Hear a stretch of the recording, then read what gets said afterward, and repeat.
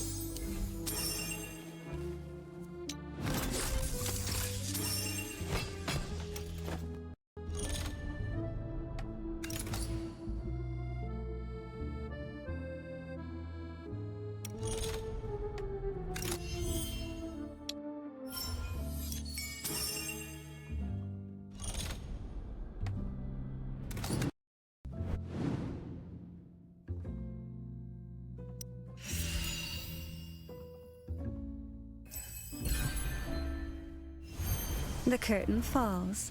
Thus have I come to thee. Long parted, how brief shall our meeting be?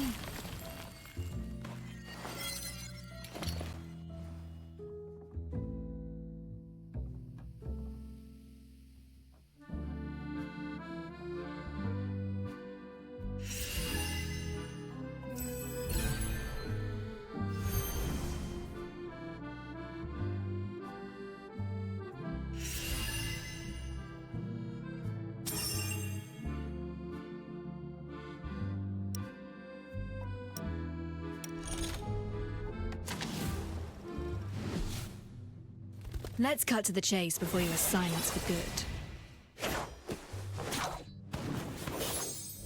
Sylvania's future hinges on many controlled variables. Perhaps you are one of them, Detective.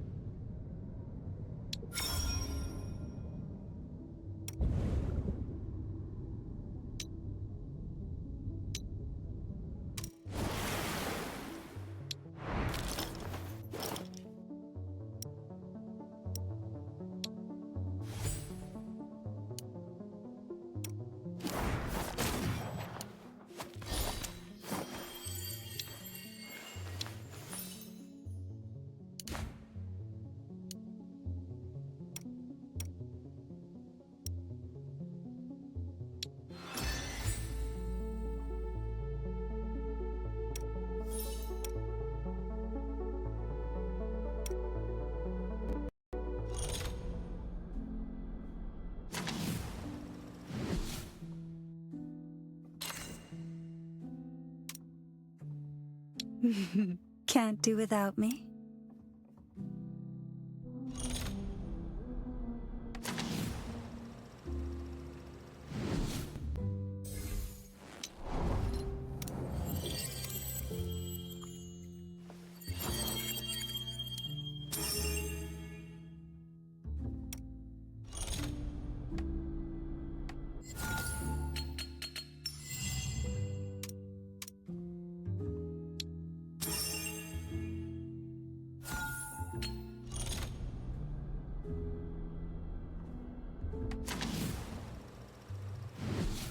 Let's cut to the chase before you are silenced for good.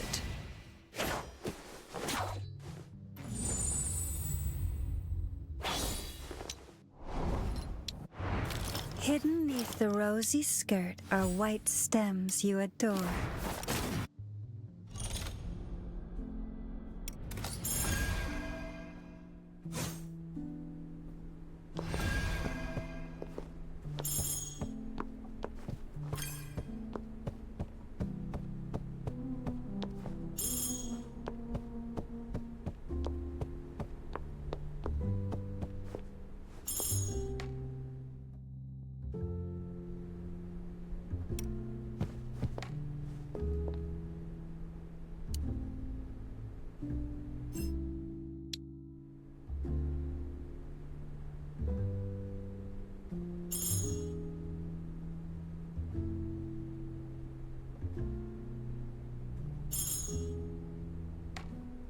I wonder, is it rampant incompetence within the Force that drives us to seek out the aid of a detective, one who walks on the edge of the...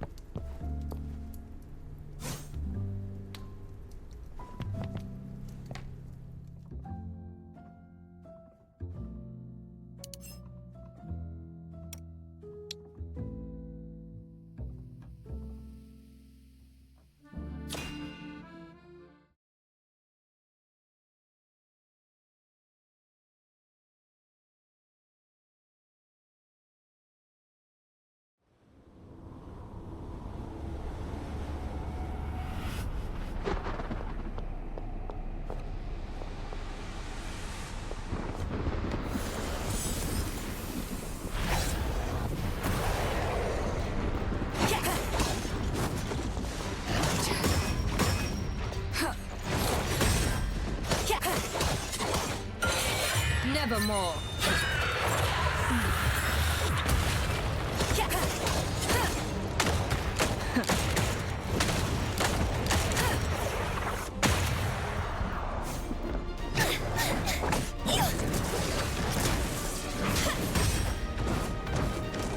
Timing is everything.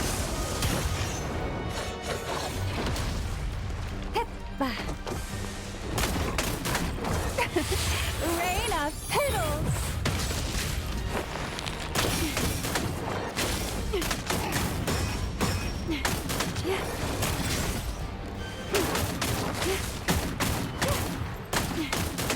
Implementing Plan B.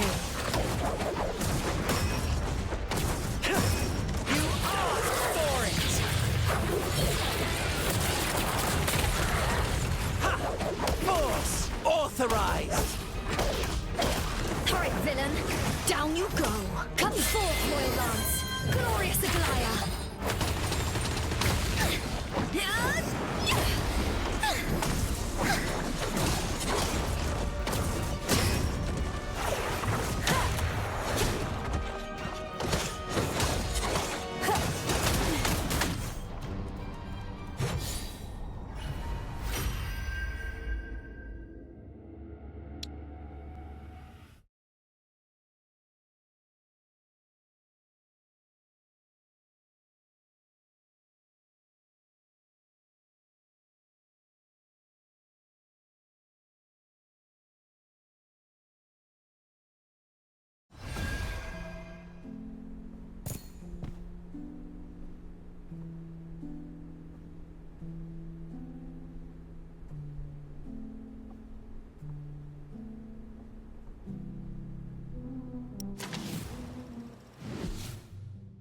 Let's cut to the chase before you are silenced for good.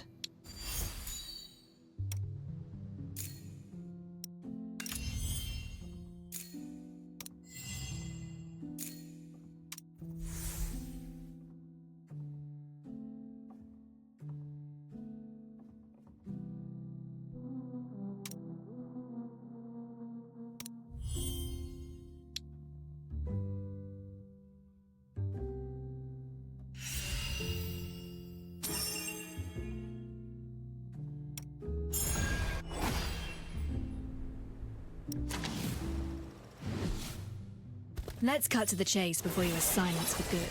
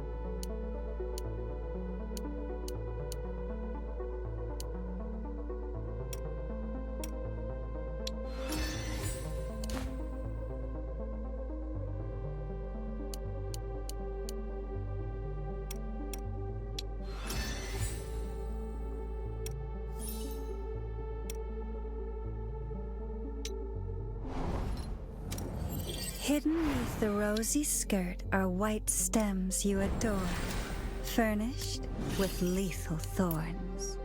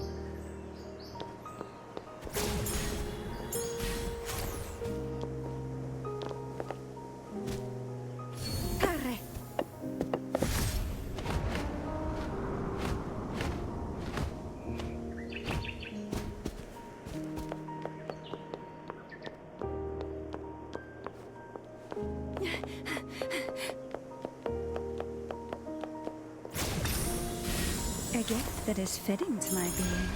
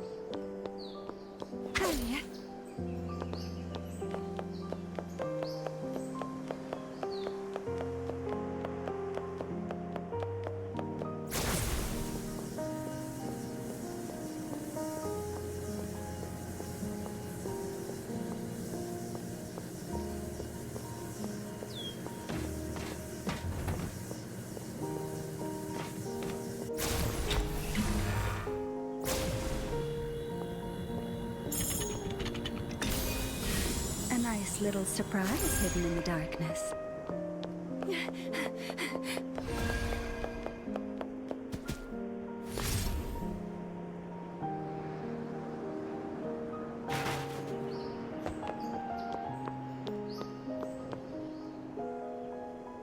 This is it, the corner clinic.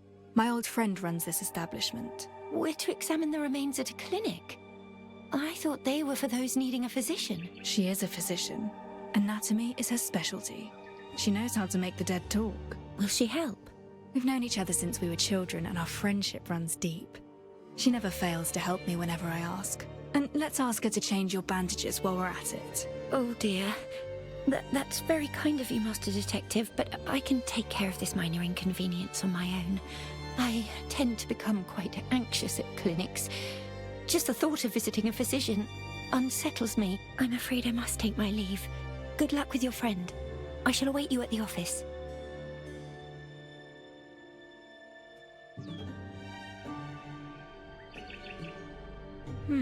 She doesn't like visiting doctors. Why, the place seems well cleaned and smells of disinfectants.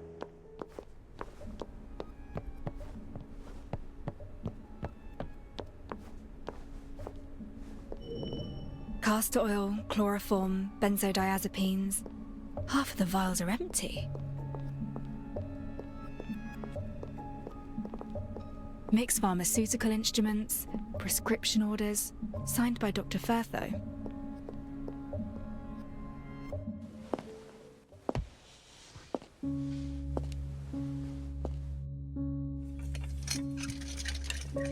Don't touch anything. You better find yourself a seat. Sorry, I can't hear you clearly. Sit. Ship? I said don't touch my things and find yourself a seat. 3 long years. You finally found your way back. I have a rather unique sample here from a case I'm working on. Given your experience with autopsies, I'd like your help in examining it. Incredible way to greet someone after disappearing for 3 years. Didn't expect the first line to be, I'm working on a case. I'm actually curious now. Do you still remember my name? Of course I do, Dr. Firtho. Then shouldn't you start with a proper greeting like, it's been quite a while, Firtho? This case is important. I need your help to examine these remains. Not a chance. Who do you take me for? You vanished for 3 years without so much as a word, and now you return with a corpse in tow expecting me to examine it. You didn't even bother with a proper greeting.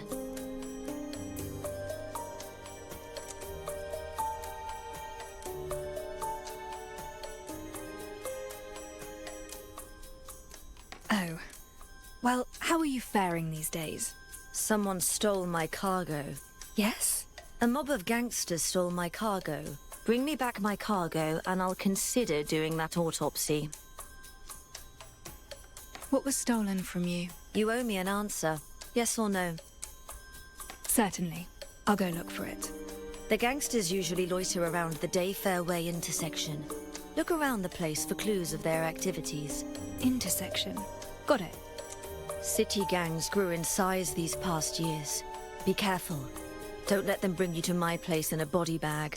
Don't worry, I can still handle a few hooligans. According to Firtho, traces of gang activities can be found at the intersection.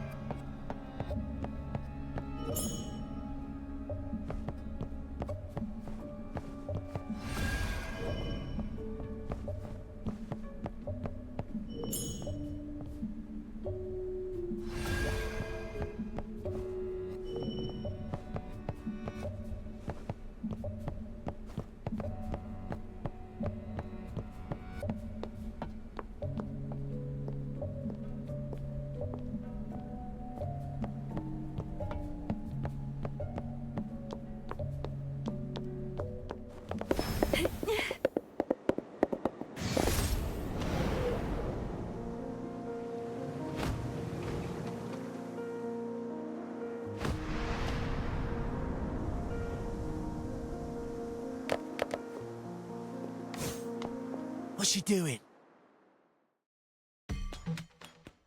Someone has made off with the doctor's cargo from the corner clinic.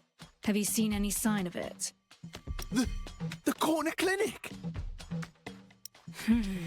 Now that's odd.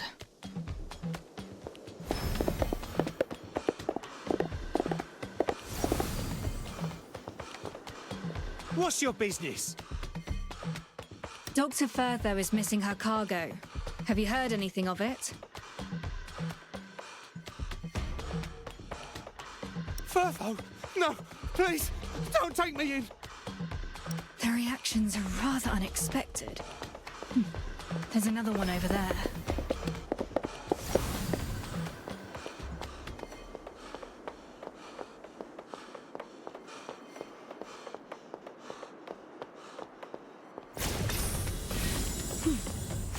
Who's hid this here?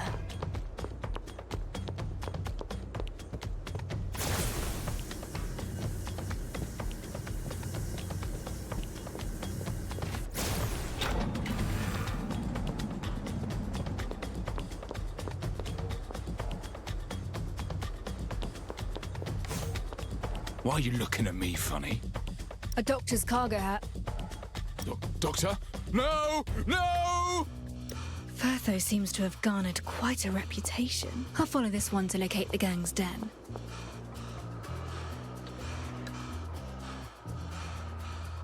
What the hell do you want? Cargo from the corner clinic. Did your boys take it? Wait, that bird-beak coroner hired you? Maybe. And so what? Keep steady, lads. We have the numbers. Pile on this lousy lout.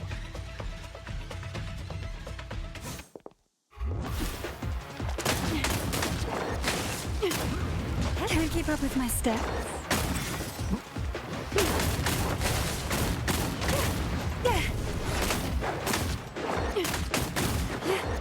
Can't keep up with my steps.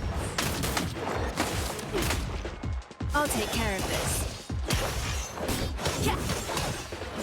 All eyes on me.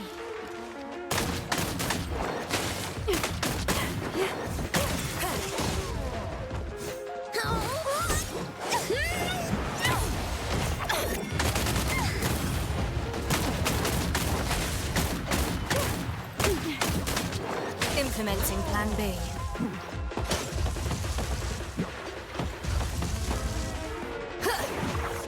All eyes on me.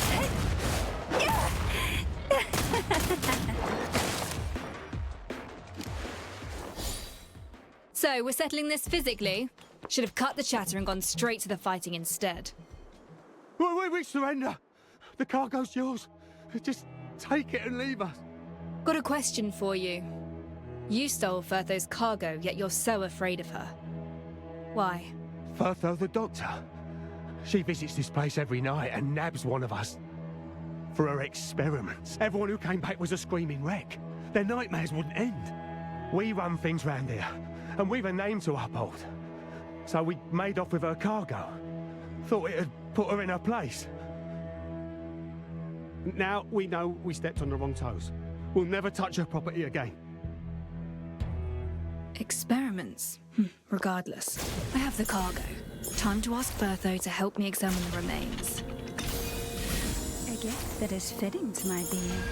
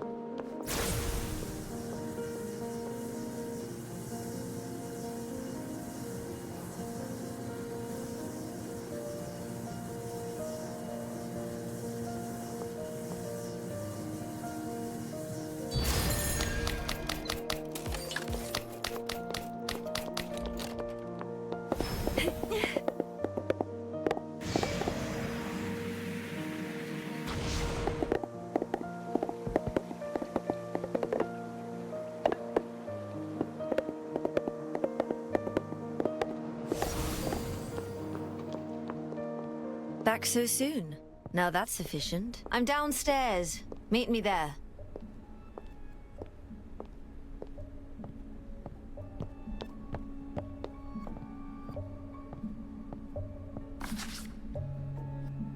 I have the things you want. Excellent. Haven't lost your touch, it seems. So, can we start examining the remains? Alright, let me start over. Firtho, for old time's sake, do me a favor and examine the remains for me. Wasn't so hard now, was it? Come, I've already examined the remains. Already? I knew you'd help. Little to go on with remains this battered and charred.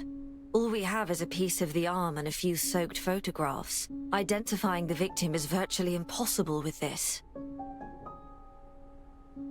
Can you identify the victim's sex? Judging from the pelvic features in the photos, the victim is male. How old is he? The pubic symphysis suggests he's likely over 30.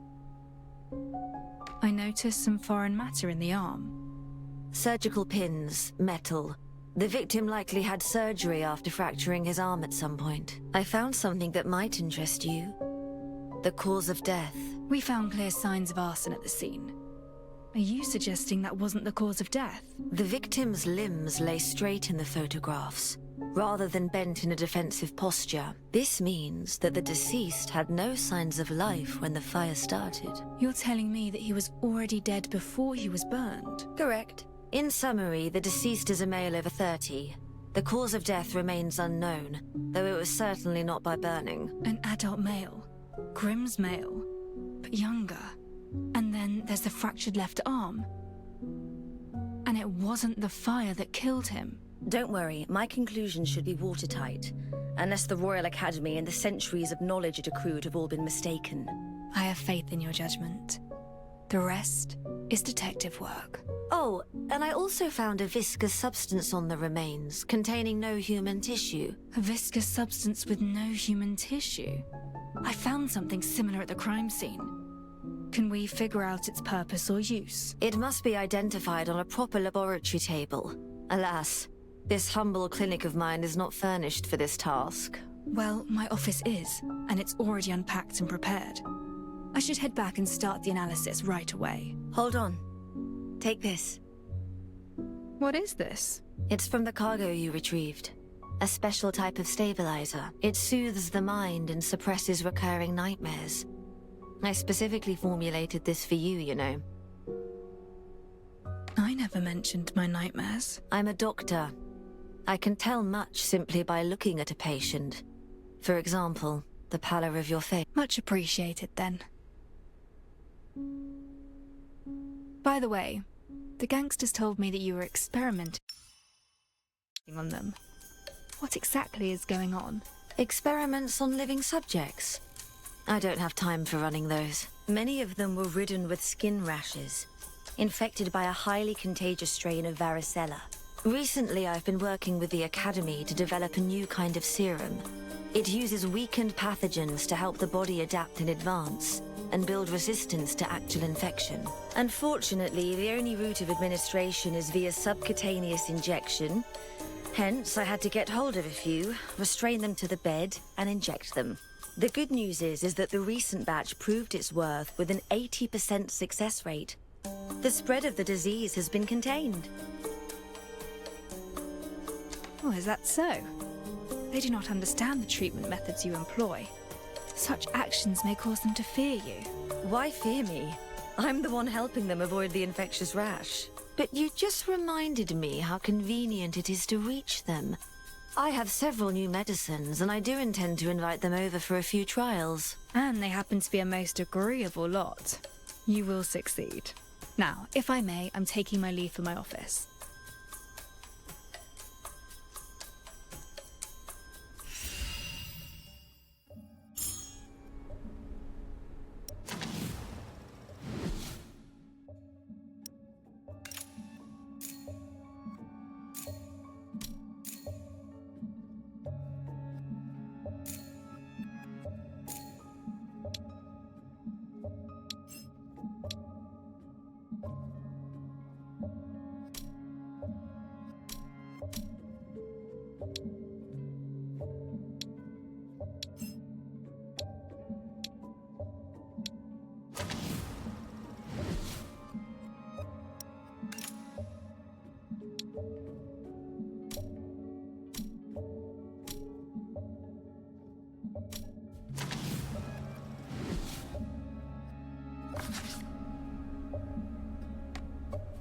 Your nightmares, are they due to the airship crash?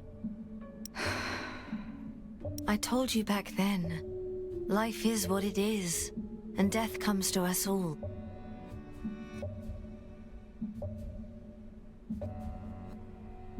And yet you... never mind. You're as stubborn as they come, and you wouldn't listen anyway. Bertho built this operating table herself. It's specifically designed for autopsies. She's extreme. The results of the autopsy contradict the witness's testimony. If the witness did not lie, then there is only one possibility. Back to the lab table then, to verify my hypothesis.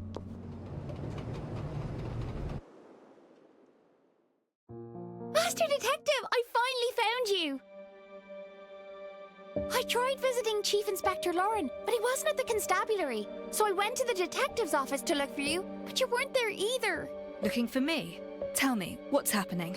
There's someone I know. His name is Grimm. He's a journalist around my age. Brown cap, straw-colored hair. Sure, a person in the know told me there's been another murder in the city. The victim happens to be Grimm. Master Detective, you seem to know something about this case. Can you tell me if he really died? Well...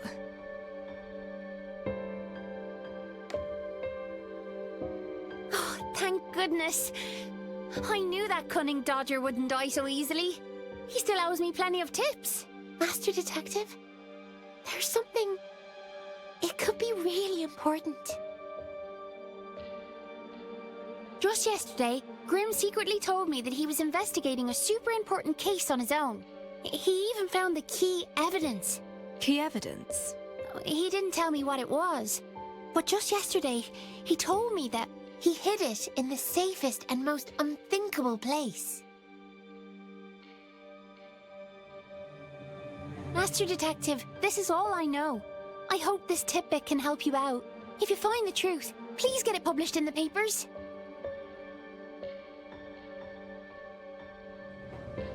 Grim was on a criminal case. Now, that's an unexpected finding, but this also proves my approach to be correct. I just need one more piece of the puzzle.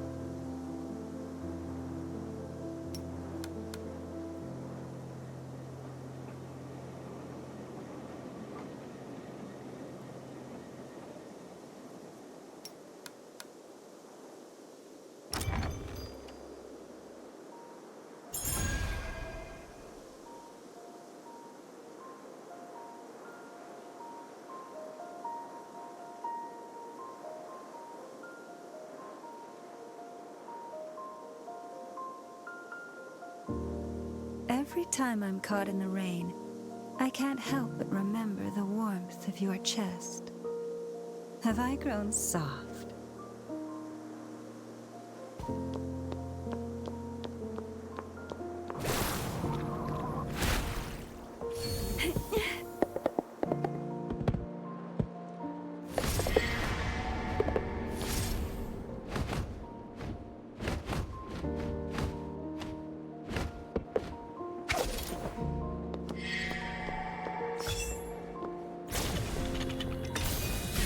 A nice little surprise hidden in the darkness.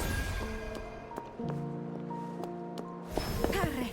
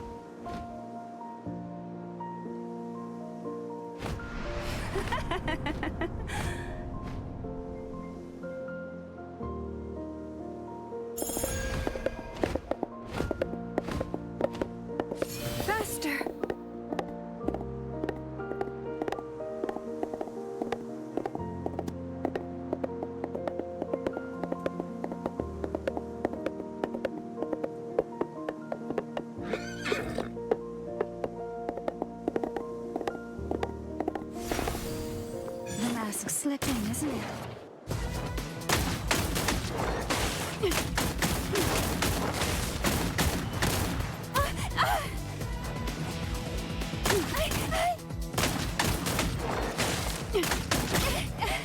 Timing is everything.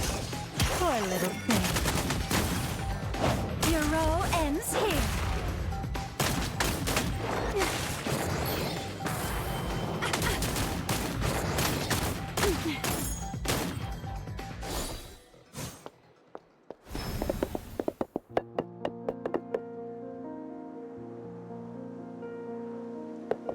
Speed up.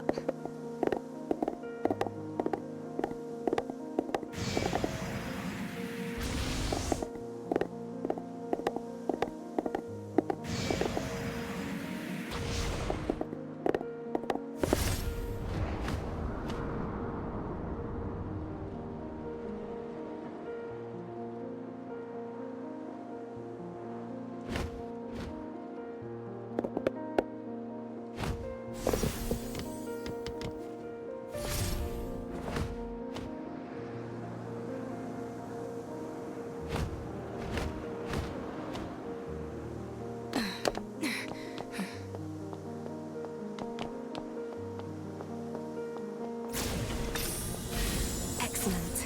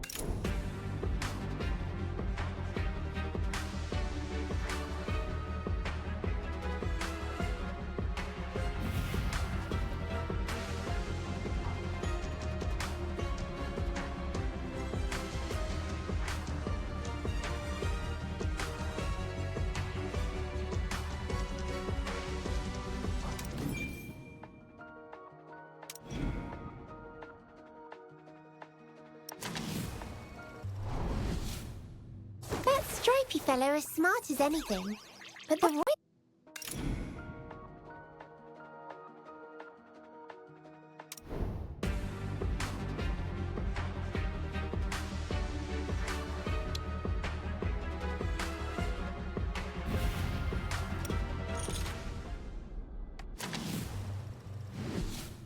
Let's cut to the... Hidden neath the rosy skirt are white stems you adore, furnished with... My goal is to become a knight that everyone... Forces of the law must show no leniency to maintain its authority.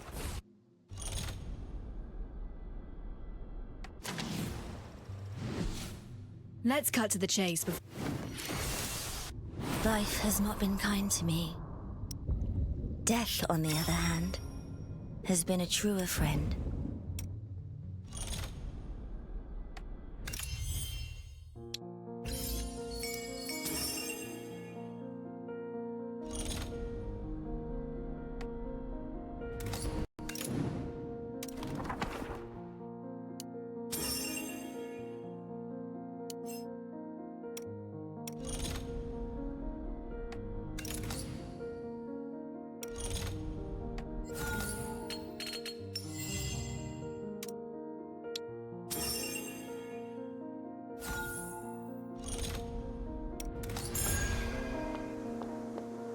Got you. Step back! Time to wither. New source of nutrients. I'll take care of this. Poor little thing.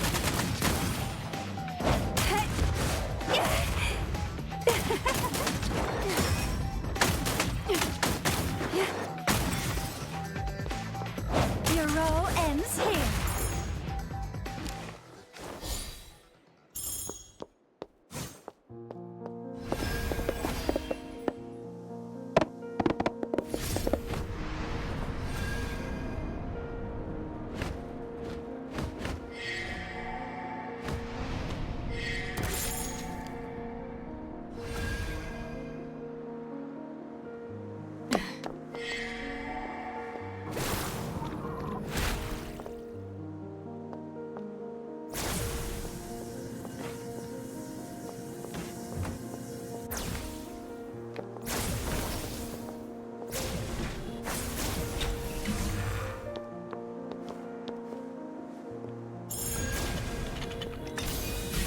A gift that is fitting to my being.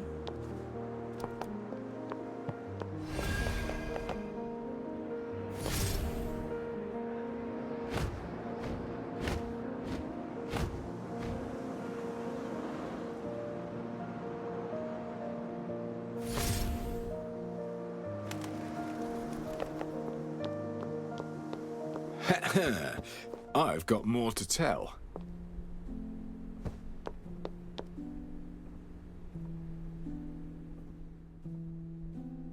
I didn't expect him to launch a sudden brutish strike from the left, Whoa! but the detective predicted that and parried it. That's awesome! With a light twist, the detective shifted Rex's weight, immediately following up with a series of swift strikes. And yet, you merely stood by and watched. Is that not a little... Really? Well, I think I was helping plenty by not getting in the way. You all seem to be enjoying your discussion. You're back, Master! Everyone's here! Our esteemed superintendent has his hands full combing the city for werewolves. So I thought I'd slip away and see how things were coming along. Oh, and well fought. Master Detective, what of the autopsy? Did it go well? Hold on. There's still one more step. Time to use the newly cleaned laboratory table.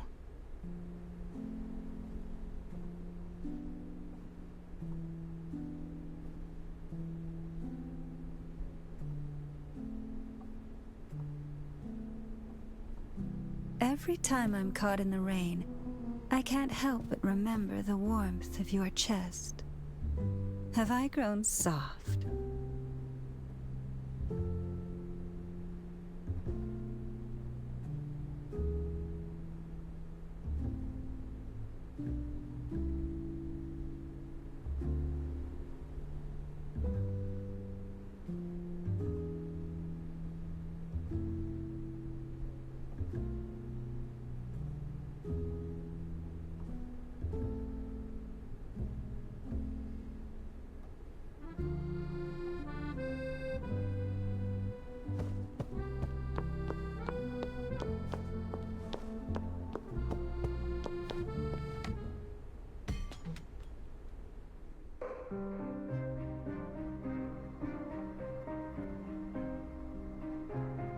Grey, no obvious odor, and rather thick. This contains mud, water, and one key substance. Let's try a test by color. These colors, what do they indicate? This is a set of detection equipment built by my brother, my former partner. It contains the color reactions of various common chemical substances. In short, it lets you compare the color reactions against reference bottles during preliminary screening.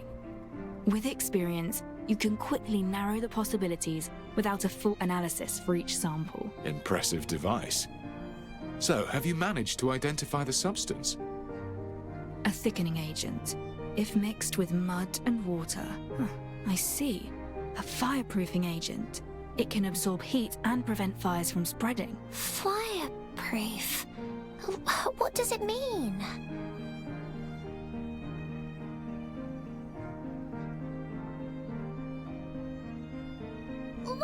Don't touch that, Master! You'll get burned! I'm not burnt.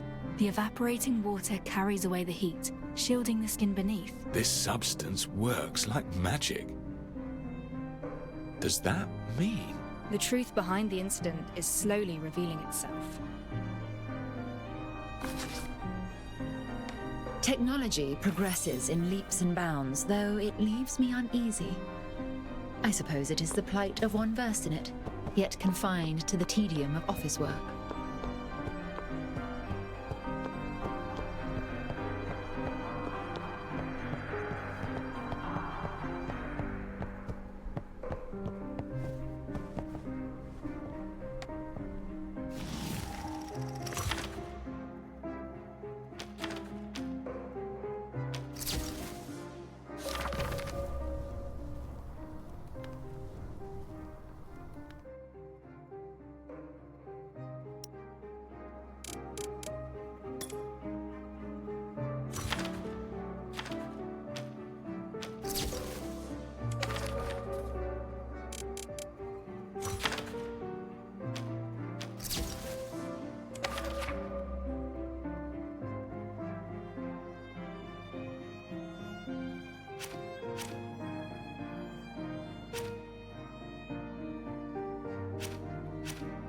The autopsy revealed the body was burned post-mortem, fully contradicting the witness who claimed to have seen Grim on fire, screaming.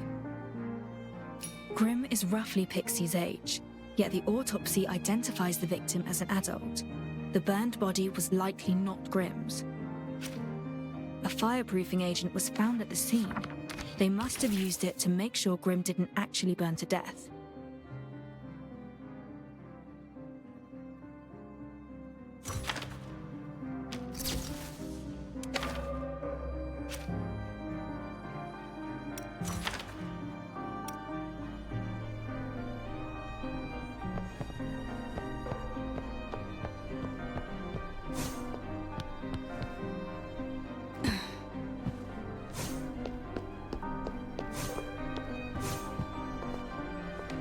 Based on the evidence, I believe I have a general idea of what actually happened.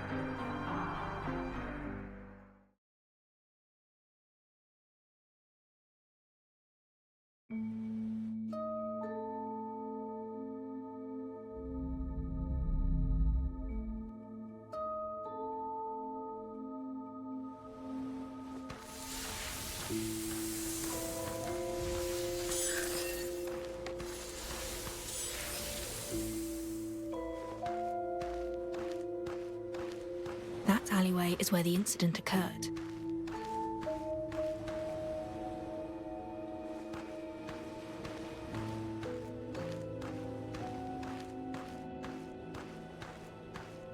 Late afternoon, dusk, Grim and a lady arrived here at an appointed time. The two concocted a plan to fake someone's death. A fake death? Are you saying that Grim didn't die? But we have a witness who saw it happen. Exactly. How could the death be faked?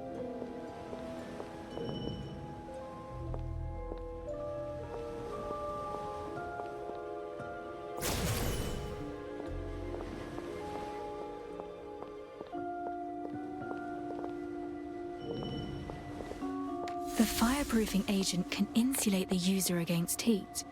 Rubbing it on the body protects it from burns.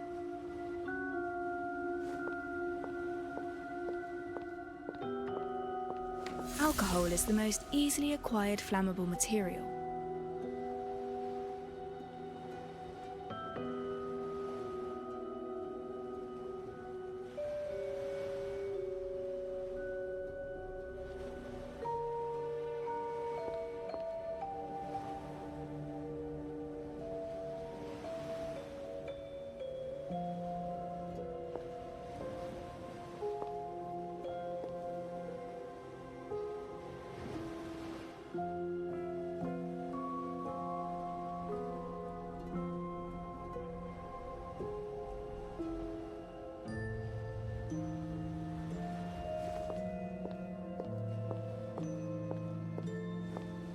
Using a flame-type reactor will leave some silverium residue.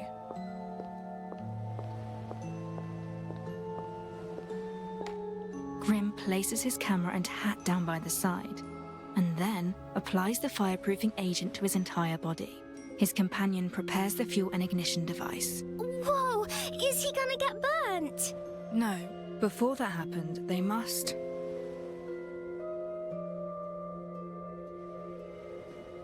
The witness who saw Grim in flames is a nearby resident.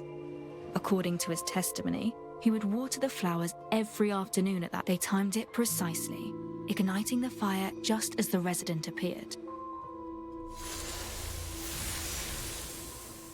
The witness saw Grim on fire and fled in terror. But if Grim wasn't harmed by the flames, then whose body was it?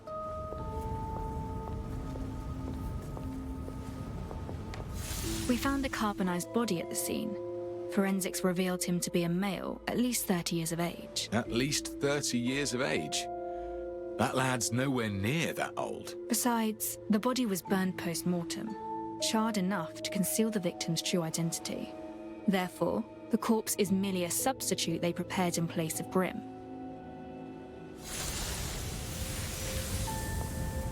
So, without that autopsy, we'd have been forever in the dark. Wait, then something unexpected happened.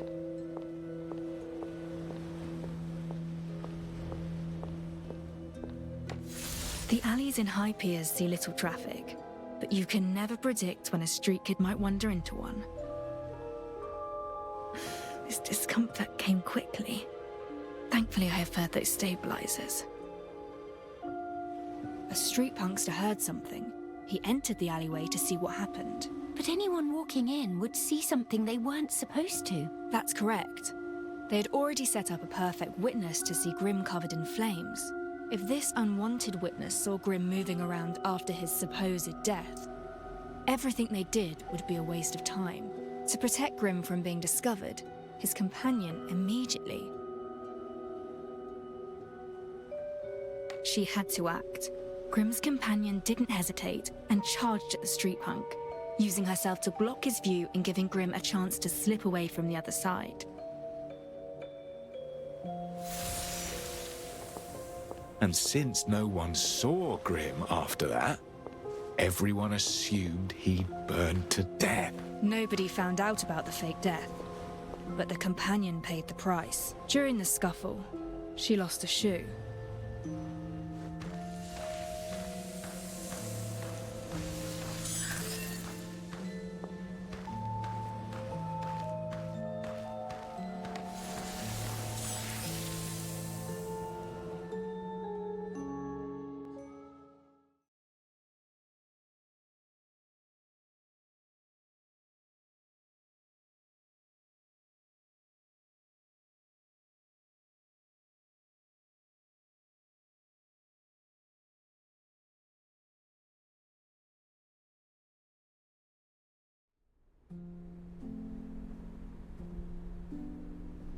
And that's likely what transpired. Any questions? Incredible. You described it as if you'd seen it happen yourself. Your fame is well earned, Detective. Can't believe Grim faked his death right under our noses. Faking your own death isn't without danger. But I still can't figure out why he would do it.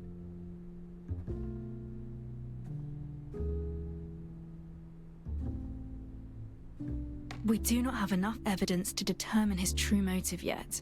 But one thing is certain, a fake death.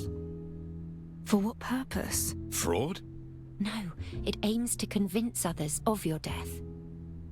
Indeed, faking one's death becomes an option only when death becomes a necessity. Grim did mention he was investigating a big story, and Pixie claimed it was a case, not just a story. Perhaps Grim had become a thorn in someone's side. Someone with considerable power. Why else would he go to such lengths to fake his own death?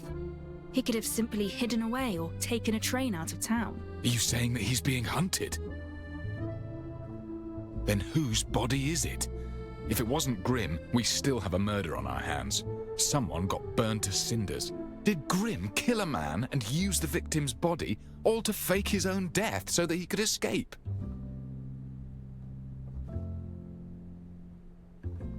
There's not enough evidence to determine his identity. All we know is that he was a man in his 30s with a previously fractured left arm, and we still don't know who killed him. What about that noblewoman then? Who is she? If she's an accomplice to Grimm's fake death, she definitely knows something.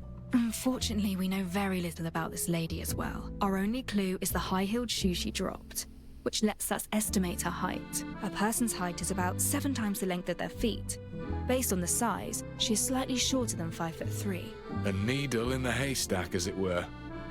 Besides, not everyone's height matches that calculation. Do we really have to scour the entire city, trying this shoe on every woman, just like in that fairy tale? Not yet. We have one more clue. Pixie told me that Grimm hid his key evidence in the safest place. The safest place? Oh, but that could be anywhere. How will we even know where to start? Let's think about where he's been. The home of the hunted affords little security. But the home of his supposed enemy? That is another question. You mean the detective's office? Grimm snuck into the office yesterday. But you caught him and drove him out, Alf. Right! I defended the detective's office! He was poking around the kitchen area. Let's take a look. I can see that someone has searched the cabinets. I thought it was Alf, but perhaps it was someone else. Grimm's appearance in the office was no mere coincidence. Beneath the hot fluorescent tube? Not here. Empty storage boxes? Not here. Alf saw him rummaging through the place, and I had just finally cleaned up. Everything's neat now, though. I've gone over every single spot he touched.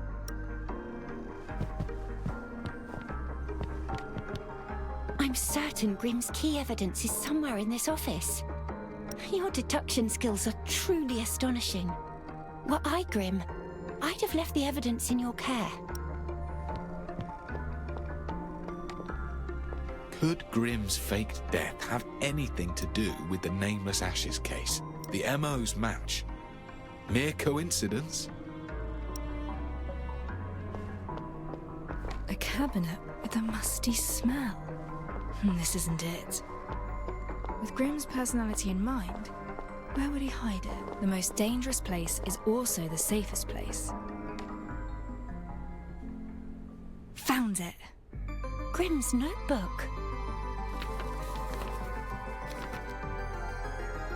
What's this? Isn't it from the Nameless Ashes case? We have a name now.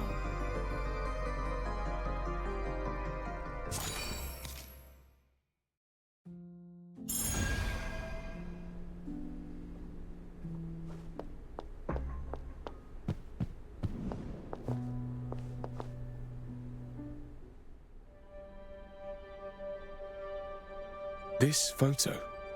No. Impossible. The constabulary have kept the Nameless Ashes case strictly confidential. We don't know how this connects to the Nameless Ashes case. Yet, it proves that Grimm faked his death. He planned in advance and hid in the notebook. What landed Grimm in deadly trouble is within this notebook.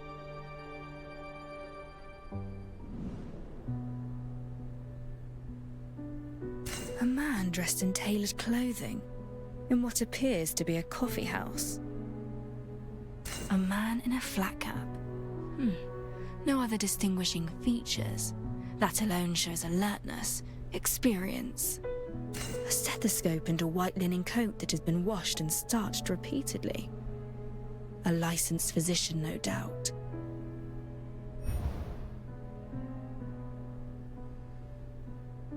The notes on the Nameless Ashes scene read like an amateur's observations. The file's titled, "They Are the Cinderellas." There's more than one. Cinderella. Though similarly framed, the photograph was taken from a different angle to the one in the police file. The Nameless Ashes case.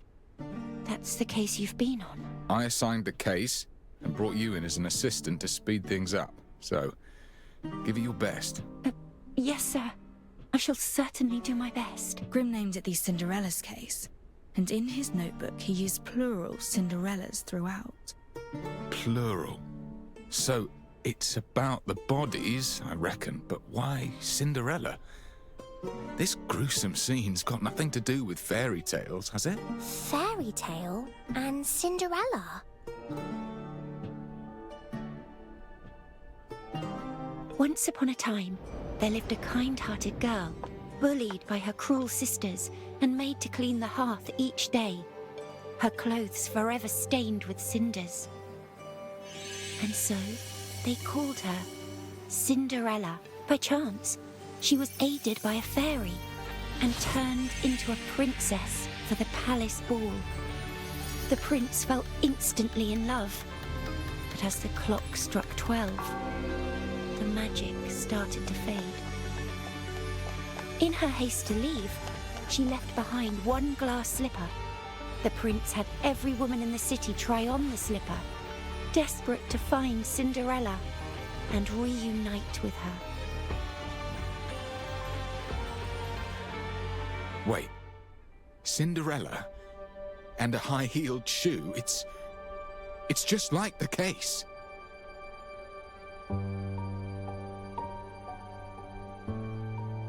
Perhaps they're staging their crime as a fairy tale.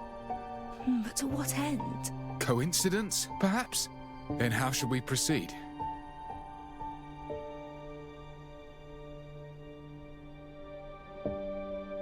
We start with our new leads. These photographs.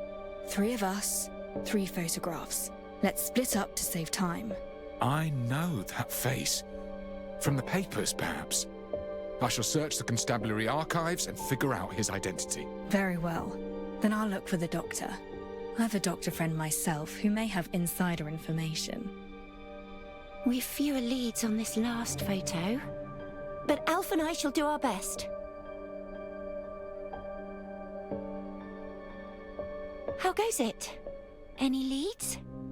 Lauren is optimistic, yet the search will take some time. What of the doctor? Your contact's helping us out again, is she not? Like when she checked the remains. Well. Yes, she'll help out. I'm sure of it. I'm deeply sorry, Master Detective. We've no substantial leads on this last photo. You don't have much to work with. Don't fret about it. Just tell me what you found for now. The background tells us little, but he's dressed to the nines, suggesting that it's natural to him. No doubt a rich man. Rich man? No. Why does that phrase ring a bell? A rich man? Much akin to the mystery of the stolen silver. Mere coincidence? Or... Ah! What is it, Alf? The bread! Alf knows that bread. Alf does. Alf saw it out on the street, round and fluffy. Alf thought it looked a treat. You can buy it on Felix Lane. But, Alf doesn't know the way. Thank you, Alf. Then we have a lead. Let's go.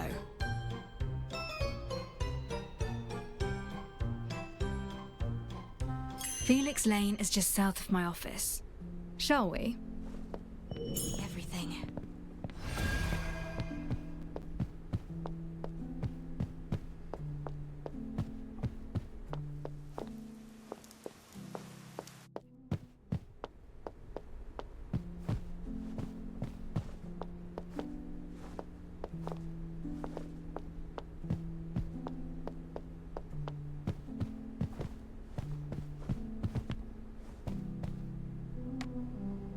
Oh, Alf practiced reading while you were out, Master. Alf learned a new word. Forsake. Oh, no. Forsake. That's it. Master, please, don't forsake me. Don't be silly. Your bread lead helped us a lot. It did. Then Alf will buy you the tastiest of breads. Or perhaps Alf can learn to bake some herself. Just for you. Well, I'll be off.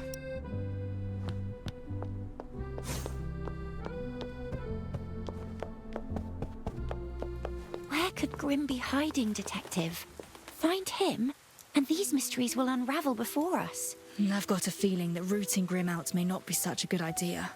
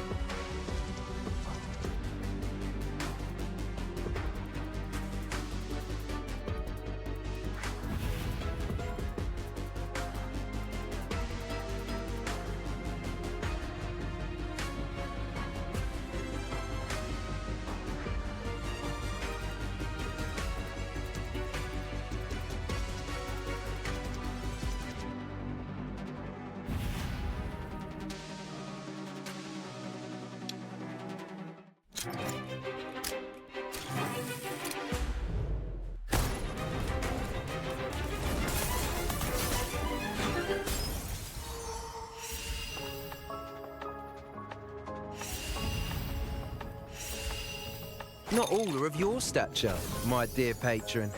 Consider me a supporting role, if you will. An assistant, like a dash of mixer to complement a strong liquor, perhaps.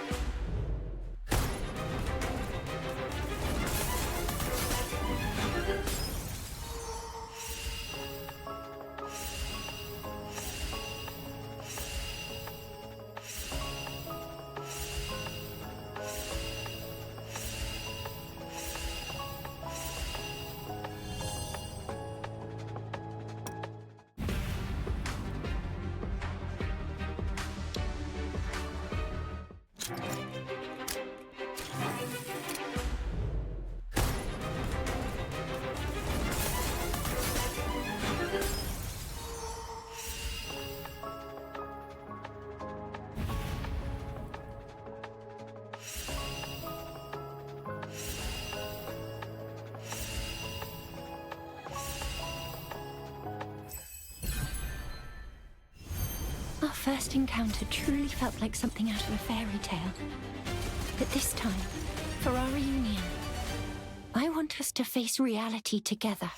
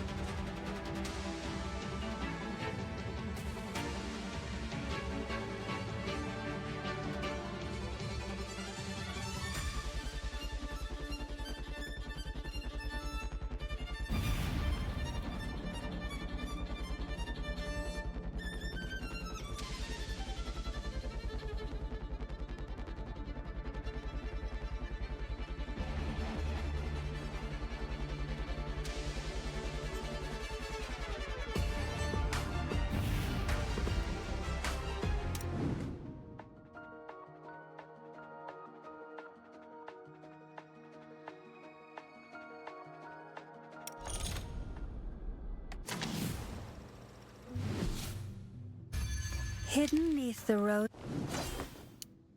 Let's cut to the chase before you are silenced for good.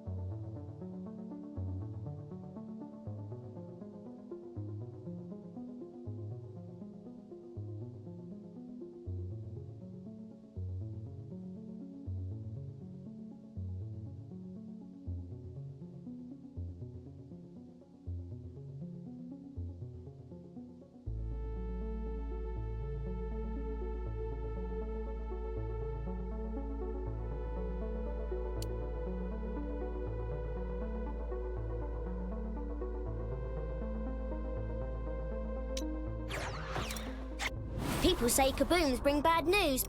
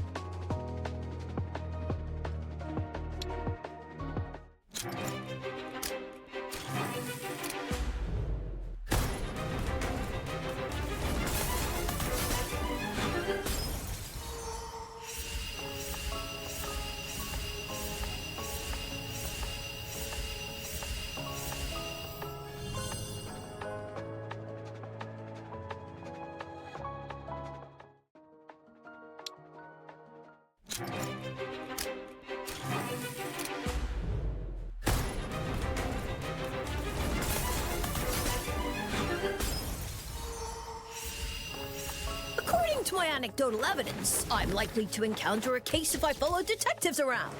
Where there is a case, you bet I'll be there.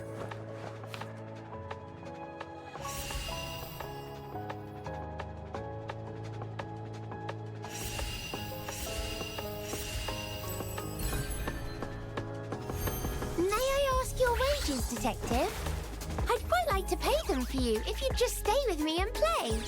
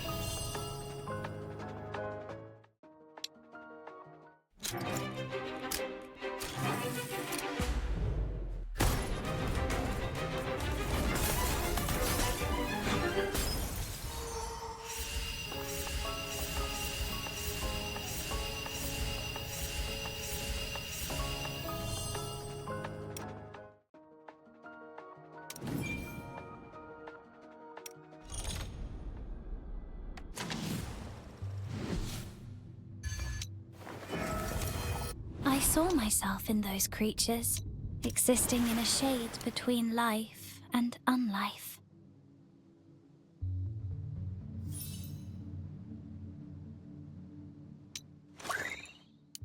My goal is to become a knight that everyone can be proud of. I saw myself in those creatures, existing in a shade between life. People say kabooms bring bad news, but that's not true. We're good kids, keeping things lit bright. I saw myself in those creatures, existing in a shade between life and unlife.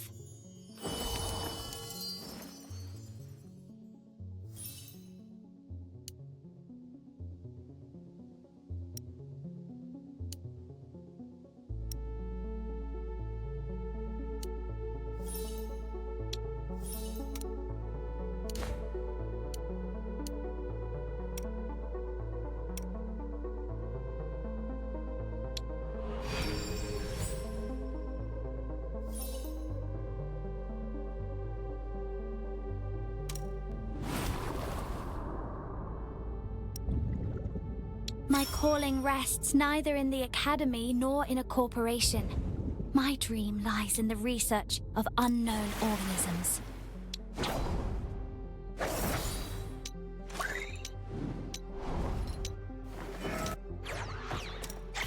People say kabooms bring bad news, but that's not true. We're good kids, keeping things lit bright. Honest truth? Checking electrical faults is hard work. It really hurts when your finger gets a shock, but I'm a pro at it now. Only really small and light kids can climb up the Spinotrodes, so you and my high as us. Once my coffers are full, I'm gonna climb to the very top of Silver Palace itself.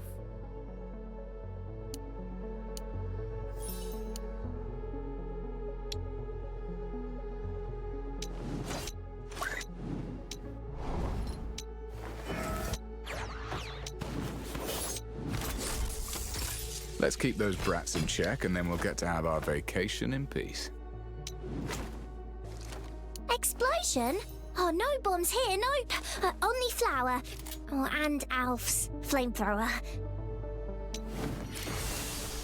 Life has not been kind to me. Death, on the other hand, has been a truer friend. I'd rather be a deadly poison than some greenhouse flower. I'd rather be a deadly poison than some greenhouse flower. As a child with a heart disorder, I always detested the pity with which people looked at me. I was weak then, but now— That stripy fellow is smart as anything, but the royal blue grumpy one, he looks just like you. Perhaps I'll name one detective.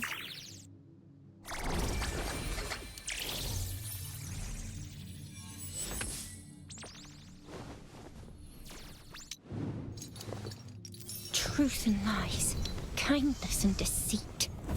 I will be fooled by them no longer.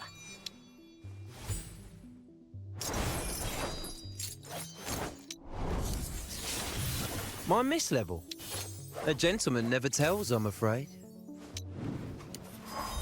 Every fight in this world is a struggle for the right to dictate how things are done. Who's to say that you're a good person?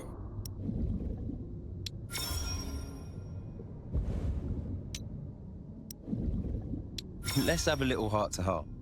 Not as patron and employee, just as old mates.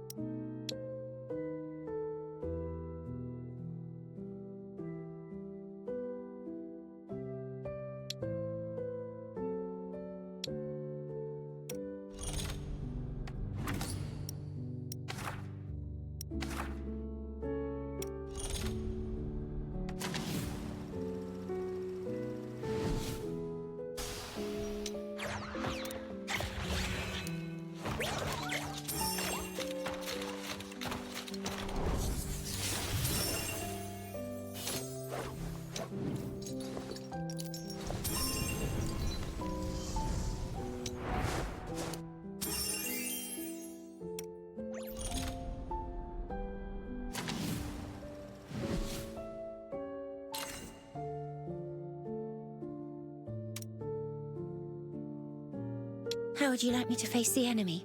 Sneak attack or head on? An opportunity to acquire field combat experience. I'm not a babysitter. Are you sending me to report somewhere dangerous? What can I do for you?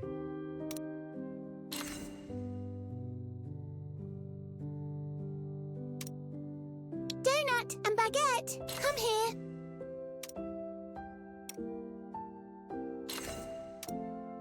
Multimeter, calipers, everything's set. A professional maid is always ready to serve.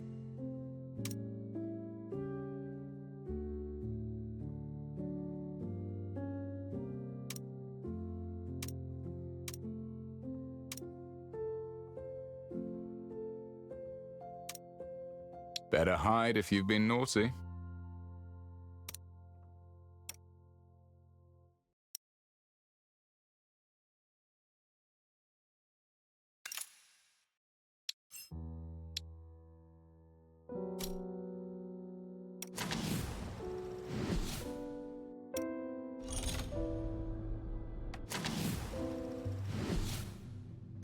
Hidden neath the rosy skirt are white.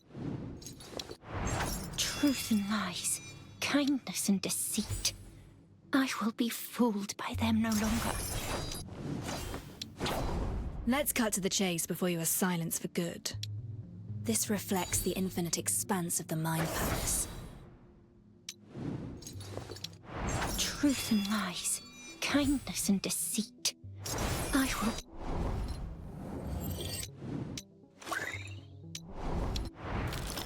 Hidden neath the rosy skirt are white. My goal is to become a knight that everyone can be proud of. An agenda? What on earth is that?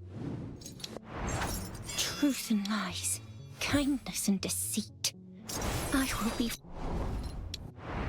Hidden neath the rosy skirt are white stem.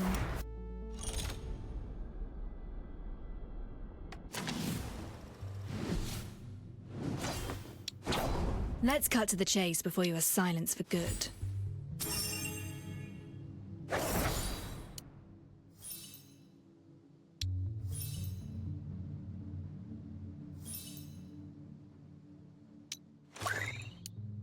My goal is to become a knight that everyone can be proud of. An agenda? What on earth? Truth and lies, kindness and deceit. I will be fooled by them no longer.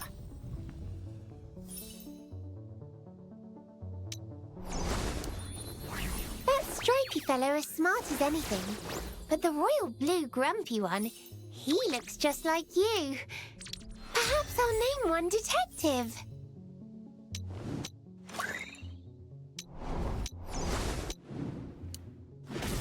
Forces of the law must show...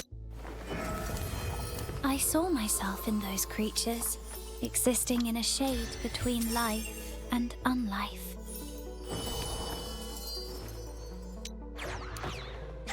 People say kaboons bring bad news, but that's not true. We're good kids, keeping things lit bright.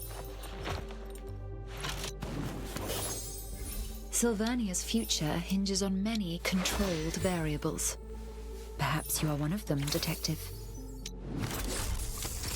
Let's keep those brats in check, and then we'll get to have our vacation in peace.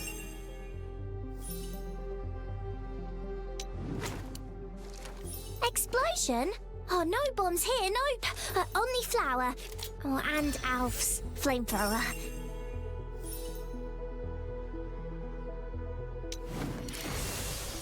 Life has not been kind to me. My miss level? A gentleman never tells, I'm afraid. Oh, I'm just joking. It's nothing much. Every fight in this world is a struggle for the right to dictate how things are done. Who's to say that you're a good person?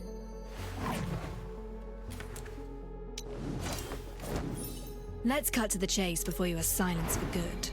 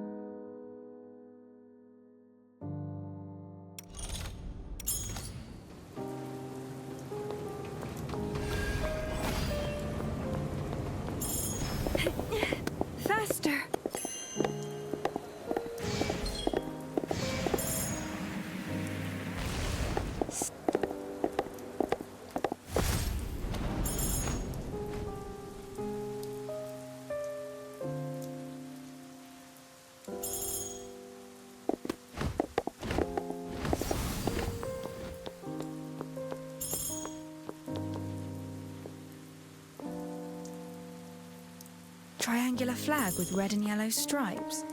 Just like in the photo. Let's keep going and find where the photo was taken.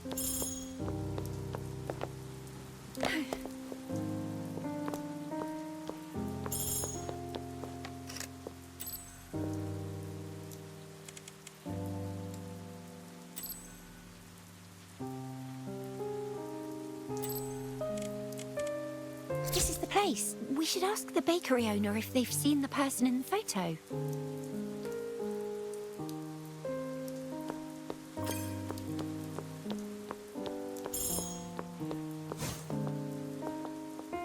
Welcome to Wheaty Baker and Deli.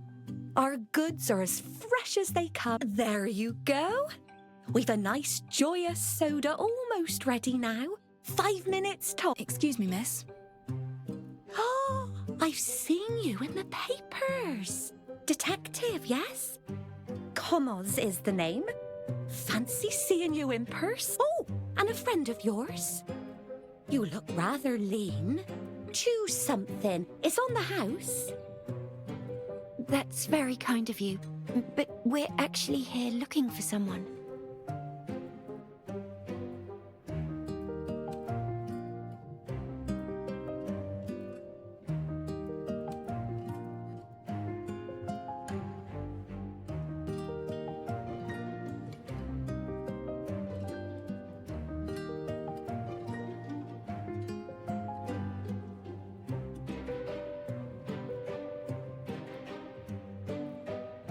Do you recognize this man?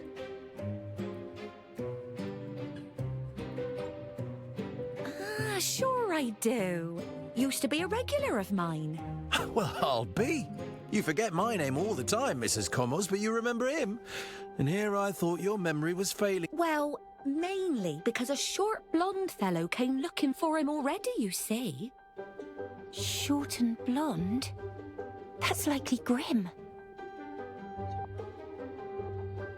Used to be a regular, Mrs. Commos. Doesn't he come anymore? Indeed. See, he had a scuffle with the blonde fellow just outside and even knocked my bread over. A shame. That's the last I saw of him. His maid comes in his stead these days. A loaf each of joyous soda and salt bread. As per usual, Mrs. Commos. Thank you. Speak of the devil.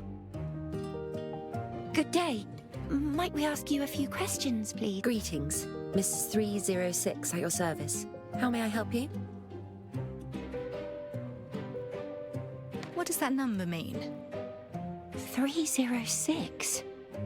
That's so much higher than Alf's.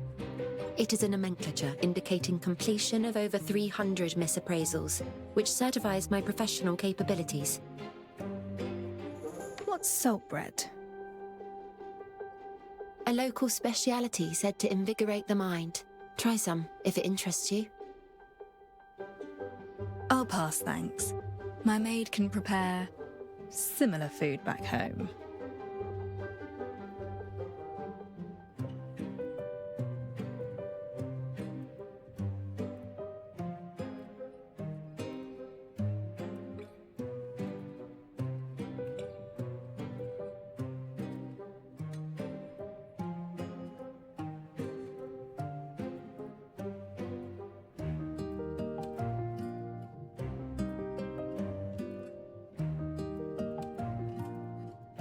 We'd like to meet with your employer.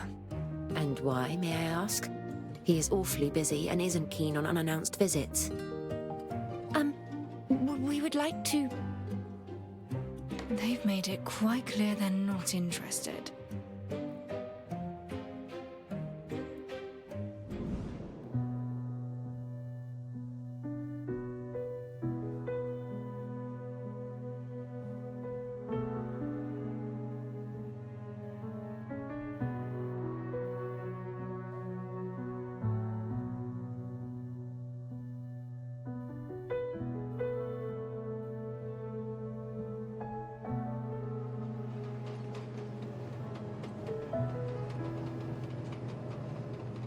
Armed and trained for combat.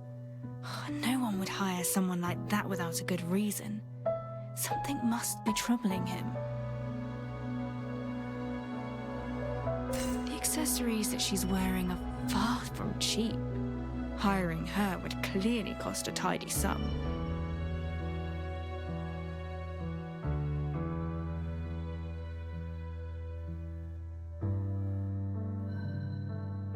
She has a friendly to... We know he's rich. Time to see what he's really made of.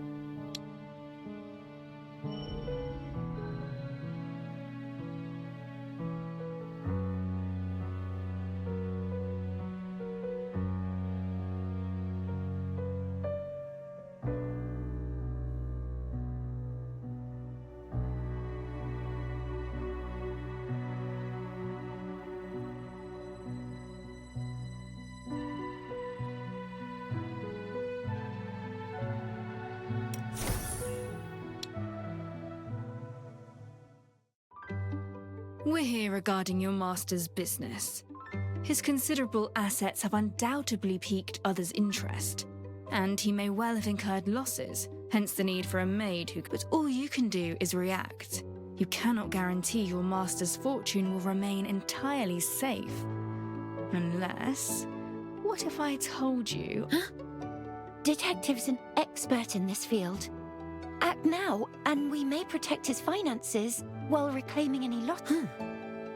Is that so? Then I shall arrange a meeting. I hope you can help him. He is working at the Royal Bank at present. You may inquire for Daniel Bolden at the front desk. Your loaves, ma'am.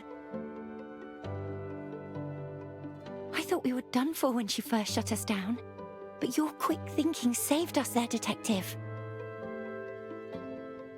You reacted pretty quickly, too. Instead of accepting defeat, find a way to get your foot... That's our lead. Let's head to the Royal Bank, post-haste. It's on 4 Crown Street, Finance Quarter. Let's go.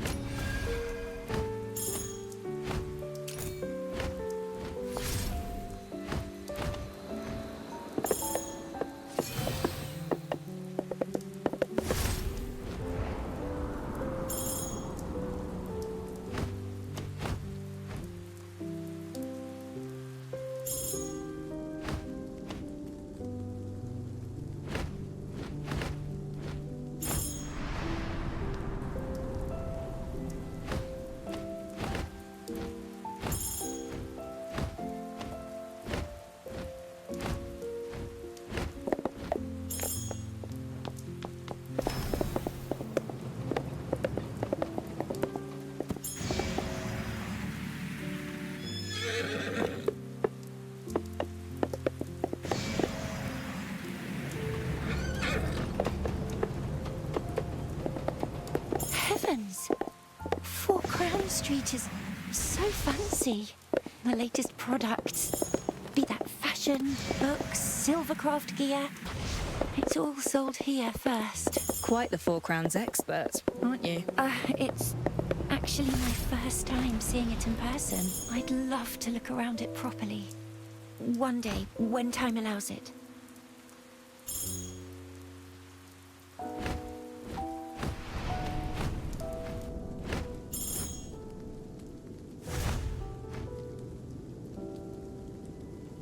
bird's eye view of the city sharpens the mind. Which corner hides the detail I've yet to notice?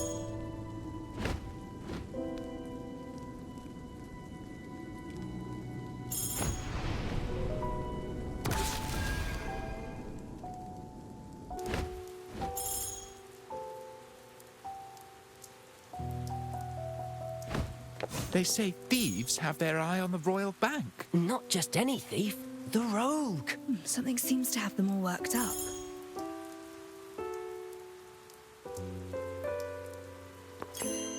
The bank's locked up tight.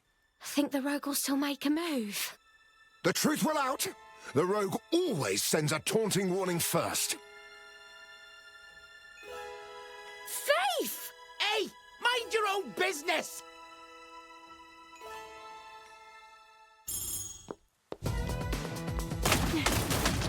Enemies.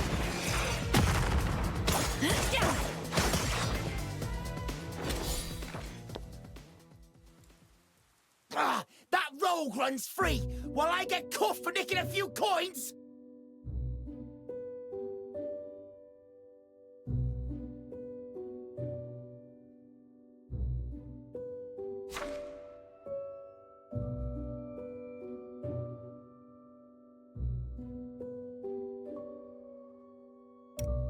That rogue is the talk of the town. Lots of rumours about. Let's focus on the matter at hand. The Royal Bank. Ugh, Gravelkin. You can tell just by looking at her. Halt! No entry for you. Why? She's not our clientele, as is clear by her clothing. Letting her in would damage our image. A bank with a dress code? Ridiculous. Let her in. I am here on business and will be no trouble. I abide by the rules. She can enter, you can't. Rules are rules. Leave if you don't like them. Let it go, Master Detective. I'd hate for this to waste your time. Please, go ahead and find Mr. Bolden. I shall wait for you nearby. I'll be quick.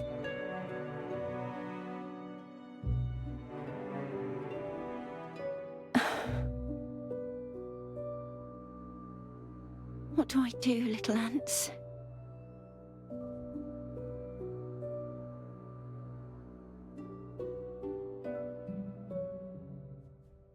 Instead of accepting defeat, find a way to get your foot in the door.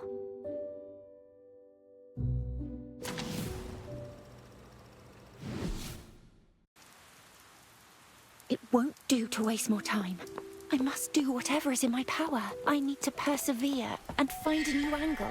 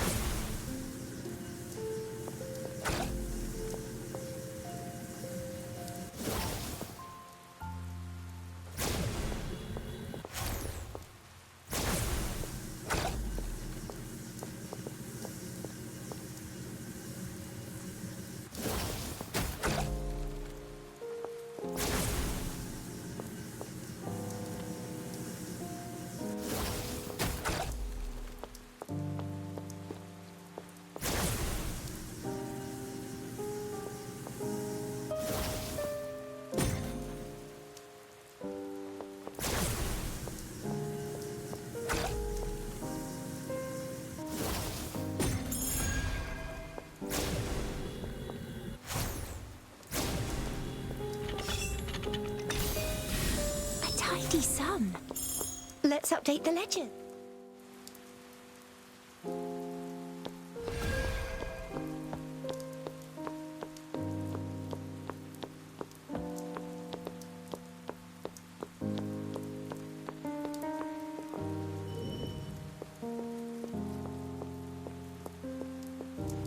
Who might she work for, eh? That high-level maid just now. Bolden. The high levels round Royal Bank are all his. He all but owns the place. Bolden's rich indeed. He holds serious power in the Royal Bank.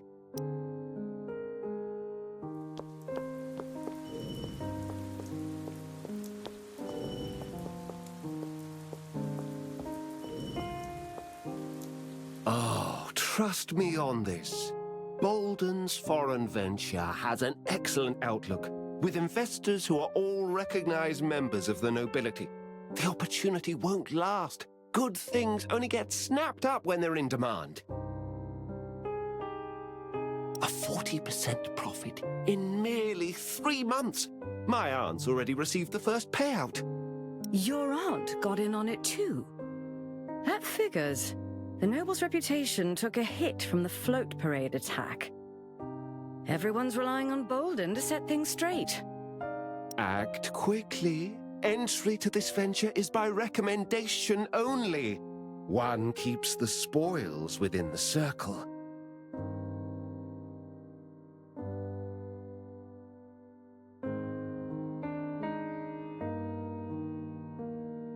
So, nobles are investing in Bolden and this promising venture of his.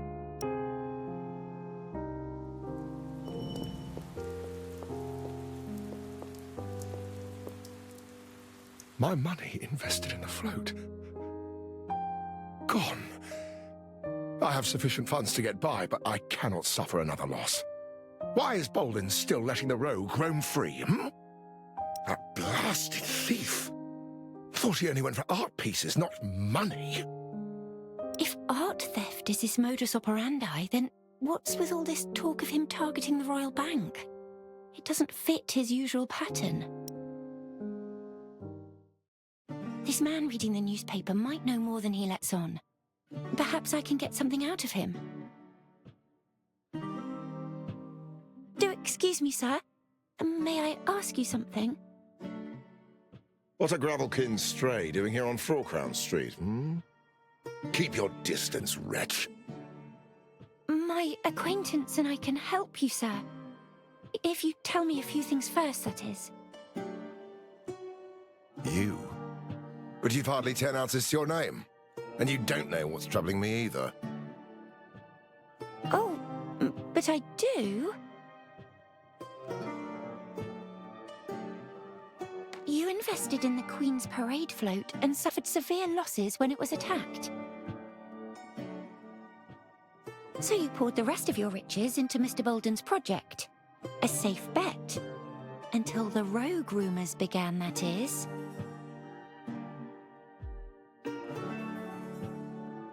Unlike savings, investments aren't so easily returned. You're in a bind, good sir. Fine. I overestimated your idiocy, perhaps. Tell me then, how can you help? I will require more information to help. They say the rogue targets art. Why the sudden change? I wish I knew as well. But the pattern has been broken, and I have little choice but to accept it. See for yourself. Another flawless heist. Rogue warning photo revealed. A report on his last movements, yet it's merely his last activity in the public eye. There was another unreported theft. He stole Bolden's silver coins, see? Bolden thinks he's kept it under wraps, but in my circles it's common knowledge. Most intriguing. May I purchase that newspaper from you? This? That's hardly worth anything. Take it. Thank you. Please, do you know any more?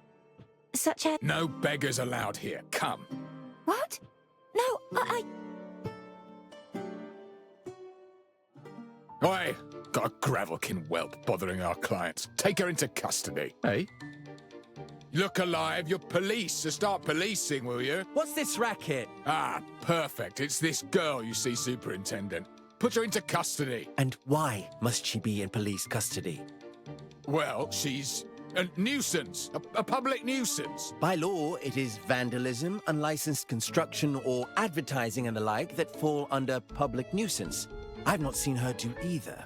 You, however, are wasting police time with your nonsense. This is... Ugh. Fine. Thank you, Superintendent Rexer. Why are you here? I could ask you the same. Is that detective not with you? What trouble is she getting into now? None at all, sir. Master Detective is just making a quick bank visit. What a coincidence. When there's trouble, you two are never far behind. We've been informed that the rogue's targeting the Royal Bank. We're taking him in this time. Now, if you've any leads, let me know at once. I have men on standby.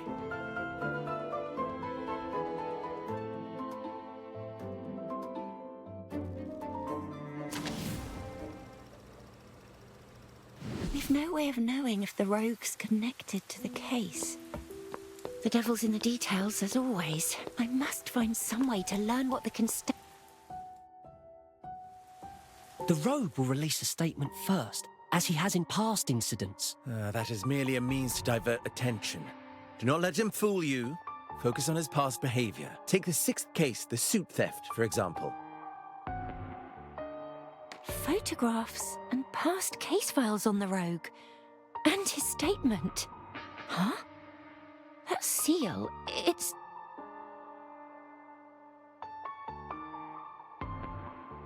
Halt! I said to only come forth if you have leads. This is confidential. Do excuse me, sir. I'll be off then. A fine lead. I should return to the bank entrance to wait for Master Detective.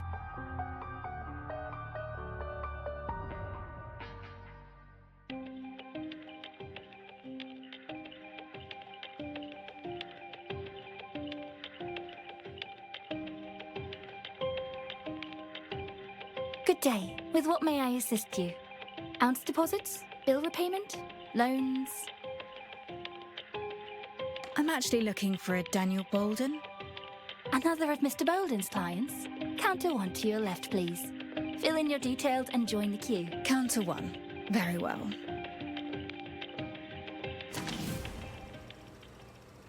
Off I go to provide my details then.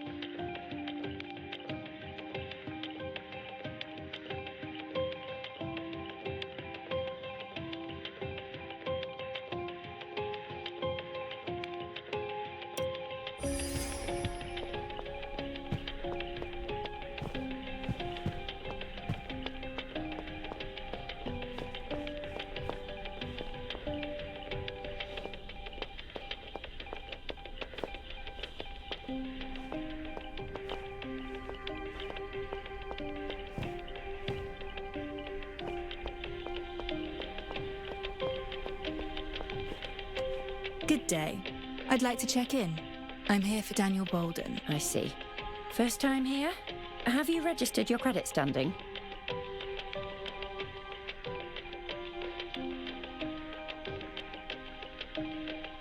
No.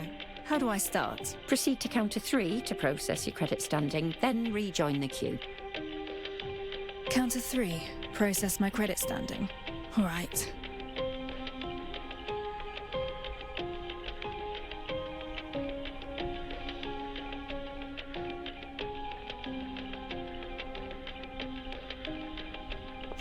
Looks like it's another late-night case. Maybe I should ask someone else to have a little overtime fun.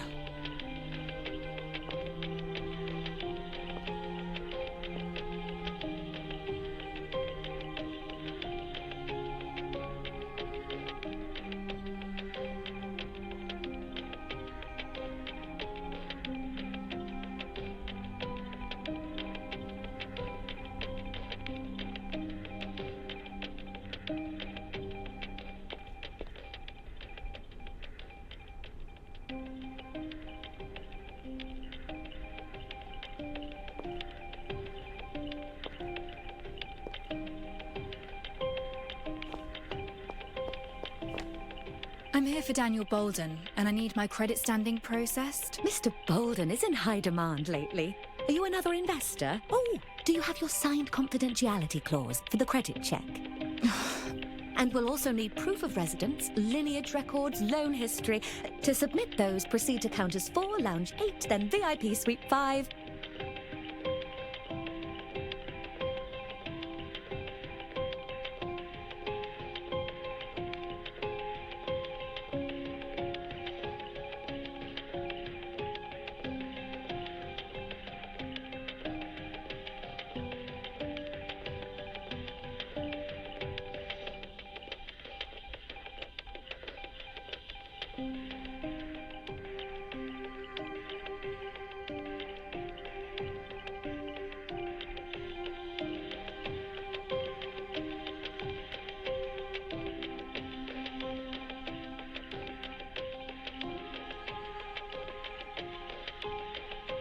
Enough!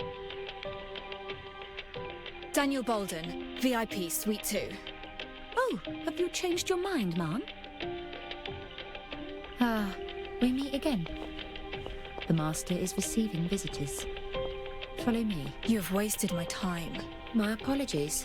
Mr. Bolden is a busy man and only has time for valuable business partners.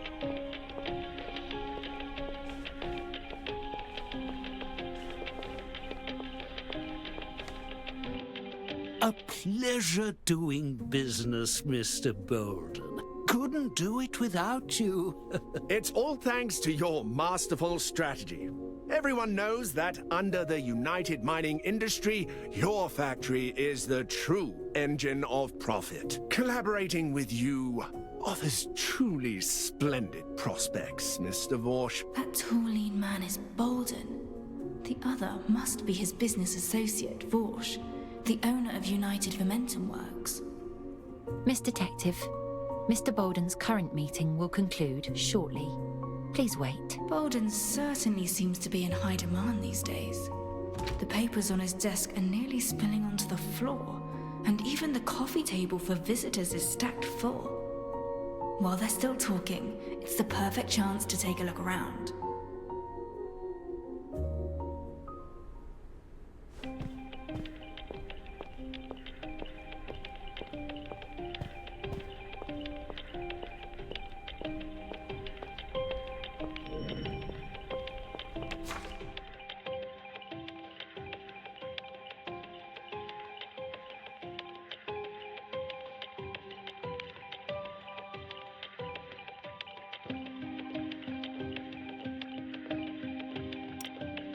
Bolden's project proposal is written in a compelling manner, yet the finer details remain conspicuously vague.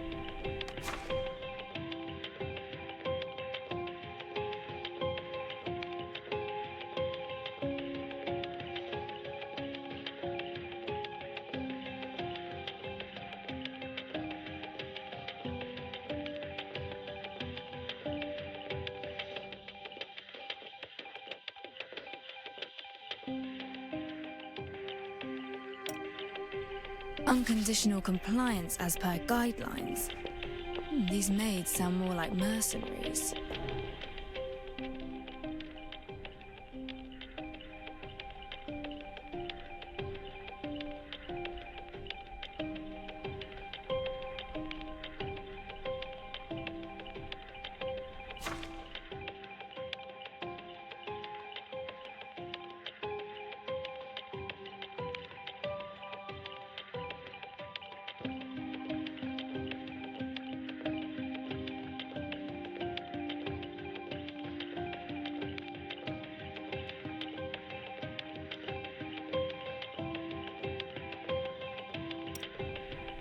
Bolden intercepted this letter, stamped with today's date.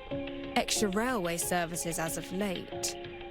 Tonight, too. I'm afraid that's my private correspondent. I merely noticed it had fallen and picked it up. I had no intention... Oh, a new investor? A busy man you are. I shall be off then. Please excuse my earlier behavior. Greetings, ma'am. Which of my projects are you keen on investing in? like to hear more about these projects. Are they of much renown? Certainly. I dabble in foreign and noble affairs, goods and long-distance transport, the lot. All of great renown. And I also have friends in the news. Like Grimm, the journalist behind the famous aristocracy pieces. He interviewed me.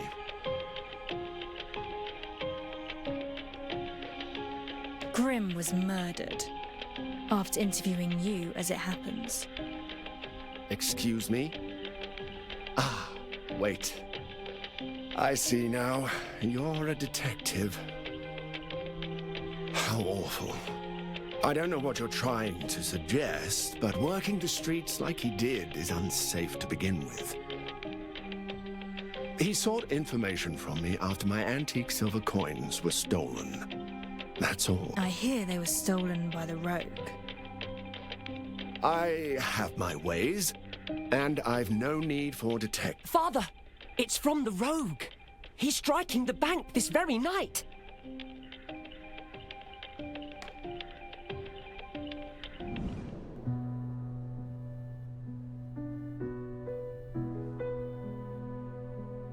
Finely tailored, luxurious attire, typical of a wealthy scion. Its wax seal is stamped with an X.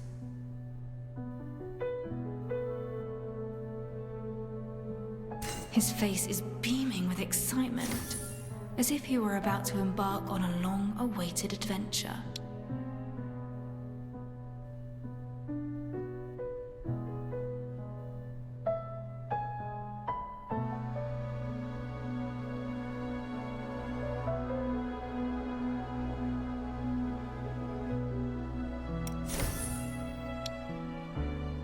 He's a master thief, they say. Is the bank safe? Withdrawing our money would be wise, no? Fret not, friends. My 3-digit maids are throughout this bank, each highly capable. Once closing time arrives, they shall remain through the night. Your money is safe and sound. Guarding overnight against the Rogue? What a thrilling caper. Father, I shall stay too. Oh, shut it. This is no place for you. Off home now. I'm busy dealing with the thief, as you can see. Please leave. Master Detective, how did it go? I met with Bolden, but was interrupted by a warning letter from the Rogue. He strikes tonight. From the Rogue? Did you see it? What was it like? White paper, red wax seal in the shape of a cross. A cross? How peculiar. Let me tell you what I found. I investigated the area, finding 2 letters from the Rogue. The first was printed here, 1 week ago, shown with an X wax seal. A match for the one the bank received just moments ago. That's the peculiar thing, because the second letter I saw was held by the police as evidence. Its seal read VI. Is that so? Then this case is growing clearer. Let us review what we know.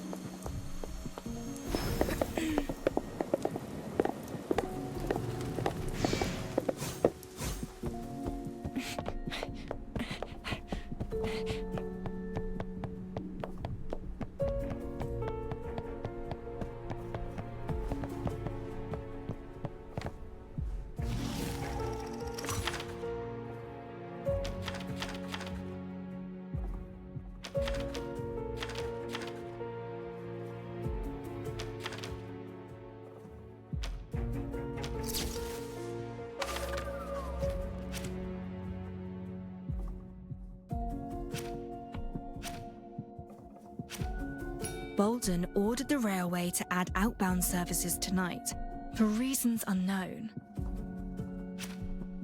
The armed maids guarding the bank are all privately hired by Bolden and answer to him alone. Pursuing this thief demands trustworthy allies, yet Bolden immediately declined his own son.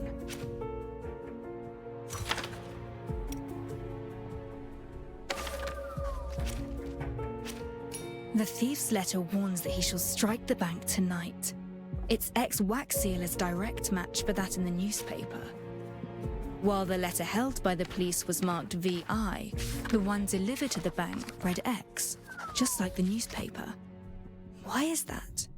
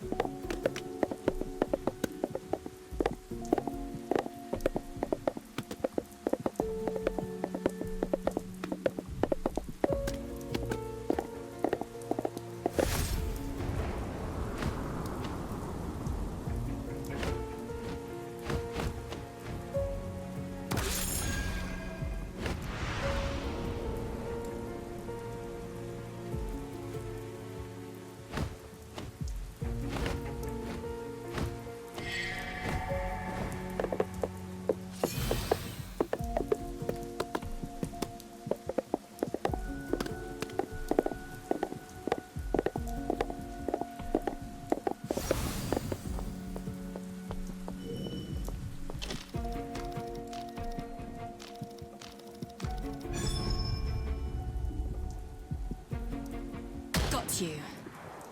Out of my way!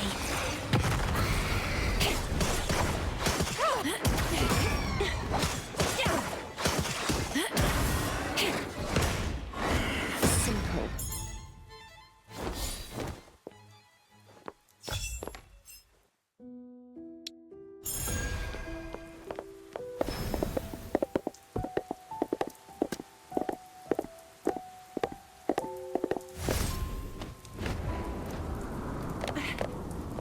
This won't fool me.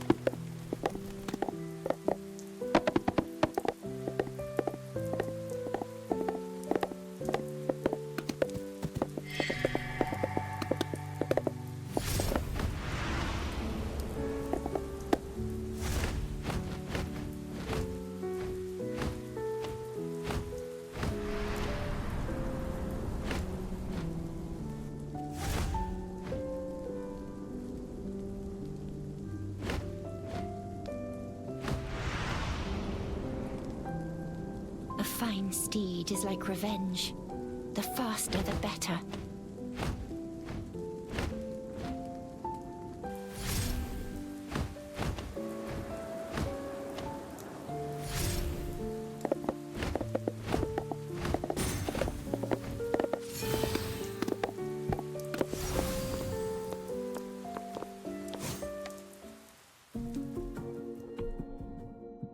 Whoever wrote this thought the wax seal a mere pattern, not a numeral marking the thief's total heists.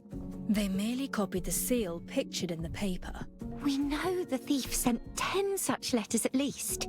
So there is no way this new letter would be marked X. Evidently, it is not the rogue stealing the bank's silver coins, but a copycat. And the heist is tonight. We shall watch overnight and confirm our suspicions.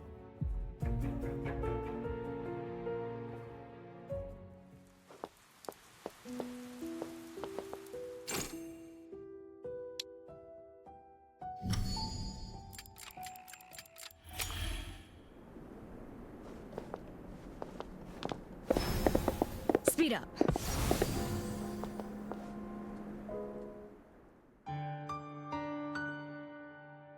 Your mystery, Ashley. It's oddly similar to the Royal Bank case. Was that on purpose? No, it's a mere coincidence. The mystery of the stolen silver is but a riddle. Did you ever arrive at an answer?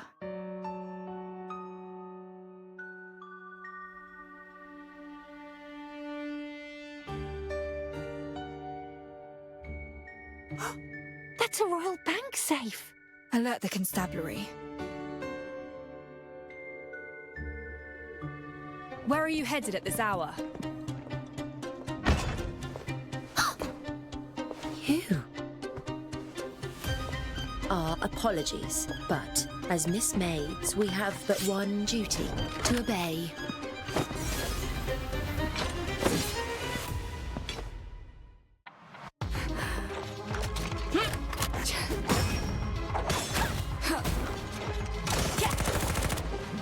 It's all in vain, as I suspected. Distraction. It's all in vain.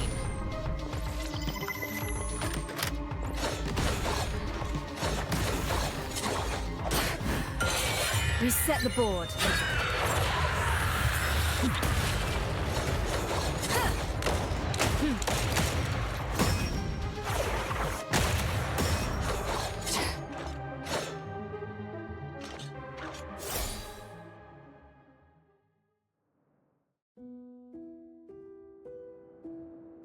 End this now.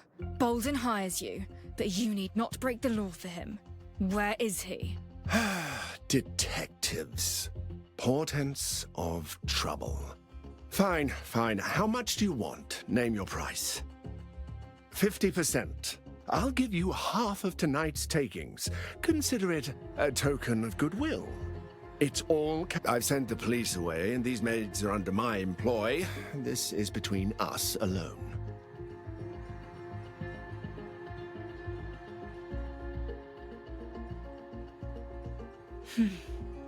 Why? Too little for you? Another 50%, and all of tonight's money is yours. Take it that you never saw me. Surely that'll do? No. Very well. Name your price. No matter the amount, I'm sure we can come to an agreement. I just need one thing. Name it, whatever it is. You. I'm taking you in. Very good. Superintendent. But... Don't be fooled by the glib tongue of a criminal, Detective. You made the correct choice. You've been caught in the act, Daniel Bolden. Surrender. You and you lot! Hold them back, now!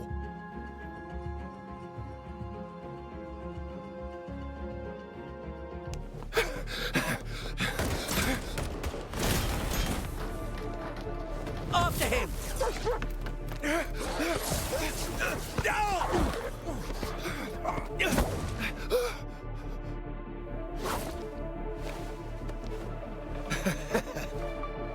Money solves all, as you're about to see. Witness the might of the finest foreign maid, Maid 8345! Miss Maid 8345, at your service.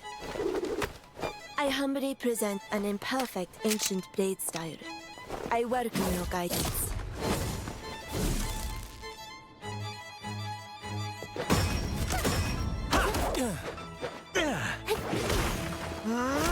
Do behave yourself.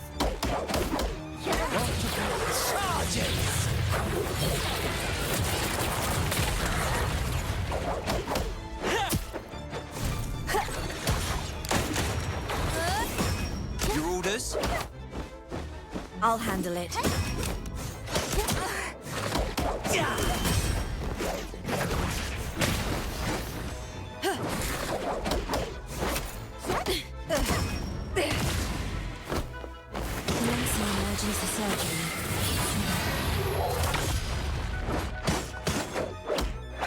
catch your breath. Take a quick sip and liven your spirits a bit. Timing is everything. I'll handle it. Implementing Plan B. Nevermore. Not under my watch!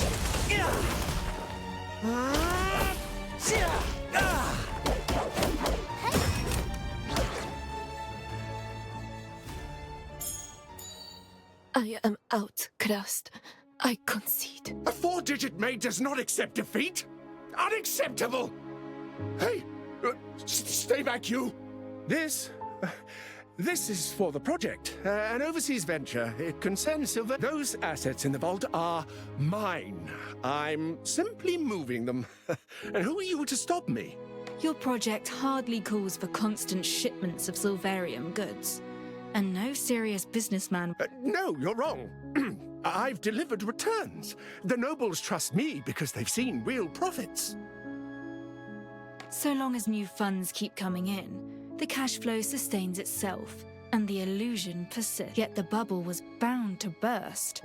So you orchestrated this rogue affair, hoping to flee with the money before everything came crashing down. What?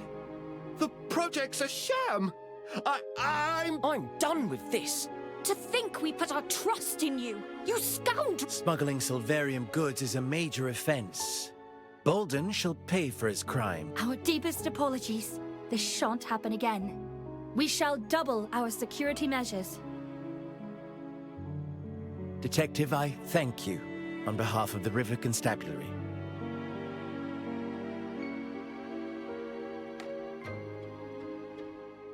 Good job, Radar. Chalky. You both get bones tonight. It takes quite a detective to elicit a grateful nod from that stone-faced I doubt he'll stop you from investigating the Cinderella's case, now that you're a friend of the constabulary. My thanks. Speaking of, how goes your investigation? Evan King, a fellow detective and a rising star, gained fame once you left. He has not been seen in some time, which may be a cause for concern. I've already... Oh, and some good news. That high heel is a style from several years ago and exclusively handmade. We've located the shoe store and are searching their sales logs. Impressive work. Chief Inspector! All right. I must return to the office. Let us hope our luck continues, Detective.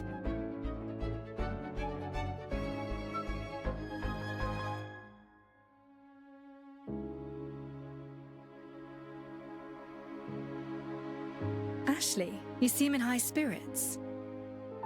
I am indeed.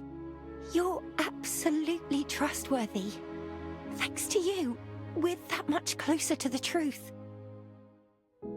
That Moneybags is in cuffs, and we're on the rising detective's trail. Soon we shall find their link to the Cinderella's case. What shall we investigate next, Detective?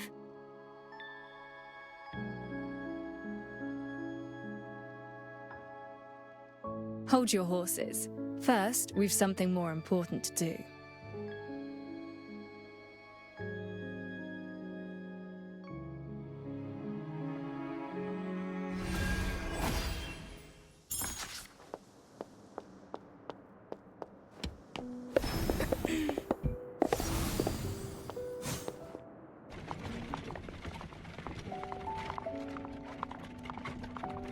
I'm not quite clear what you meant by something more important. Yet, I trust in your judgment. You always see to the heart of the matter. You saw through Bolden and unveiled his smuggling operation. Which part of this investigation weighs most on your mind, Detective? You, mostly. Your age belies your heart and your maturity. I don't have much experience. Only housework, really. But I'll do what I can to help. Your hands are calloused from manual labor, perhaps? Oh, yes. I just do whatever I can to help out.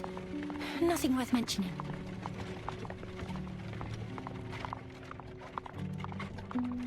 Grim holds more leads than we do. Finding him is the shortest path to solving all this. Yes, but as you said, having him reveal himself may not be the best idea. I have trust in you. We'll find whatever information we need. I know it. That would be the rogue. But Bolden attempted to pin the royal bank theft on the rogue. That said, the rogue is certainly fascinating. Does magic interest you, Ashley?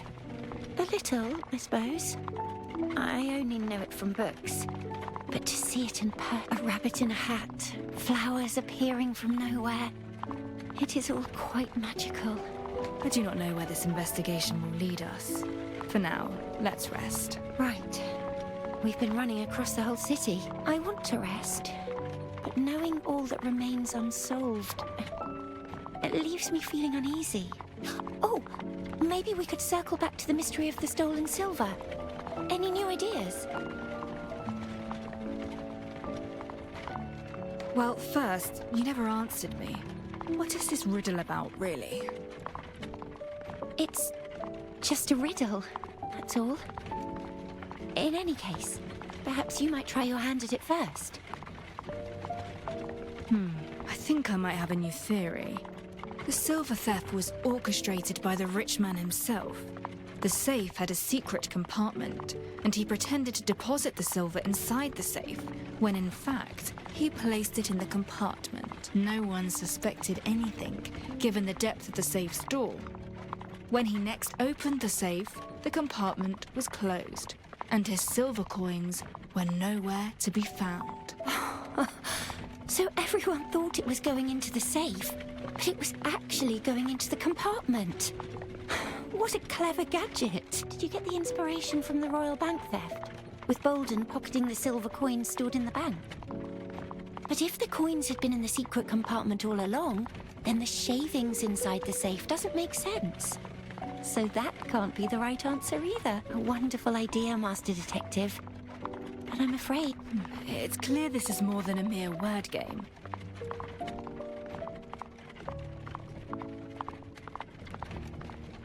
May I speak openly, Master Detective?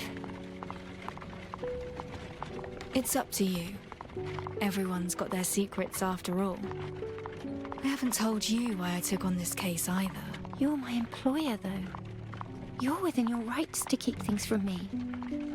No, Ashley, I am your partner. A detective and their aide should be equals and trust each other completely. Equals? That's the first time anyone has said such a thing to me.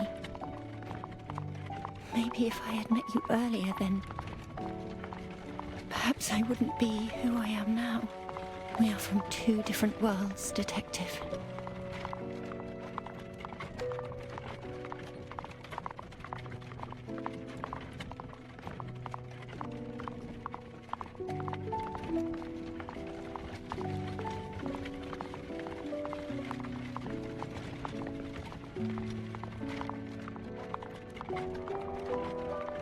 So, just as I thought, she's not a student.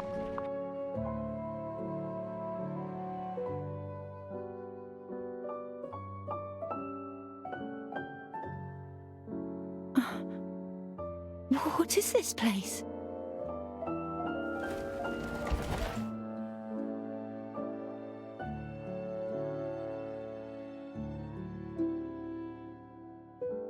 Master Detective?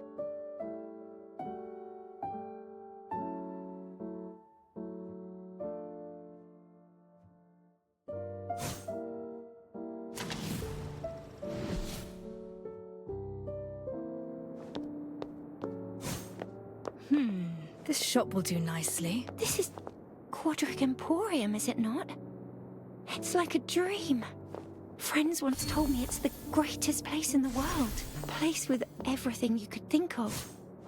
Where dreams come true. Books of all kinds. Self-playing pianos. Delicacies from afar. McBarley toy. Perhaps I had best wait outside for you, Master Detective. No. I need you here with me.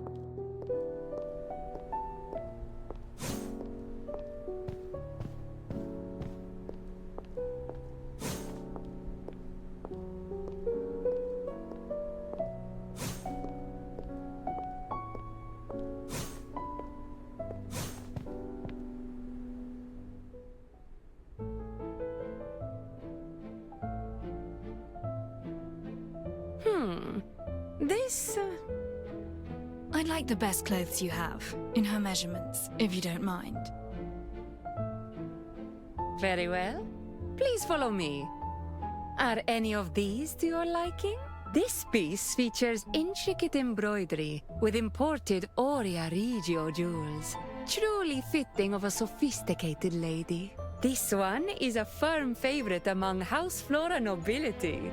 Ever so slightly translucent, a true head-turner. And this, Gulliver Street's latest design. Delicate palettes and a slim silhouette, the epitome of girlish charm.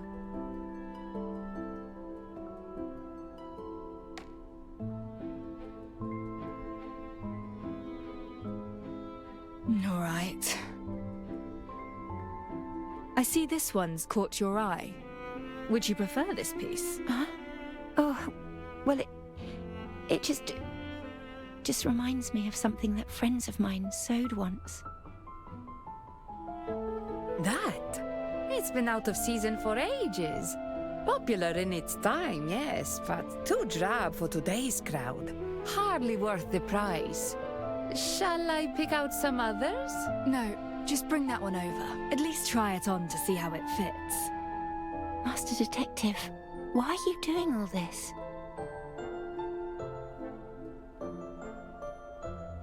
I'd like to see you in it, so I'm buying it for you. Really? All right. Then, please wait a moment.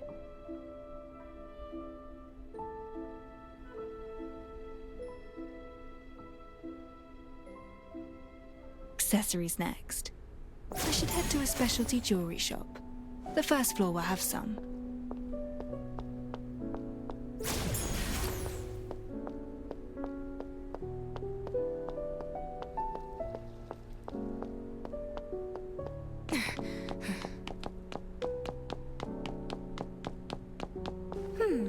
Would these gems hold their value better than silverium? Taste is the most enduring currency. This way.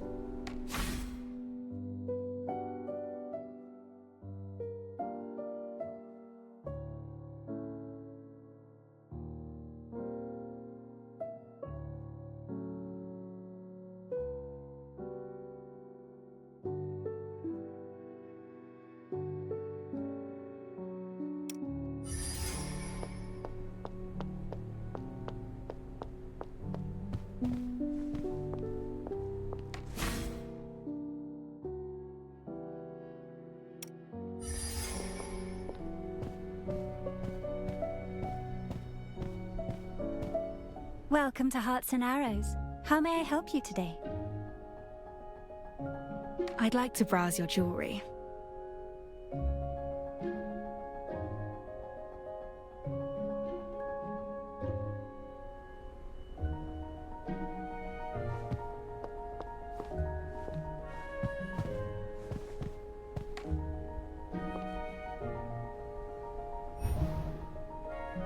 A ruby necklace. The color clashes with Ashley's new clothes, though.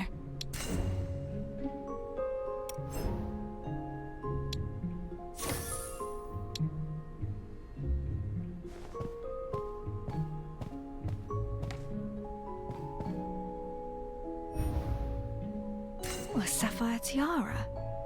The hue would work well. But Ashley's new clothes come with a hat already.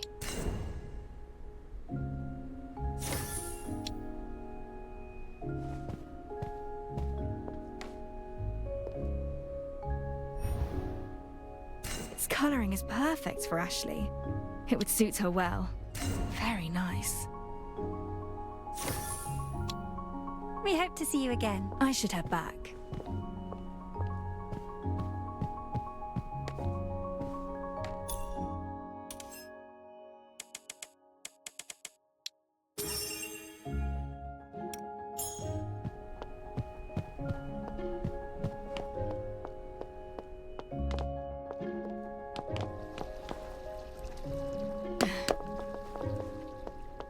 Oh, it's a flower stall. We've sorted clothes and jewelry. A few flowers will go nicely. Welcome.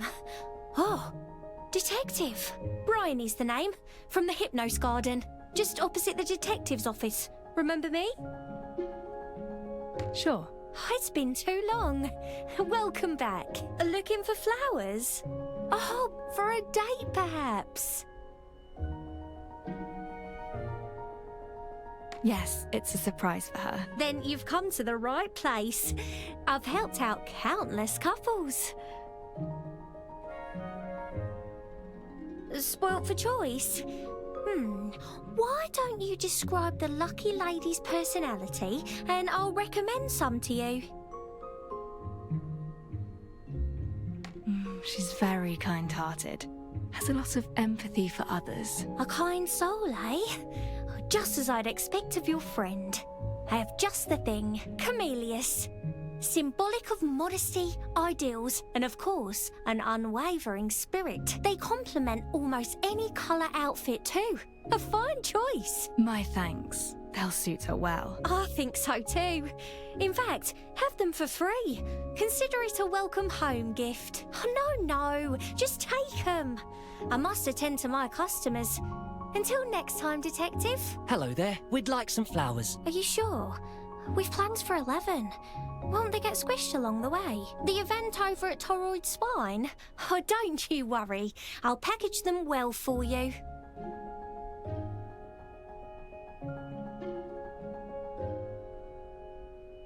There's a celebration on near Toroid Spine. Time permitting, perhaps we could catch it. I should return to Ashley for now.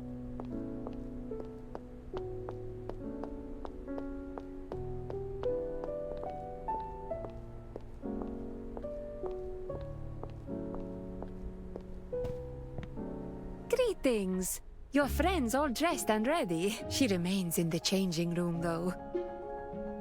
Think she's shy. You better head in.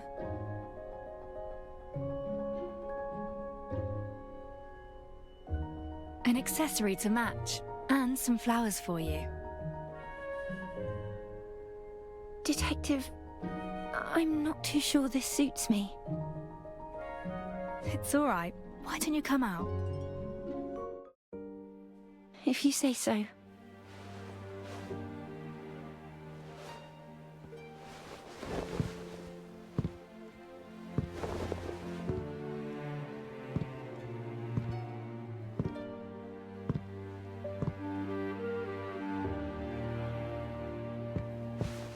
It's just perfect on you, miss.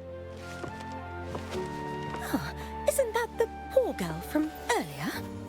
That dress is wonderful. What season is it from?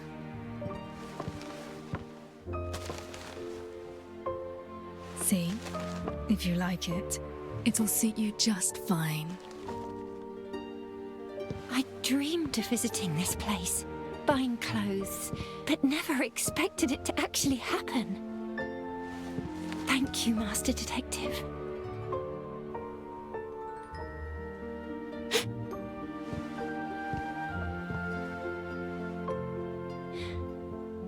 That's me. It really resembles that dress.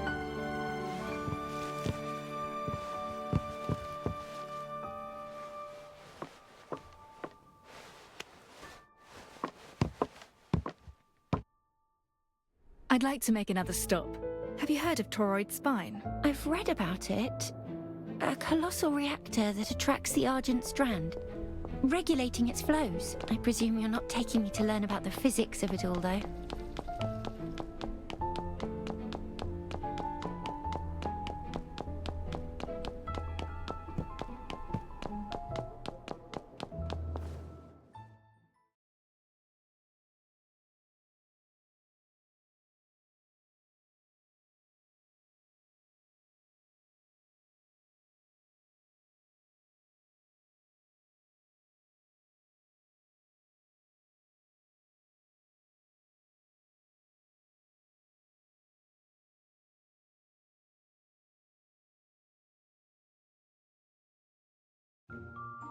Whoa! There are so many people. Is there some kind of celebration? It feels so full of life. Fancy trying our wares, you two? We've prizes galore.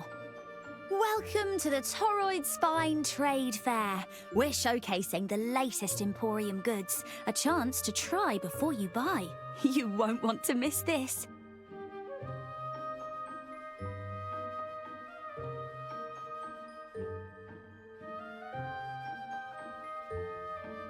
What's a trade fair? It's where the latest prototypes are exhibited. 4 Crown Street has long been known for its pioneering aesthetics, tech, the lot. Take a peek into the future. Take this store, for example. Behold the latest in mount technology. House Luna has only just made its Silverian Pegasus prototype public. As dashing as any flesh and blood steed, yet far more powerful. Many noble gents have a passion for steeds, insisting one loses their connection with their land in a vehicle. Yet here, we have the best of both worlds.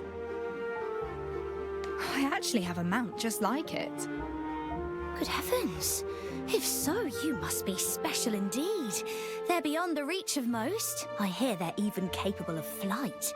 You know, some blame the tragedy on the Order of the Tide's lack of air combat capability, hence House Luna's decision to make this invention public, taking air superiority from House Ventus. I see. What about that horse there? Oh, just a failed model. Already outdated, that one. Meant to utilize Silverium in emulating horse behavior. Artisans tried everything, experimented hard, yet never reached true efficiency. It's an interesting relic, though. These'll be taken to Bushes Street for decommission after the fair. Decommissioned? But it's clearly still usable. Forget the past and look to the future. That's the fair's motto. All right, we shall take a look around. Enjoy yourselves.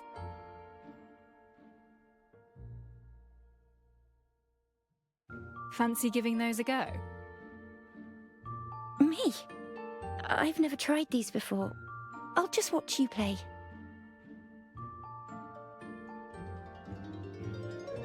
So many stalls. It's simply dazzling. Oh, that puzzle wall is certainly eye-catching. Shall we?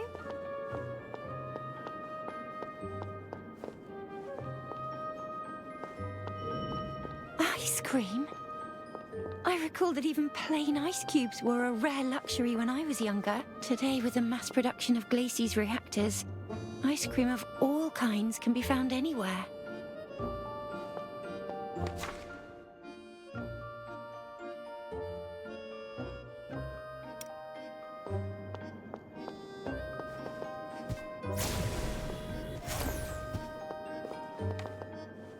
Welcome to the Toroid Spine. Do more than just browse the display. You won't want to miss this.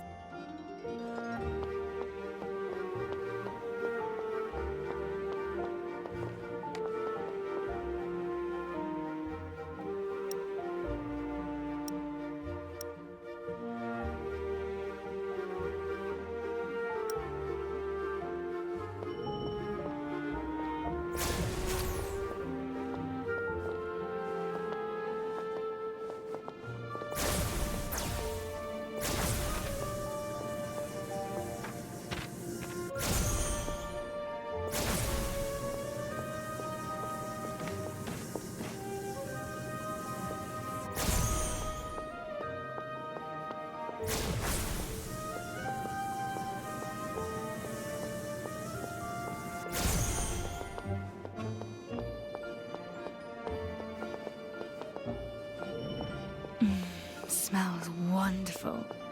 But you get more for your money at the bakery.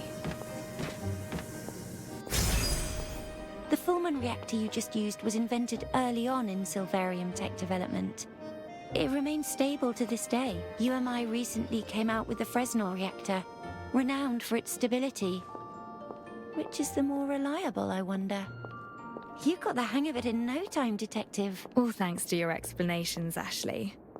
Don't just stand and watch. Give it a try. Next time, perhaps.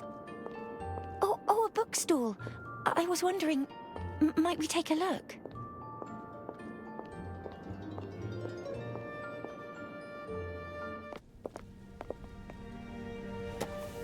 So there's a second volume.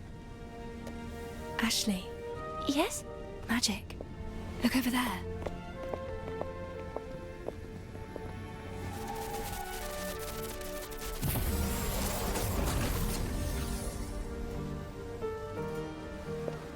Five, 4, 3, 2, 1.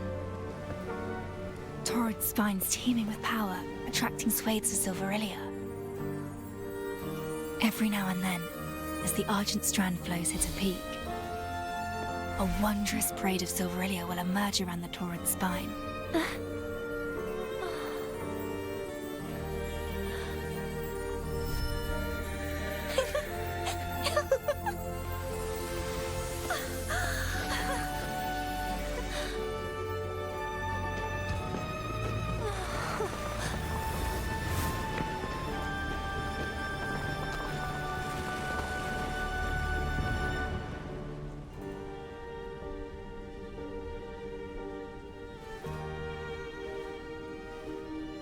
It's beautiful, even if fleeting. They'll fade, but once the cycle repeats, they come back, and it begins anew. I didn't know Silverium could be so beautiful. Thank you so much for all of this. Actually...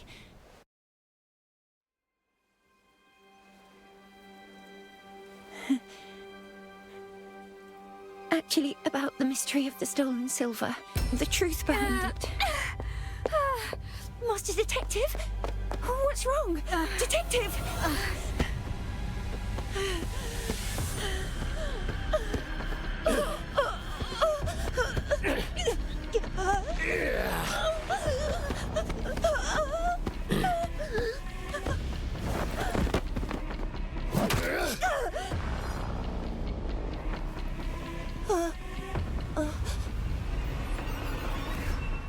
Wake up.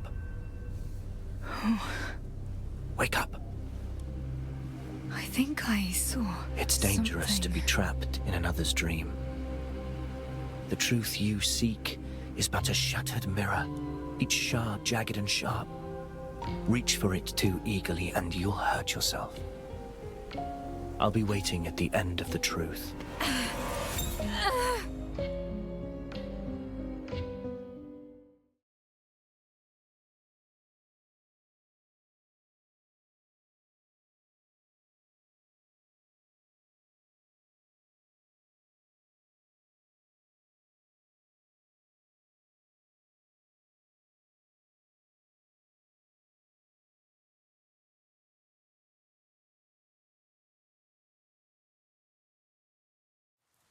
Do you know? Master Detective passed out. Master Detective, you're finally awake. What? You passed out all of a sudden. I couldn't wake you, so I brought you here.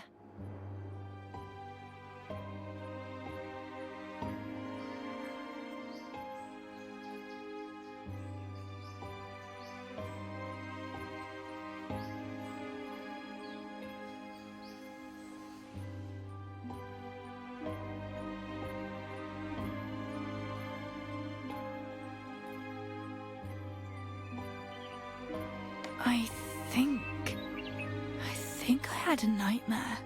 Before, stabilizers were enough to placate your nightmares. Not this time, though. What did you see? Strictly speaking, it was not my nightmare. I was someone else. I relived their experiences, like some bizarre mental phenomenon. It was all jumbled. I couldn't make out much. It seems you've developed a resistance to the stabilizer, and it's caused some unexpected side effects. Rest for now. I will think of something. No, I have slept enough. Actually, any leads on the doctor in the photo? That keen to escape my clinic, are we? The doctor is Rome of the Skier Private Hospital in Meadow. Presides over surgery and infectious disease treatment, and works day shifts. Thank you. Come along, Ashley. Wait. Come with me. Just you, Detective.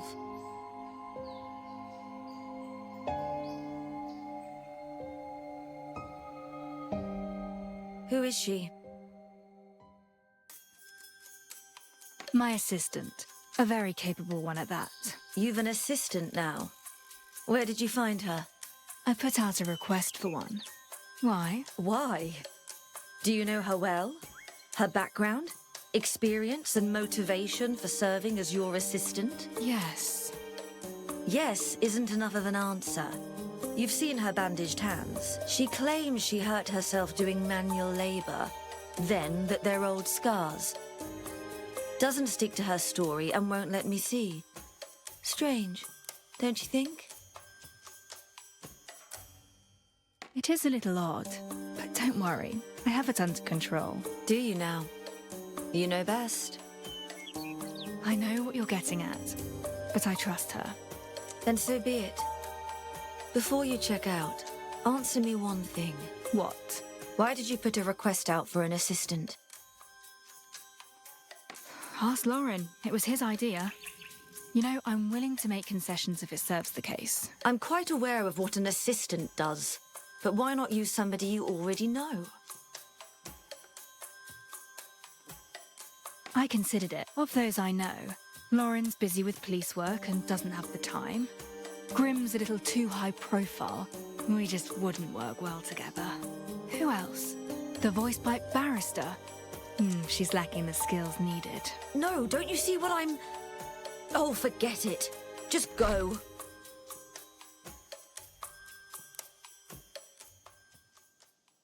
What did you say? She looked so angry. Really? That's just how she is. You'll get used to it. Anyway, Firtho said that doctor is named Rome and works in the Skier private hospital in Meadow. Let's go.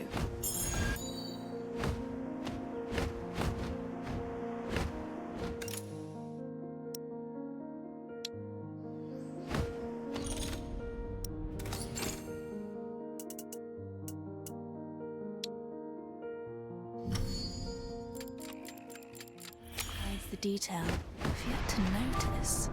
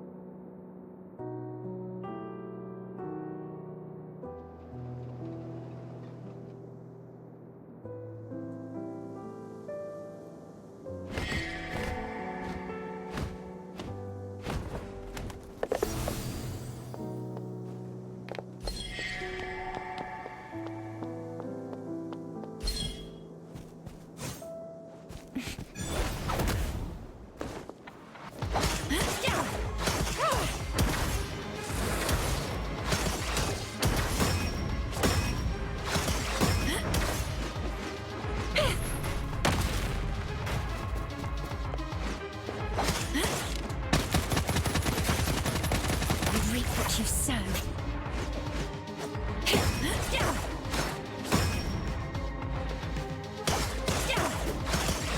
Your death is insignificant.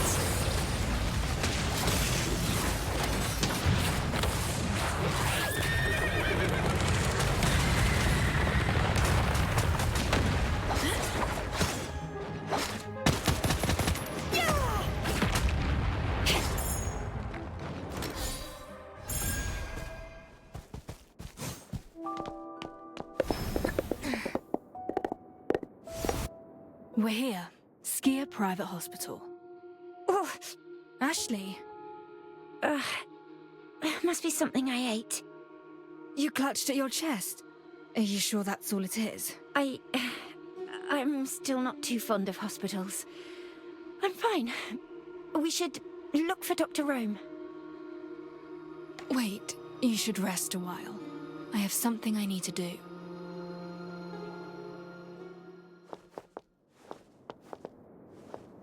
I see everything. We should look for Dr. Rome. All right, let's head inside.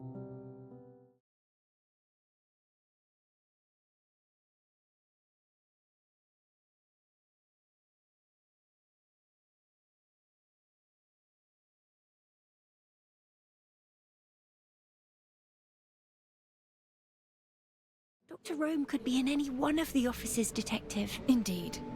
We should ask around.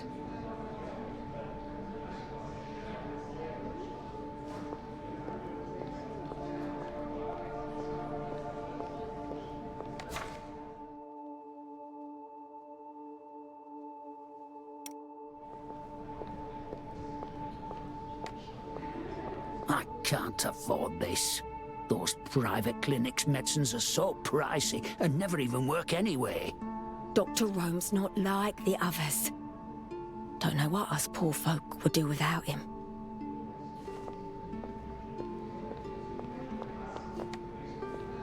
What is it, Detective? Ashley, you're shaking.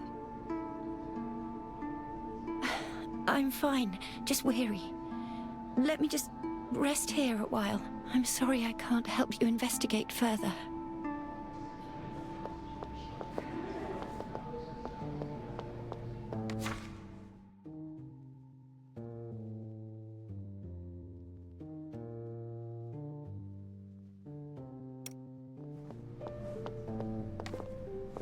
You've waited long, haven't you? Which doctor? Rome. It's been a whole fortnight, but he's finally taking patients. The thing is, all these injured laborers arrived, and Rome allowed them to cut in line. Whenever will it be my turn? Hold off on my medication any longer, and this ulcer will heal itself, I tell you.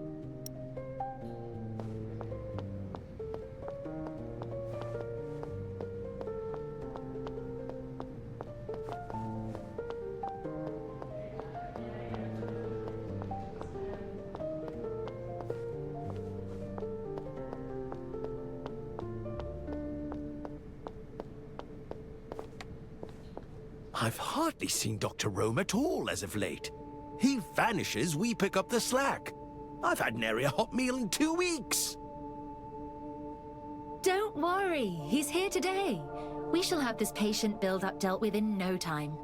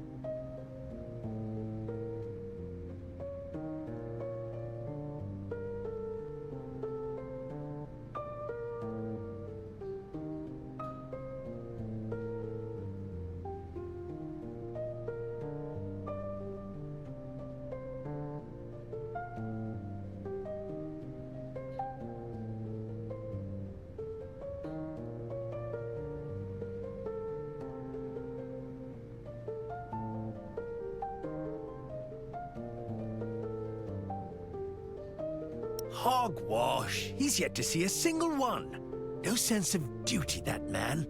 Oh, don't be like that. Rome's a kind-hearted man. After all, he prioritizes those from the poorer outskirts. Apparently, Rome is a fine doctor of some renown. Keen to treat the poor. It is time to find him. I should ask at the reception desk.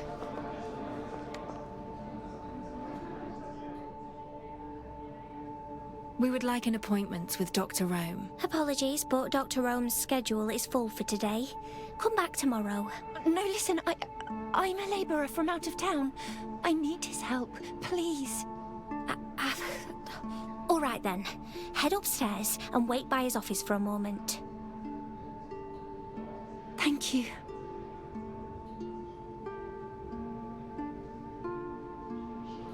I hear he's known for treating impoverished workers, so I thought it was worth a try. Well, it worked. Let's head upstairs.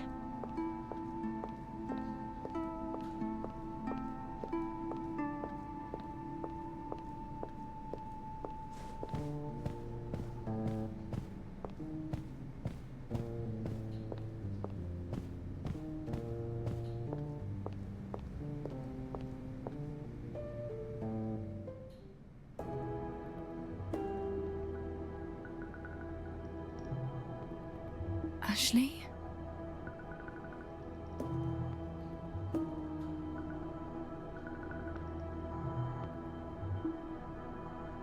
What's with that reaction? I don't feel too well. Just go after him. Leave me.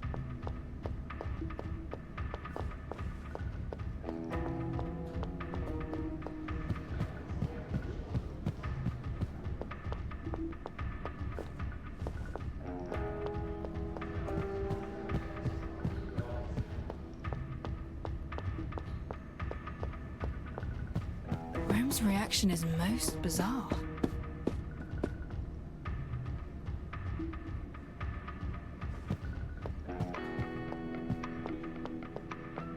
This is his office. I'm not taking any patients, none at all. There's something very off about him. Let me see.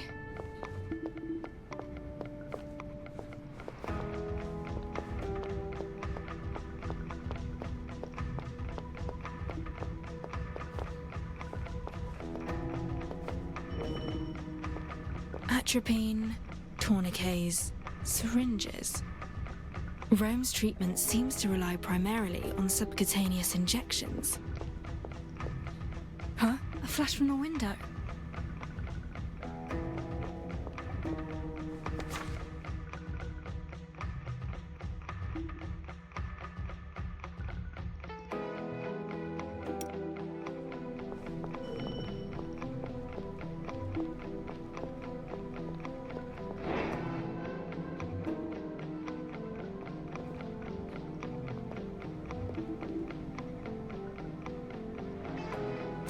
He's rifling through his valuables in a panic. He's preparing to make a run for it. It's a photo of a slightly aged residence. The third window in the middle has been circled. United Momentum Works House Call Records. Tense and ghostly pale. He's scared. But of what?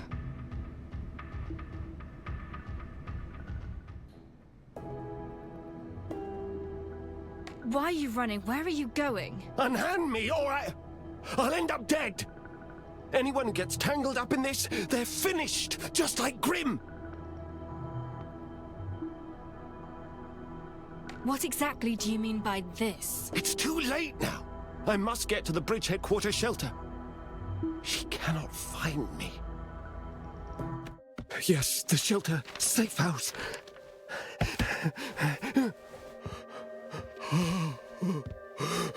Calm yourself. I am a detective. You're safe with me. Just tell me what you know. Detective? You're a detective? I hear footsteps. Listen! High heels! She's getting closer!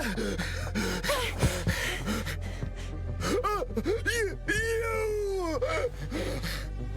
Watch out!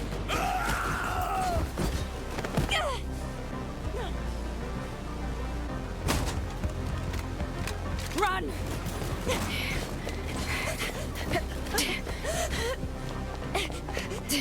This way!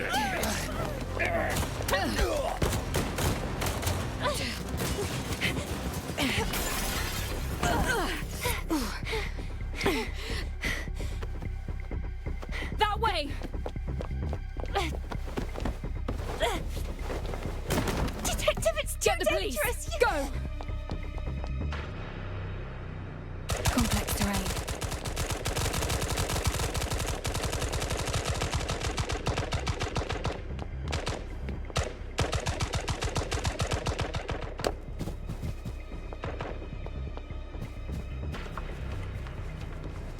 Where is she? Huh? This road's blocked. Find another way! Oh, they're stuck by the fence. I'm safe for the time being.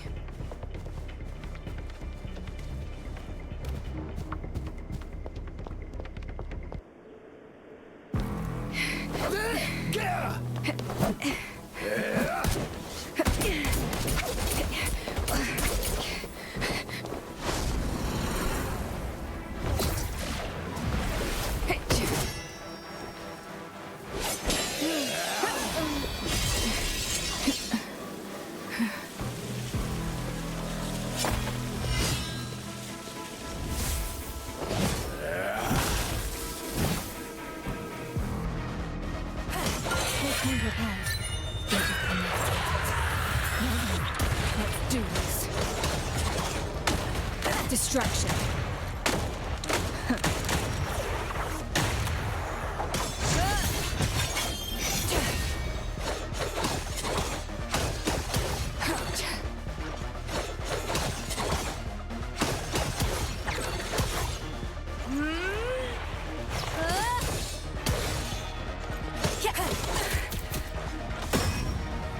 Sufficient response. It's all in vain. Stay sharp.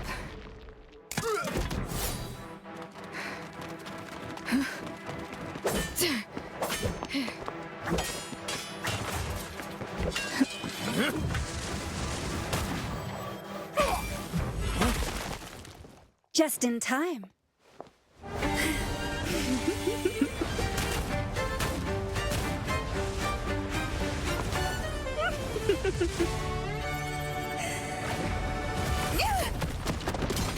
All taken care of? You've been keeping me busy. Detective! Are you all right? After all the times I've helped you, isn't it time we officially work together?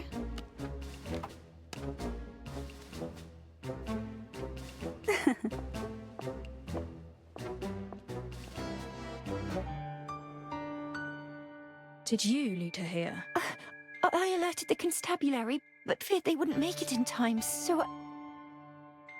Unless you've spoken before, how do you know how to find her? This area is to be sealed off. Non-police personnel, please leave. Someone's gravely wounded on the second floor. Please hurry. At once. Detective, Chief Inspector Lauren needs to see you urgently. It's perilous out here. Ask him to meet me in my office. Understood. Let's go. All right.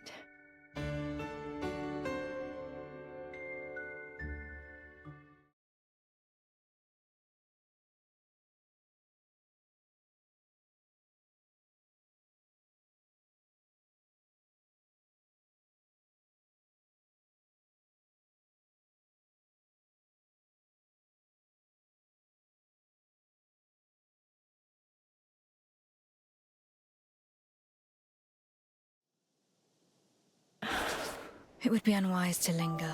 Let's return to the office.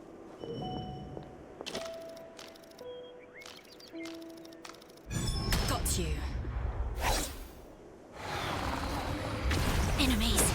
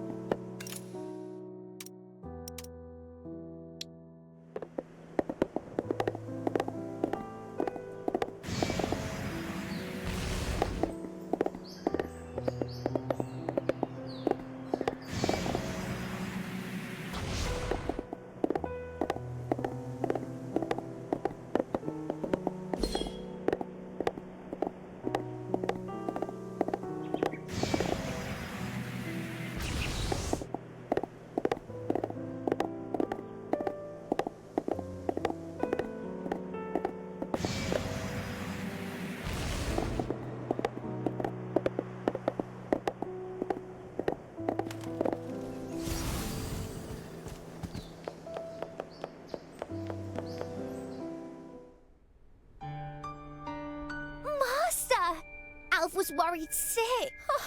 Oh. It seems things really kicked off at the hospital. Are you quite all right? Master Detective and the assassins came to blows, and it was looking bad, so... Don't speak yet. I... Detective? The doctor in the photo is Rome. Those killers appeared at the hospital, gravely wounded him, and then turned on us. Dr. Rome was acting most peculiarly before then. He tried to run, as if he knew he was in mortal danger. I held him down at first, then Ashley came looking for me, and Rome looked terrified. Then he was shot. I felt out of sorts and rested outside for a while. Then I saw a black-clad group surround the hospital, so I rushed to warn the detective and... And that's when the assassins struck.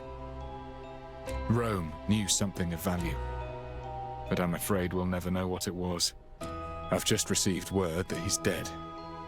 Most of the assailants fled. We searched the bodies left behind, but found nothing of note.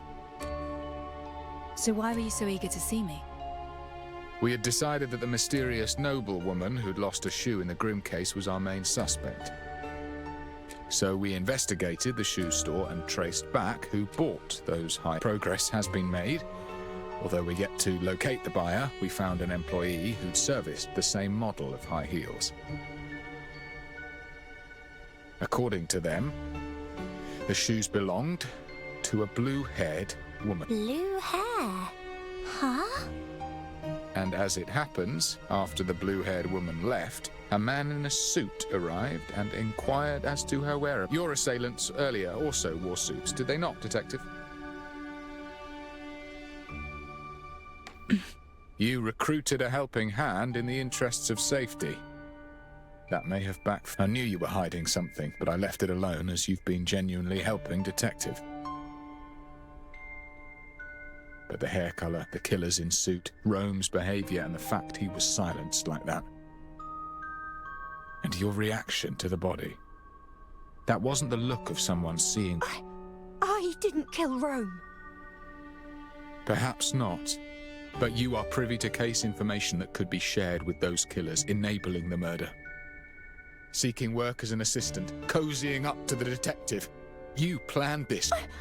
I would never mean to harm Master... Given the situation, I have no faith in your innocence, Ashley. I'm taking you in. Master Detective, you doubt me too. The police hold the burden of proof. Unless you have evidence, she stays. But she is suspicious enough. Perhaps, but suspicion is not evidence. If we are to gain that evidence, then we must...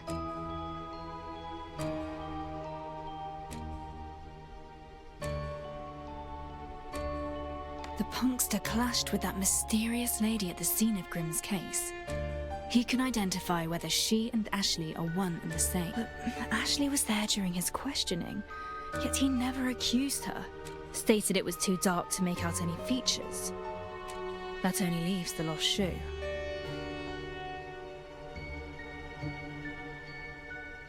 The mysterious lady in question was dressed in finery, hence the punkster thought her a noble.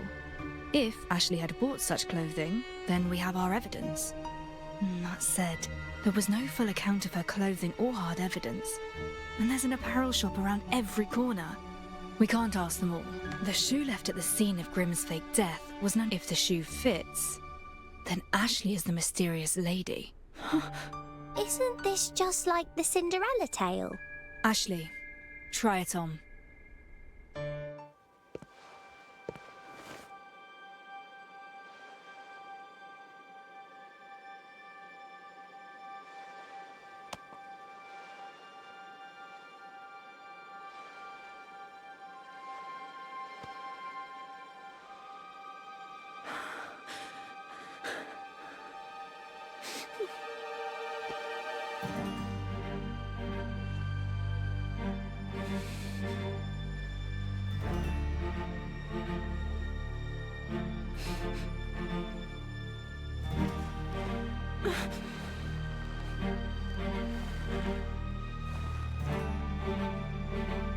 It doesn't fit her.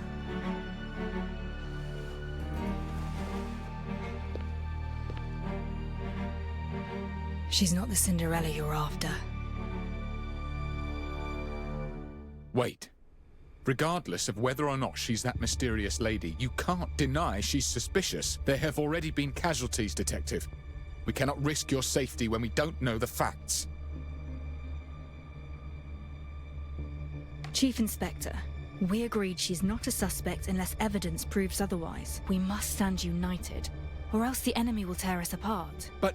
Master Detective, I wish to resign as your assistant. Chief Inspector Lauren is not wrong.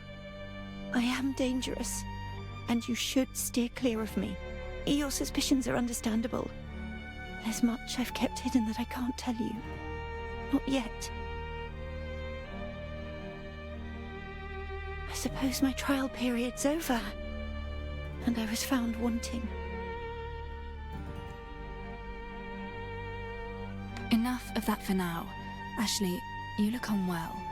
Please rest. I need to rest indeed. In my current state, I can no longer serve as your assistant.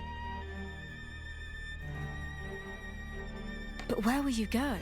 Back to my old job. I trust you, and I require your insight. Stay, Ashley. Help me piece the truth together. No. The truth will only bring misfortune, invite calamity. Surely you have already realized that. It's too dangerous to act alone. You can't just leave. Do not worry about me. I will find a way to stay safe. I'm glad I could be your assistant, even if only for a few days. The more you discover, the greater the danger. So call it off. Drop the investigation. As for the riddle, maybe have a think when you have the time.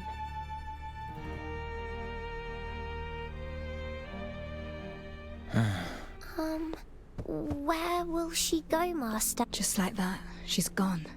I can't even see her in the distance.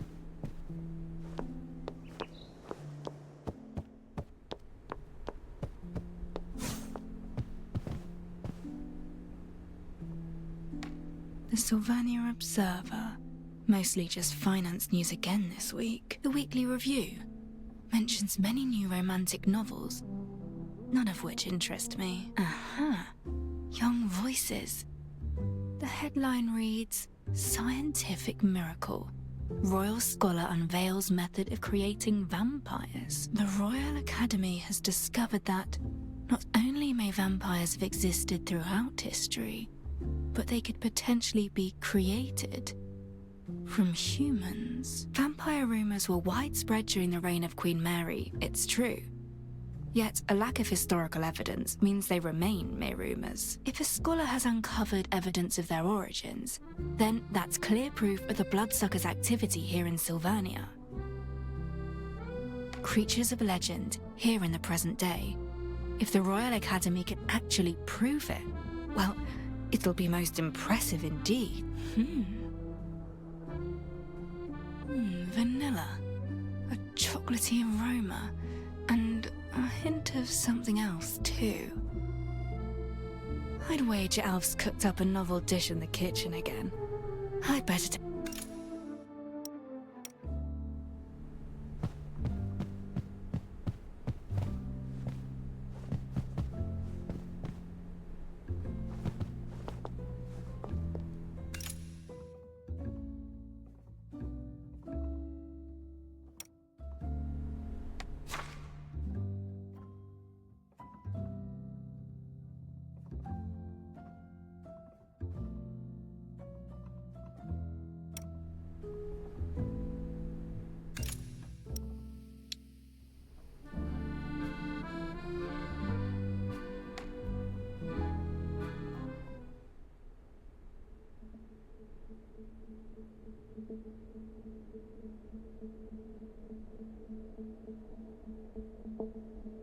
I'm sorry. It all happened too fast.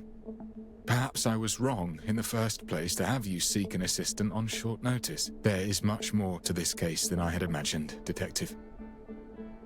I shall withdraw it. You needn't investigate this further. You may withdraw the case, but I must see this to the end, if only for myself. Well, what now then?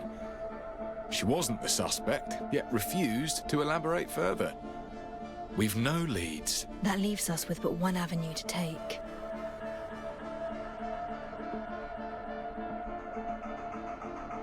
Ashley enlisted that odd dancer's aid before. I'm not sure how they communicated, but they did.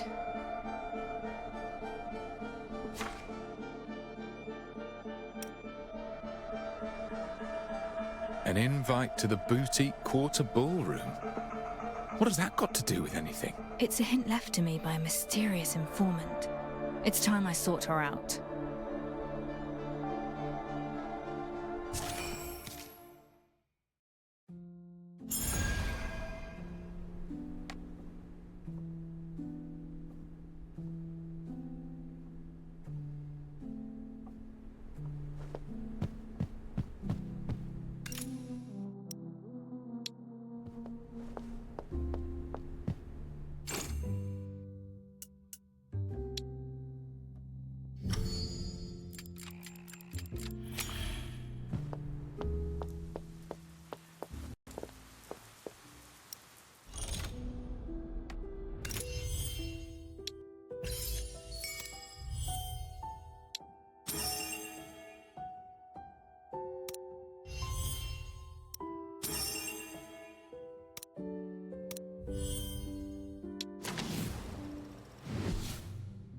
Let's cut to the chase before you are silenced for good.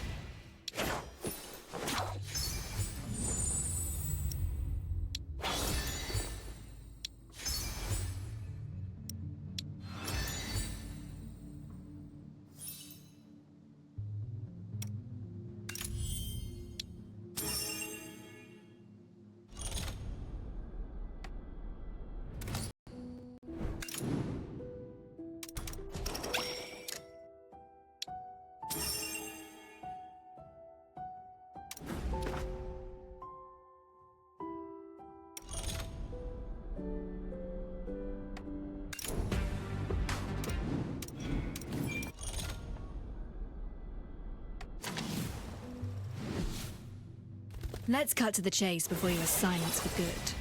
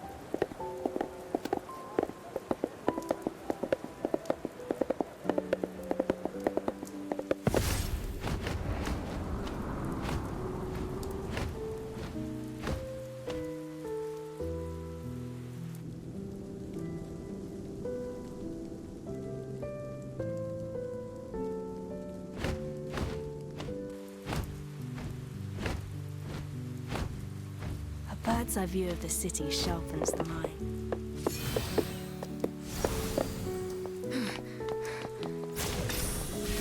Excellent.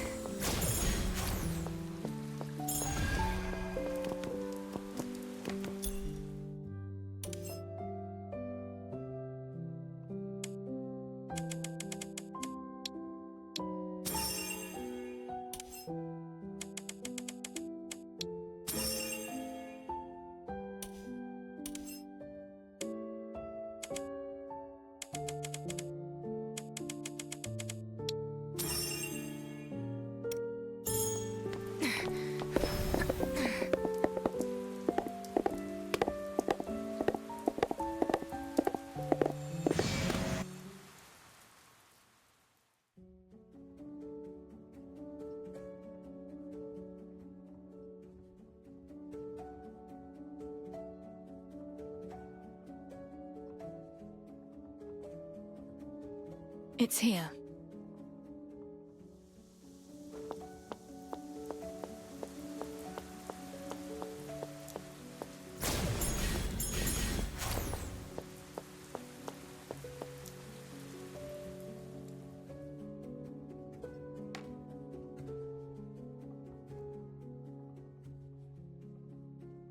Please enter.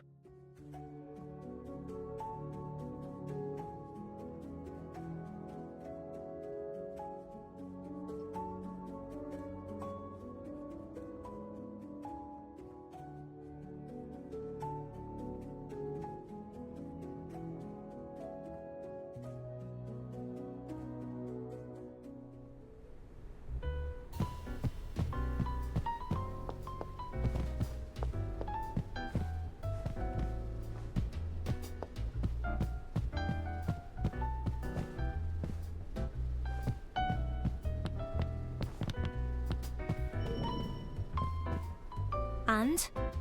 His estate has 2 elderly servants, no guards. Wouldn't that suggest we've little to gain?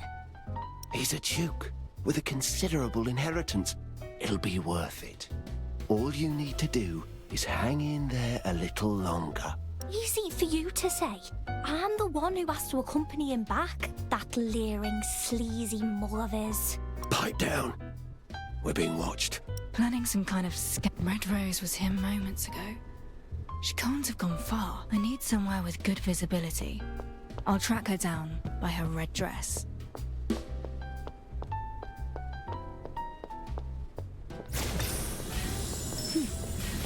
Who's hid this here? Soon. It's been 3 hours. Now. I'll pay. Far.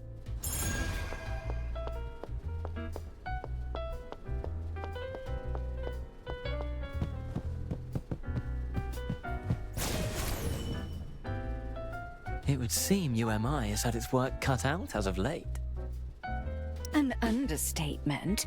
Their pressure to hit sales quotas aside, there's infighting going on too. Is that so?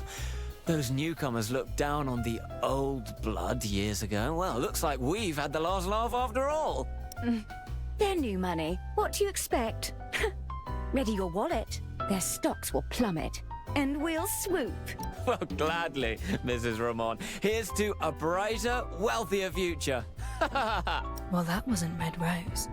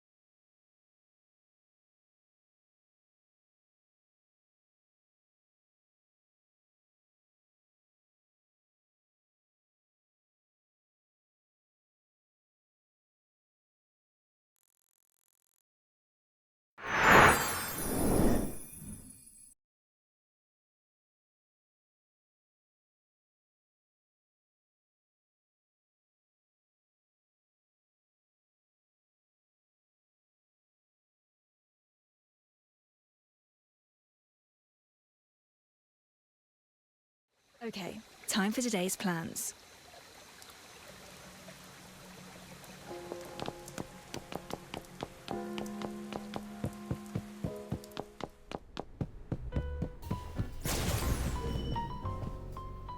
It would seem UMI is a... Well, that wasn't Red Rose.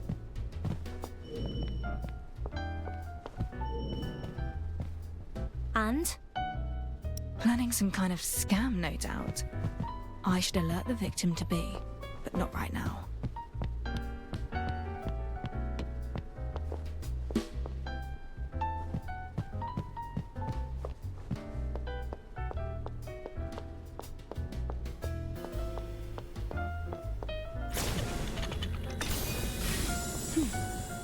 Who's hid this here?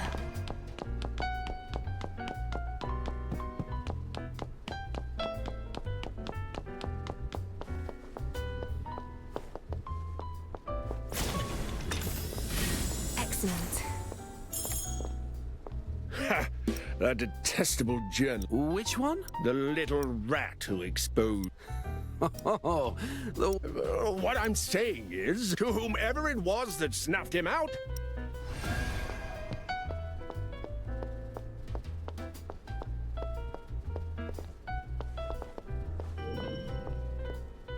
Oh, Julio. Do you dance like that every night too? Drinking, dancing, flirting, never stopping for anyone. Do you remember how we danced the night away when we first met? Your whispered word. Listen, it's our song, our first dance. I should try my luck elsewhere. There are too many people. Listening in one by one is a fool's errand. It's Red Rose I'm dealing with. She'll not sit still to be found. I need to change tactics. Wait, the woman earlier mentioned a melody that brings back memories. It's worth a try.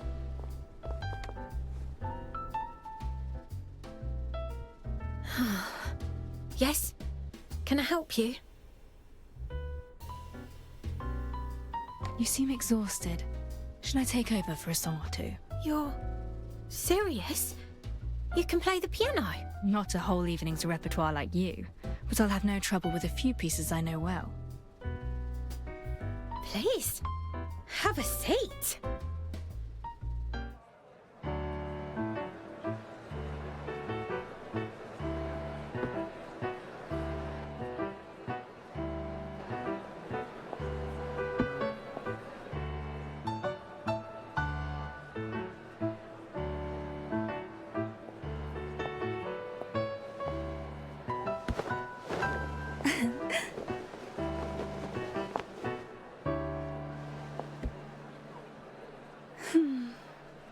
An enchanting tune. Not dancing to it would be a crime. You won't keep me waiting now, will you?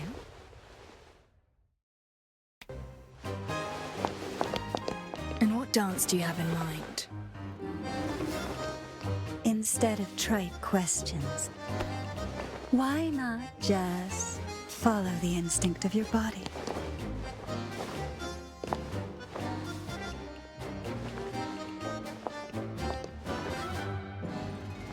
Candidate, assassin, or last-minute reinforcement. Tell me, with which Red Rose am I dancing? Shh. Now, don't spoil the moment.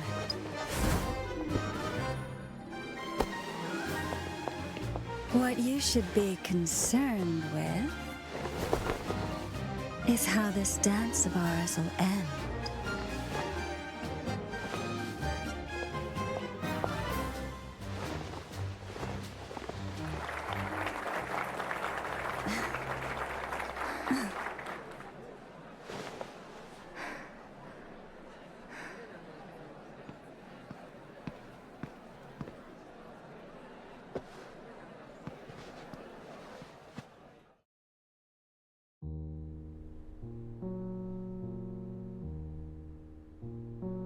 To our dance.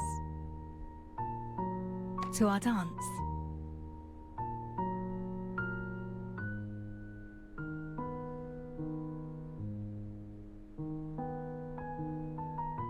had my fun, so I suppose you deserve a reward. I'm sure you came with questions. Before our pulses slow once more, ask away. You're a woman of many faces. Which is the real you? They all are. Or perhaps none of them. Who's to say? As ambiguous as always. But I've come to expect that. Well, it seems our little detectives reached a hypothesis. So I'll humor you. Tell me, who is Red Rose to you, detective? What's she like? A most talented dancer. A talent demanding tutors of great renown. Practice from an early age. Both luxuries require heavy funds. Your attitude, your attire, that condescending demeanor. You make no effort to hide your noble upbringing. What's more, you do as you wish in a ballroom crowded with powerful elites. Yet nobody bats an eye. No, your power is beyond most nobles' dreams. Is that so? I am but a humble ship floating amid the storm they have unleashed.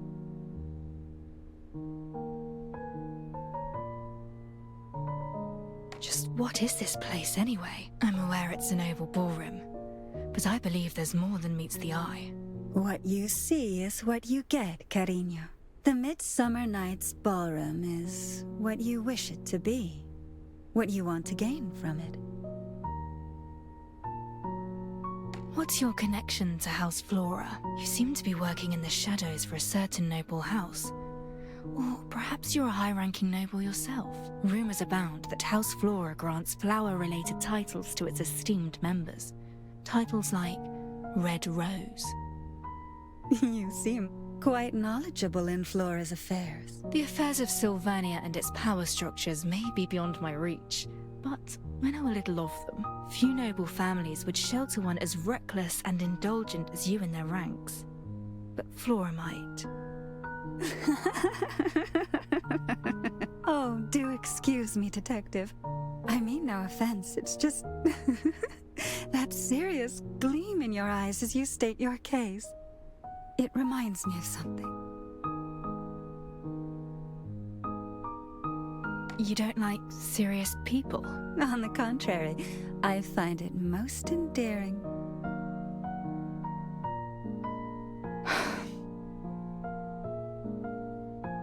Tell me what you know of Ashley.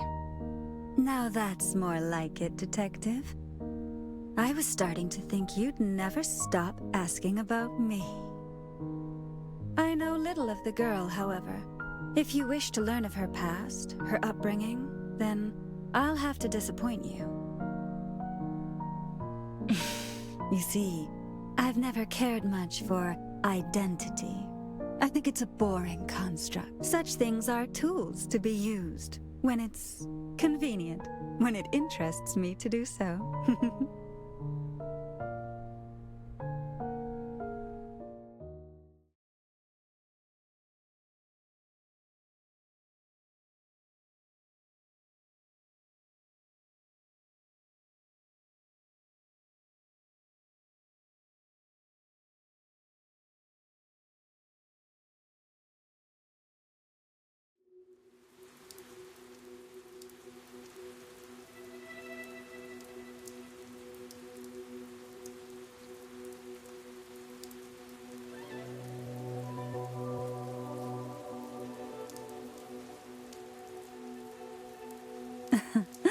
She has just bloomed. Quite the scent of blood. Messy, clumsy work. Her first time? Not that it matters. Girls who can bloom all on their own become fine figures in the House of Flora. I'd better follow her.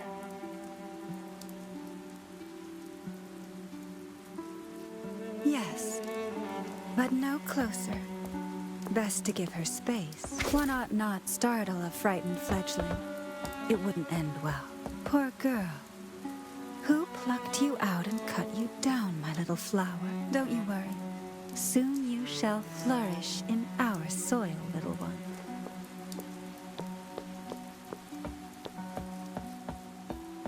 just bloomed and already attracting pests. How predictable. I've no qualms with being the knight in shining armor, but I should hurry it up.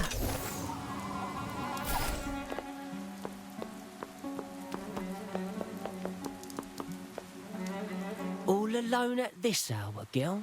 Where you headed for, eh? You soaked? Come home with me, and I'll dry you off, eh? Well, cat got your tongue? Oh, whatever. I like him quiet. Drag her off! Ah! Who's there?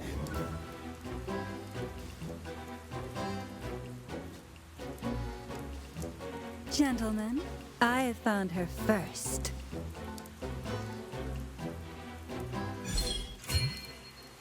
Get the bitch!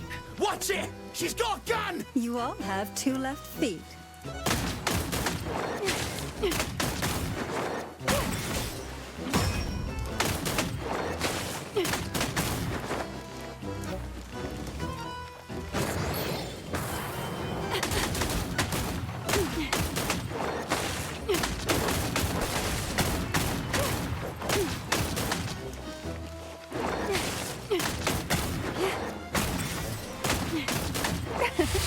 Rain of petals!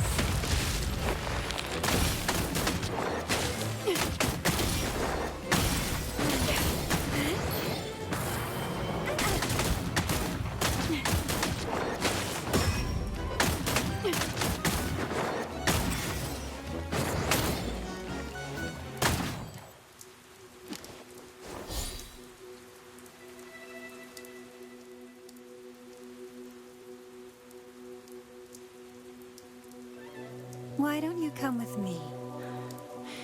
You are a killer, aren't you? Mind sharp as a knife. I knew it. You dress so flashily. Aren't you worried about being seen? A rose with sharp enough thorns need not worry who sees it bloom, Cariña. Then you're strong, aren't you? Very much so. You can be too. Can you help me kill someone?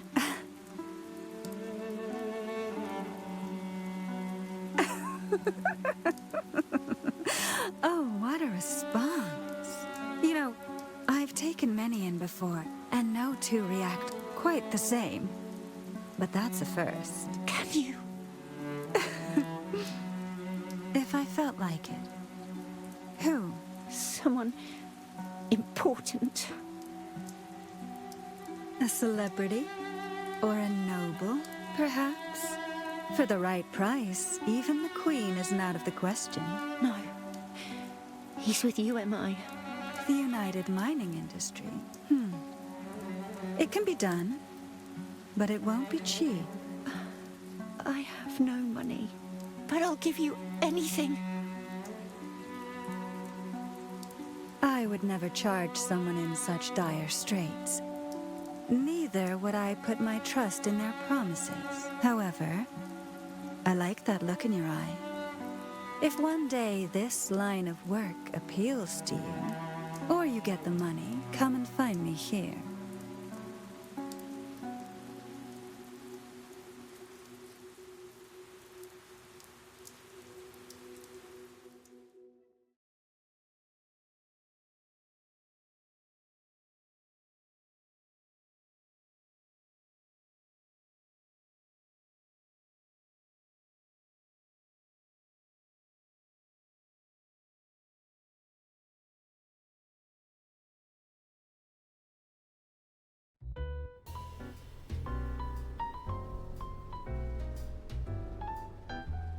So you first met on a rainy night. You helped her out of some trouble and she asked to place a hit. And then? None of this explains why you've come to our aid multiple times. All in good time. As I was saying, the poor girl looked for me time and again.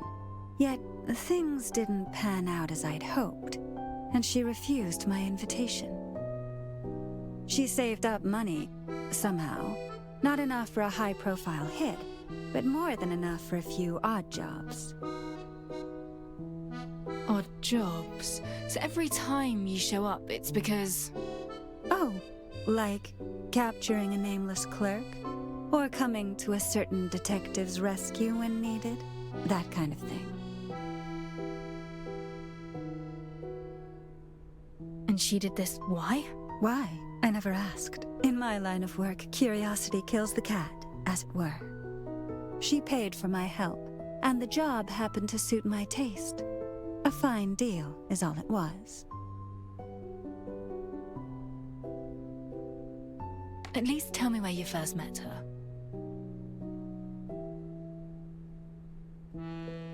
I've met with her 3 times. Twice here, then there was our first meeting.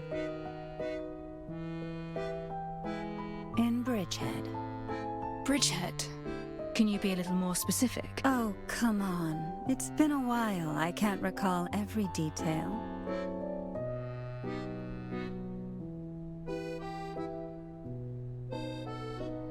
Don't give me that look. If ever Detective comes asking for me, tell her everything. That was what she asked of me, and it's what I've done. So Ashley was covered in blood when you first met her. To have clear bloodstains despite the downpour suggests that the bloodshed occurred somewhere close. It's too late now. I must get to the Bridgehead Quarter shelter. She cannot find me. No. Bridgehead, a shelter. I see now. My thanks for all your help, Miss Red Rose. That's all for now. Farewell. No, you don't. Take this with you. And this is? A single-use skeleton key. No need to thank me. Consider it a reward for that splendid dance. And a word of caution. It's not just anyone who's after your head, Detective. Most never tread waters this deep, and the currents only get deeper. So be prepared, if you value your life. Oh, and one more thing. Regardless of her true intentions, that girl cares for you. So, don't let her down. I know. Thanks. My pleasure. Consider this an investment. I hope my judgment is right. Perhaps one day I shall need your aid, but in completing which task, I wonder.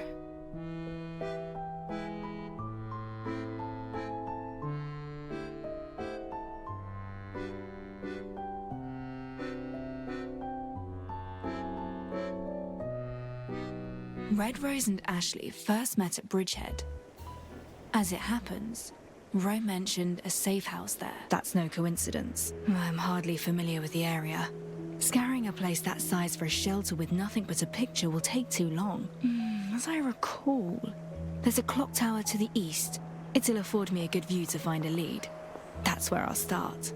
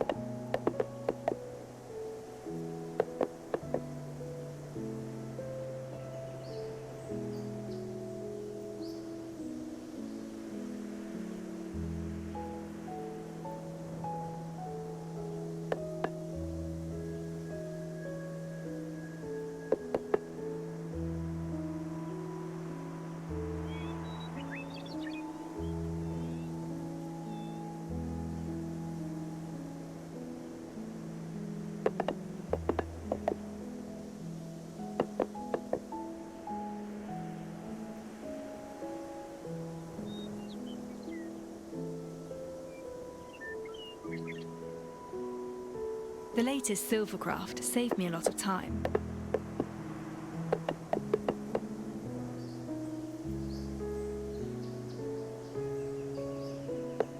Speed up.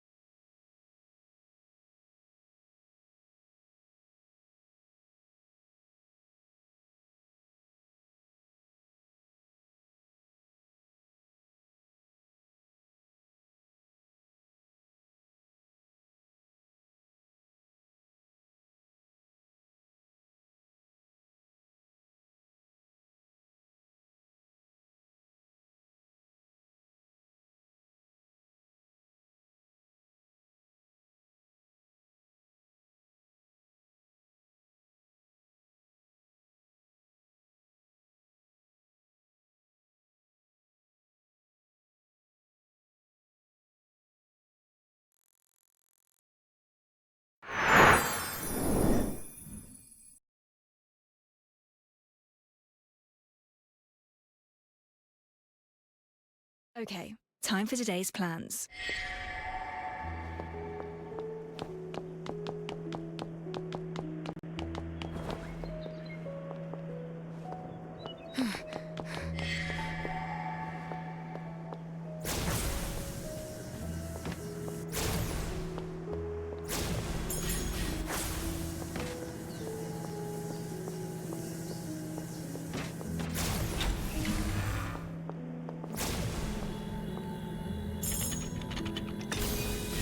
Excellent.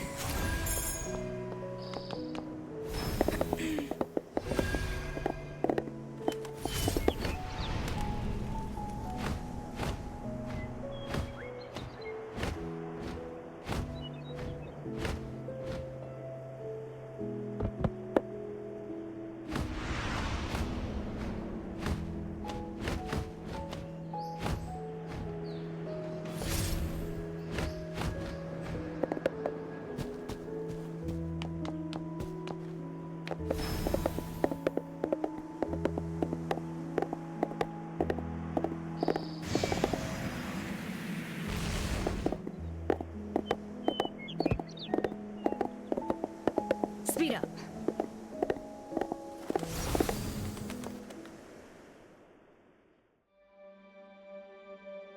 My memory serves me right. Not much has changed here in 3 years. I'll head to the clock tower and do a basic survey of the terrain.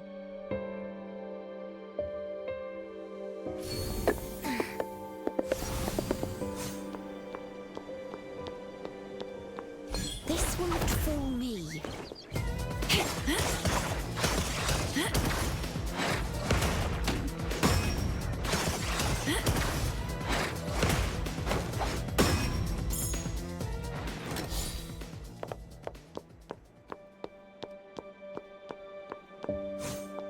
No!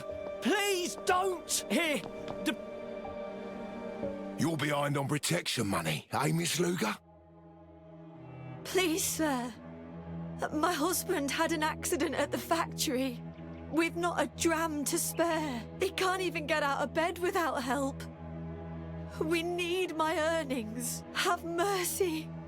Just give us a few days. We'll figure something out. I swear. Oh, how pathetic. Wonder what Boss Avius would say about that, eh? I've passed my UVW interview already. I'll work in the factory by day and here by night. I'll be good for the money. I can make... Don't waste your breath on her. This junk on the floor is worth something. Oh, I thought it was the peelers. You ain't from here, are you? Well, there are rules round here.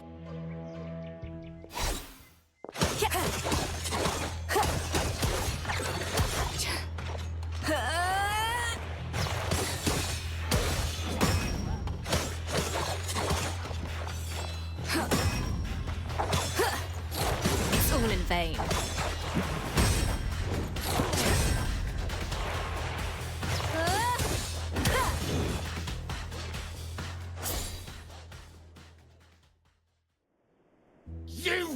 You just wait! Many thanks. You're a kind soul. Thank you. It's quite all right. But I fear you won't be able to do business here anymore. It's fine. I've a new job, and I can move my stall to the suburbs. Even the biggest gangs stay clear of you and my turf. But, well, what's a lady like yourself doing in Bridgehead Quarter? You in trouble? Need help? I intend to reach that clock tower. Ah, Hubble Tower. Been out of service for years. But you asked the right woman. I know Phil, the old guard. Here's a shortcut. Skirt round the tower till you reach an ascent device. It'll take you to the top. Thanks. That's a great help, ma'am. Oh, don't be silly. I should thank you.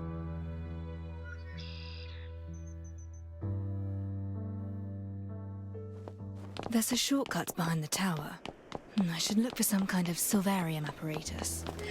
This should be the shortcut the woman mentioned.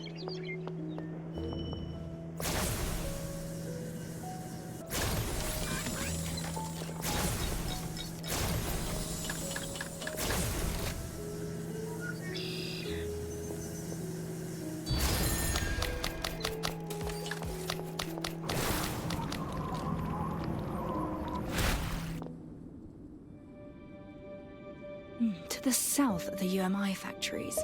I don't need to look there. That safe house may be hidden to the east, west, or north. Let's see. One of Bridgehead's smaller high streets, next to two main roads. Transport hub to the north, and heavy foot traffic. All sorts mill about there. Even if spotted, it would be easy to shake off pursuers amongst the crowds. Were I to set up a shelter in Bridgehead, I'd say that'd be the best place.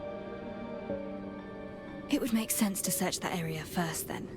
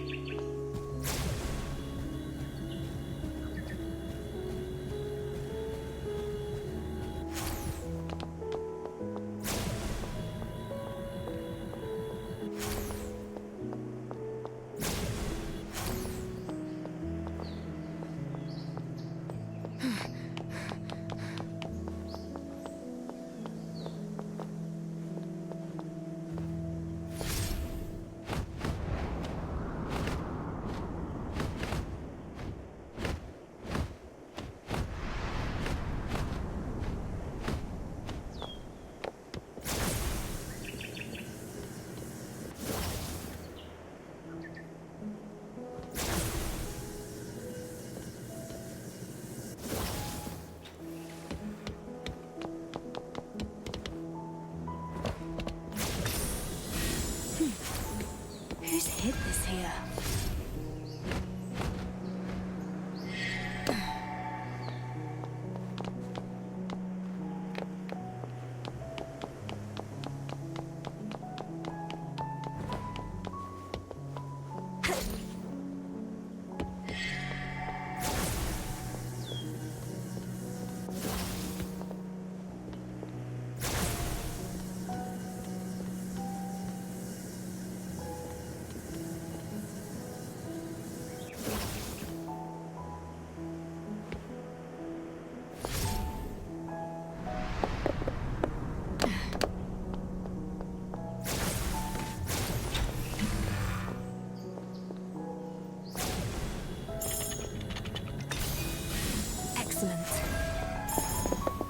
Speed up.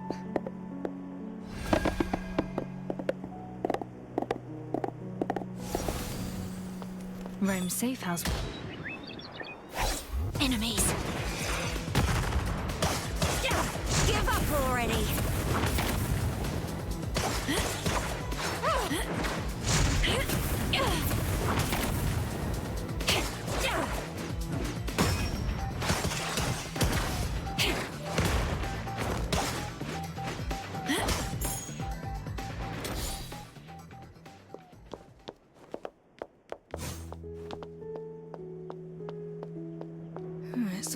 high-rise shops around here.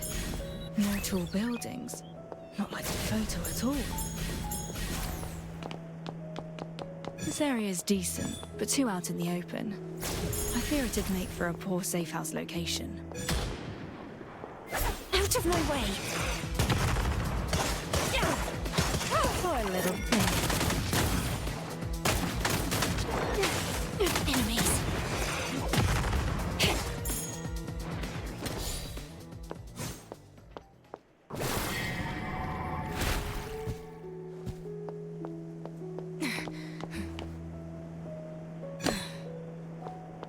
This won't fool me.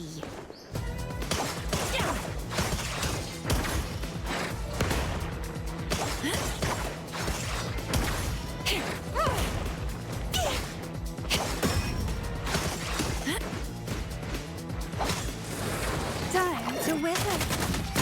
Out of my way! Your role ends here. Close to a rubbish dump. The stray cats, dogs, and homeless turf. A well-dressed doctor would stick out like a sore thumb.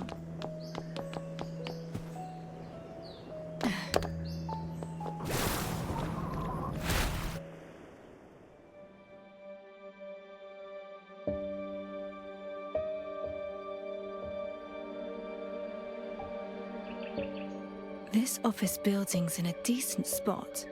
Good visibility, and just close enough to busier areas. The scaffolding would make a decent escape route if surrounded. Perfect for a safe house. Yes, this is the place. 4th floor, 3rd window along. I'll go up and take a look.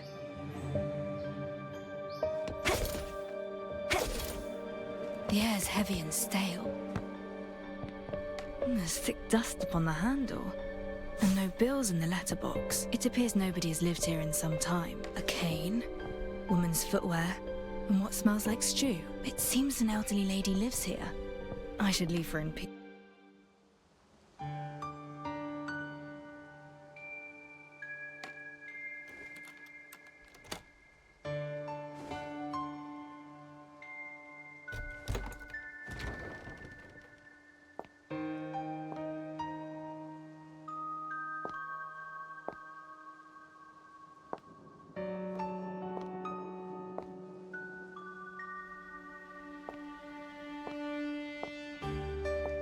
Newspaper clippings and an evidence board. The owner is versed in intelligence and deduction. Rising detective cracks cold case. Hero fights despite injured arm. It's the figure from the 3rd photo. I'd never imagined Rome's safe house would be this rising detective's secret base. They were more than mere acquaintances.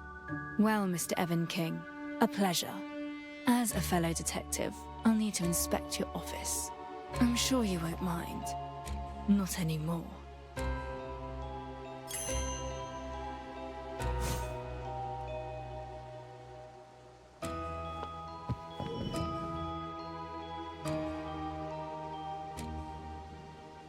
Written above is the word Cinderella.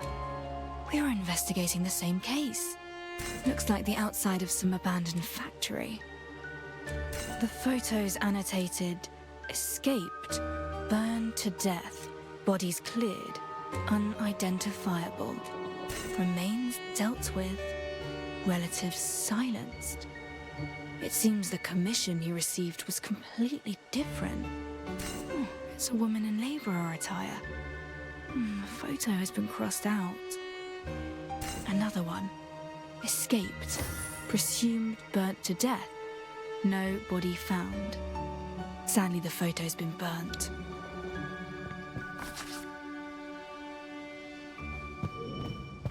There's more mould than sandwich. And the coffee's all sediment. A safe. The owner's a smart one. I should have a look inside.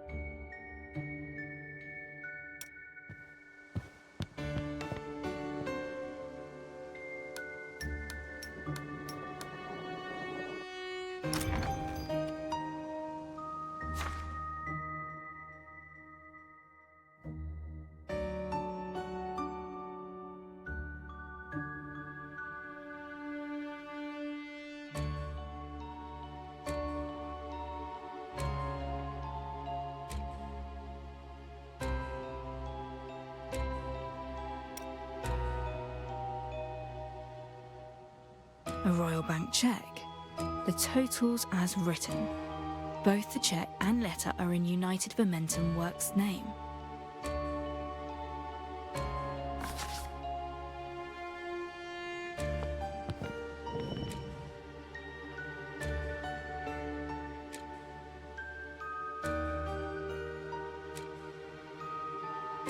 A fight took place here.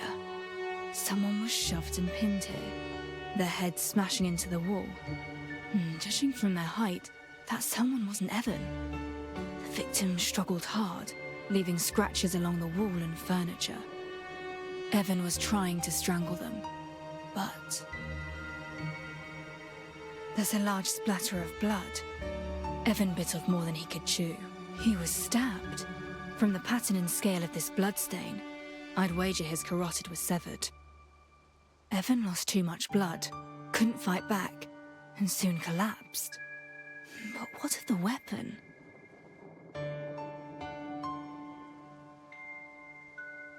There you are.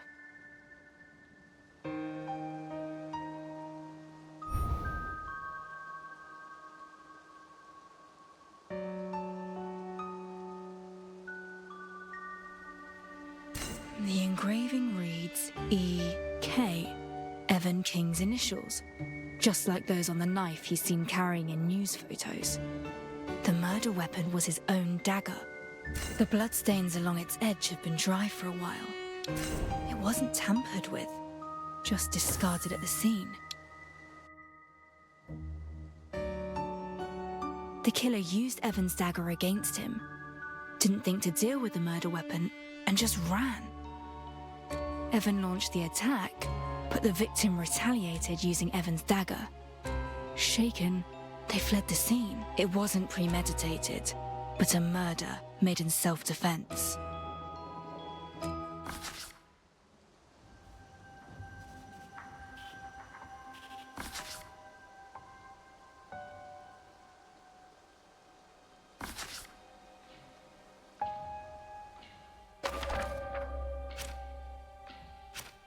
One day, you read the murder weapon. Evan's arm was injured. Thus, him being disarmed and slain by someone of smaller stature is feasible. Right. The remains from the Cinderella's case had a steel pin in the elbow joint. Evan King must have been tasked with some kind of cleanup for the Cinderella's case. But before his demise, Evan had intimate business transactions with UVW, United Momentum Works, a covert cleanup operation that earned him riches, yet plunged him into mortal peril.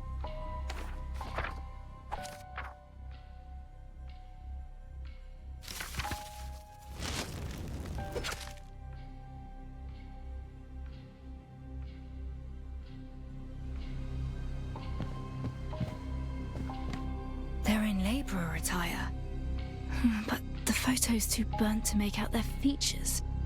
Is this intentional? Your link to the Cinderella's case? But how closely, I wonder? I found all three figures from the photos in Grimm's notebook.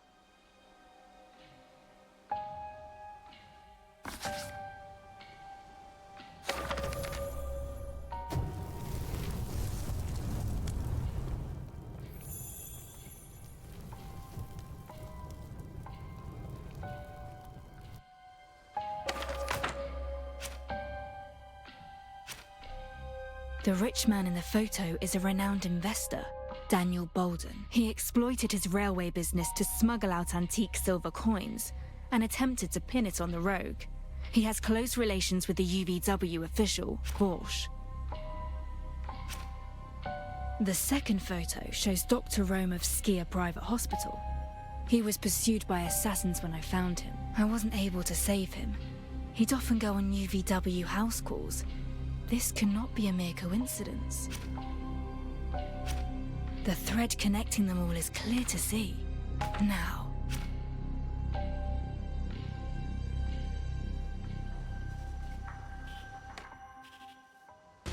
All clues lead to...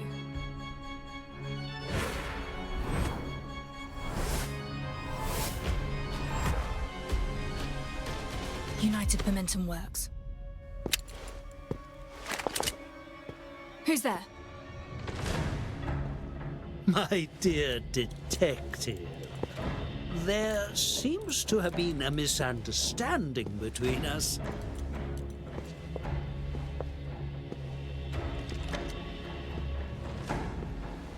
I'm most curious, though. How did you find this place? I should ask you the very same. This whole matter has become quite the sorry state of affairs. Daniel Bolden lost many of their riches. Having associated with the man, I, too, was dragged into the mess. I should have known better. He's rotten. You ought to have seen that. So you'd think. All I did was help out an old friend, and thus, with great effort, I gleaned this address from Bolden. Well, was it a... My search yielded no useful leads. Oh, is... However, my evidence gathered elsewhere requires me to... And who knows? Any Wouldn't that be... There's no rush. We can discuss that once your name is cleared. For now, let's... Tomorrow, then. It will... UMI deems mine an exemplary factory.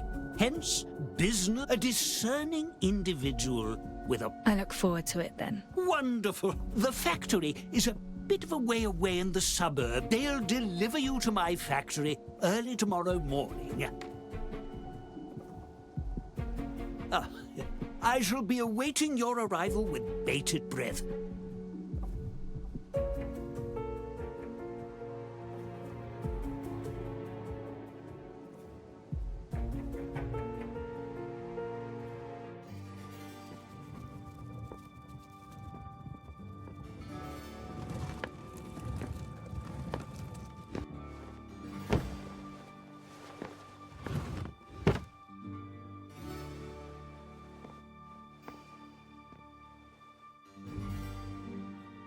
Midnight shall soon strike, my dear Mare.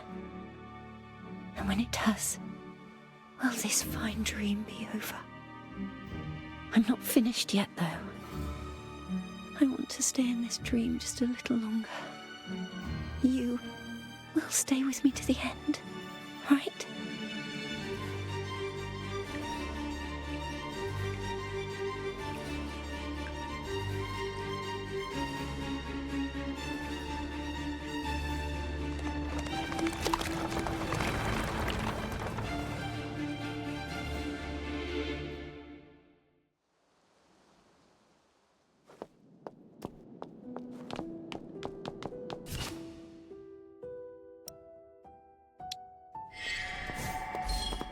This won't fool me.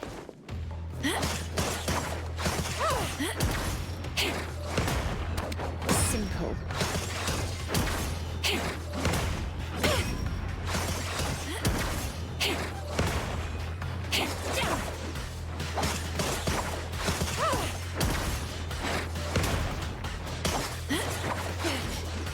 Timing is everything. Enemies.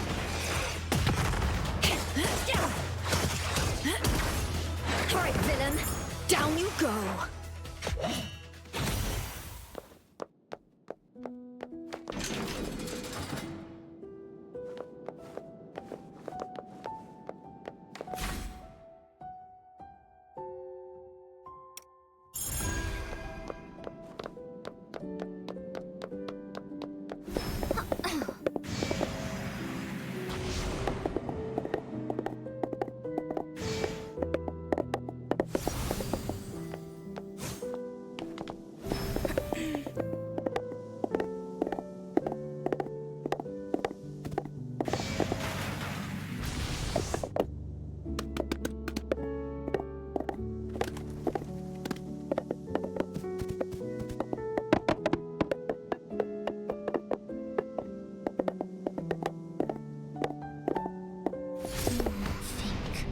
There's got to be something to go on in this missing persons case. Where could she have gone?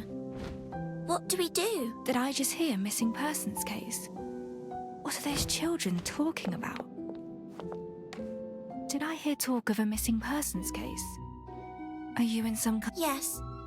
Poppy, Pip and I were supposed to meet with a lady knight, but she's gone missing. Calling her missing might be a stretch. Maybe... Our Lady Knight's wise and brave. Haven't I seen you before? Wait. One and the same. Mind telling me more about this case? Wonderful! We'll find our Lady Knight in no time with... Who is this Lady Knight? That would be Argent Knight Gracia. She's amazing! The greatest knight... Quiet. If the adults hear you harping on a... So what? Don't... That's all there is to it. The Queen herself chose Gracia as her... Tell me more. How long has it been since you were supposed to meet? Could she be busy with something else? No, that can't be it.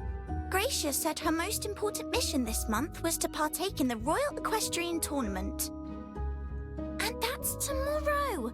Surely she'll be training harder than ever, for her honor and for us fans. So, a royal knight favoured by the Queen, set to represent knightly honour at the Royal Equestrian Tournament. Where have you looked for her? We've checked all the streets she usually patrols and the training grounds by the Hall. We were supposed to give her a token today. Every other knight has support from their adult fans. First things first, fool. We have to make sure she... Gracious fans are all... Yeah, but it's 'cause the grown-ups... Doesn't sound like a very reliable knight to me. Hey, that's not... Yeah, you're all... It's a fine opportunity. The Queen's favoured knight. Miss Detective, if you can find Gracia, then... What would a detective do with your snacks? Detective, please help us find her. Help her get to the fields. You're issuing an official request? I don't know about this, Pip. I accept your request. Share your spare snacks with me. Hooray! So, what else can you tell me about Gracia? Aside... Looks like a... Yes! A most peculiar... Well then, time to begin this. I should start by searching the near...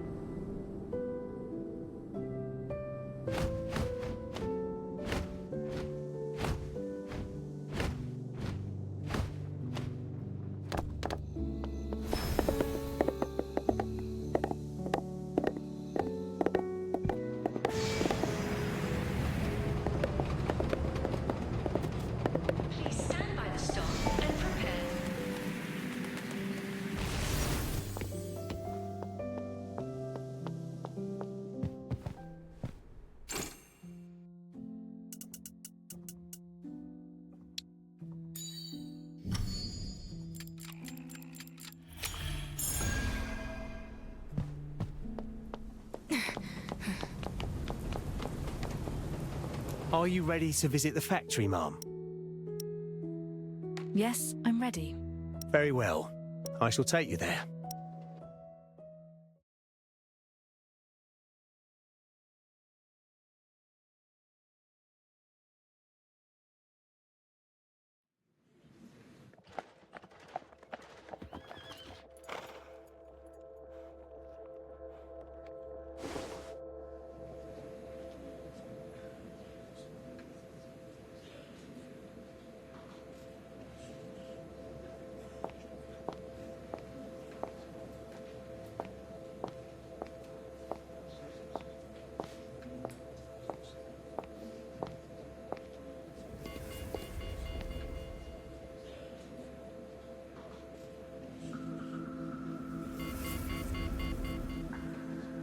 This blasted memory of mine, I forgot entirely.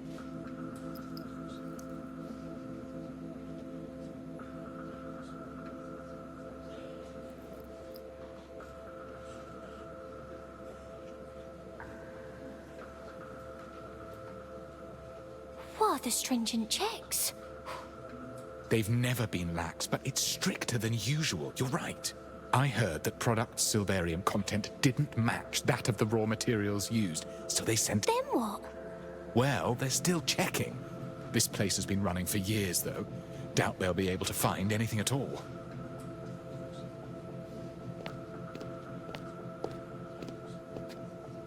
Ma'am, Master Detective, I take it? Have we met? I'm the head of UVW Security. Mr. Walsh has his hands full at present. I must ask that you wait outside for a short while. I can just queue to enter. I'm afraid not. These UVW premises require entrants to have registered and filed their information without proper documentation. Of course, as an esteemed guest of Mr. Walsh, you'll be granted entry once he is free. He'll be sure to greet you. Very well. I've no way of getting into the factory until Vor shows his face. That said, this affords me a chance to look around the outside. I may find something of interest to the case.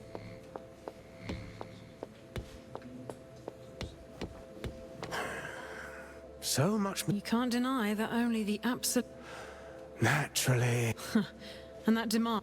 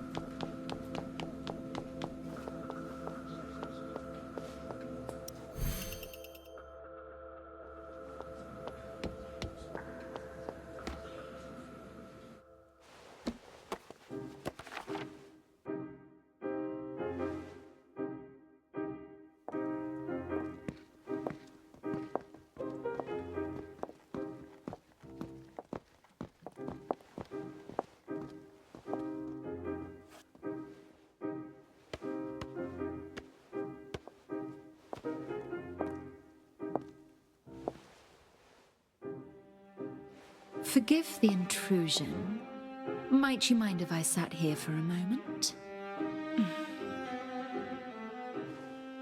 Please.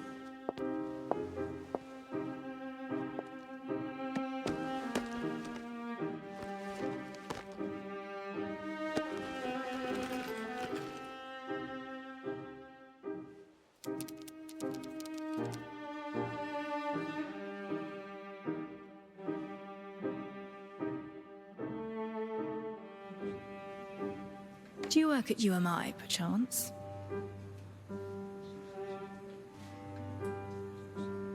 What kind of work there? Secretary work.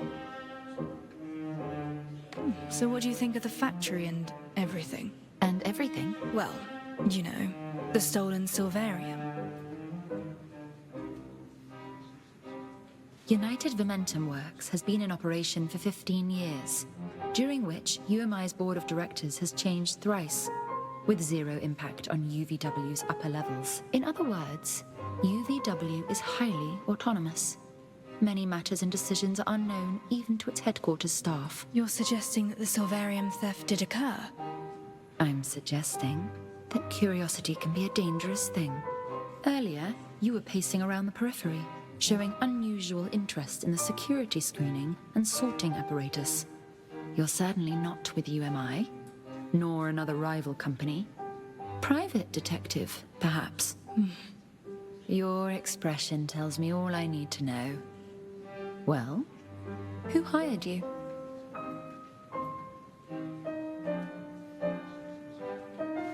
Loosen up. I have no interest in blowing your cover, yet. UMI is just as curious about UVW, so how about this? You clue me in on the results of your little investigation, too. In return, you'd be paid handsomely for your efforts and gain the friendship of UMI. Think it over. Master Detective, apologies for the wait. Do excuse my delay. To make up for it, allow me to show you around myself. Remove all Silvarium products before entering the factory, please, or that blaring alarm will sound.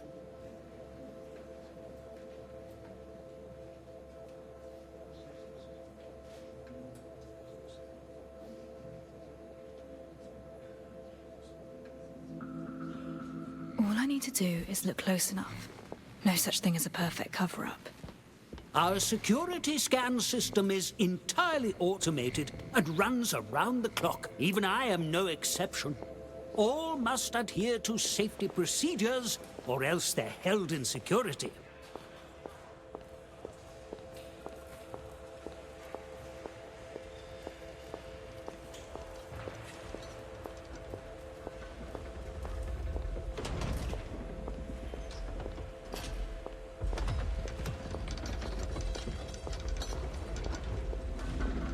And here, we have UVW's assembly line equipment, the 5th generation we've released, and the greatest card up our sleeve that makes us so competitive as Silvernia's largest manufacturer.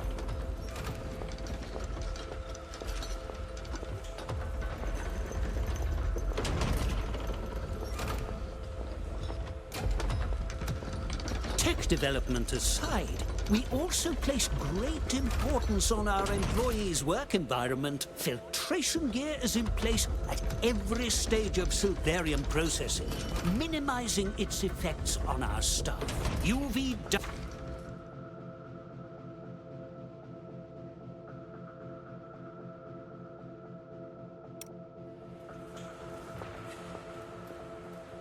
The final material is sent to the warehouse. Its output channel opened only in the presence of headquarters personnel, ensuring that it... She's here, sir. I'm afraid something has come up, excuse me. Please wait here. I'll be right back.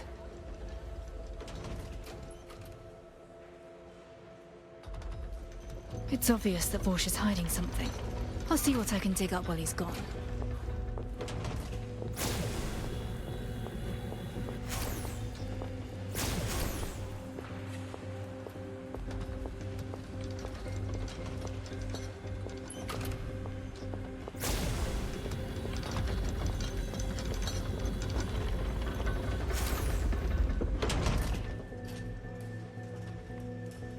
You! Have we met? Why, yes. Just yesterday when you scared off those thugs. Remember? Right. So this is the new job you mentioned. Indeed it is. I work the assembly line. I see. Would you happen to know anyone who's... I'm afraid not. The ladies in my group are all quite new too. Oh, wait. This is Emily, my old neighbour. She's been here half a year or so. Ever such a sweet girl. This is the lady I told you about. Who's... I think I hear the foreman calling. I'll leave you...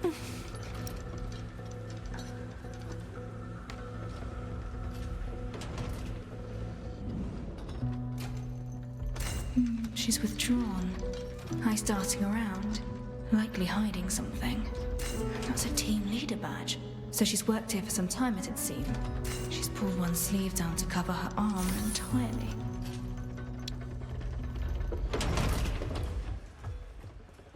Do excuse me, I'm just curious as it's my first time here. Apologies for disturbing you. It's quite all right. Oh, but one more thing. What happened to your arm? My dear detective, I had to attend to a senior visitor, you see, but then I'm to blame. I've left you waiting around twice to... Well, don't just stare. Answer our esteemed guest when she talks. These laborers have the literacy of sewer rats, I tell you. You can forget this week's wages. Go find the manager. There's no need for that. She's a forewoman, not service staff after all. I made her uncomfortable. You hear that? Our dear guest is most... I fear it's getting late and we won't be open much longer. Shall I see you off?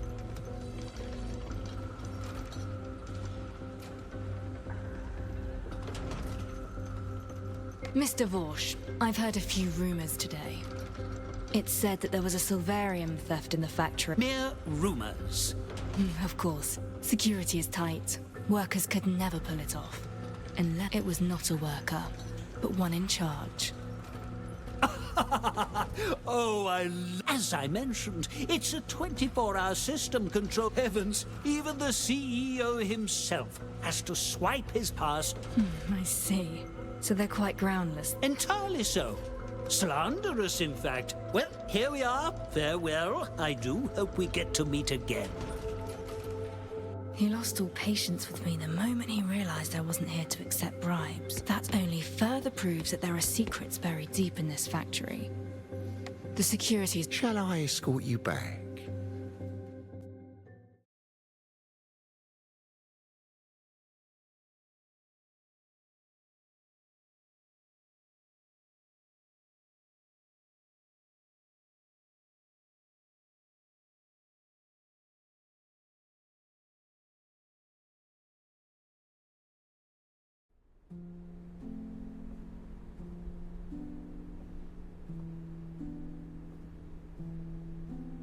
Perhaps...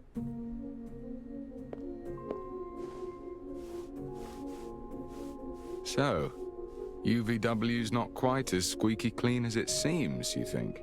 Precisely. Almost all new hires. The only worker with experience I found had burns on her arm.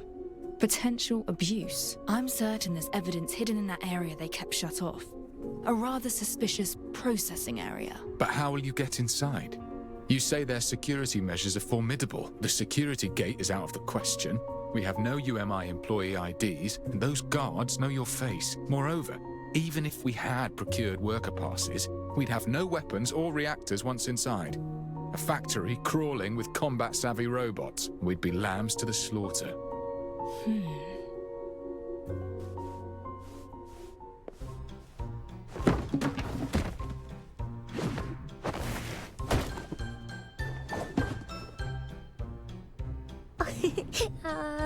I've got it! If human access is all but impossible, why not use the cargo route instead? Nice work, Alf. Huh. Really? Oh, Alf actually helped. Alf, I need you to buy these for me. Thank you.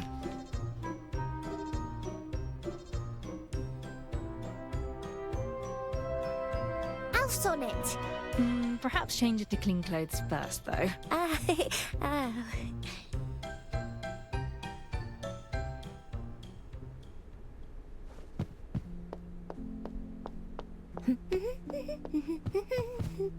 Chocolate, almonds, candied strawberries too, and just a little McBarley Star Sweets to garnish.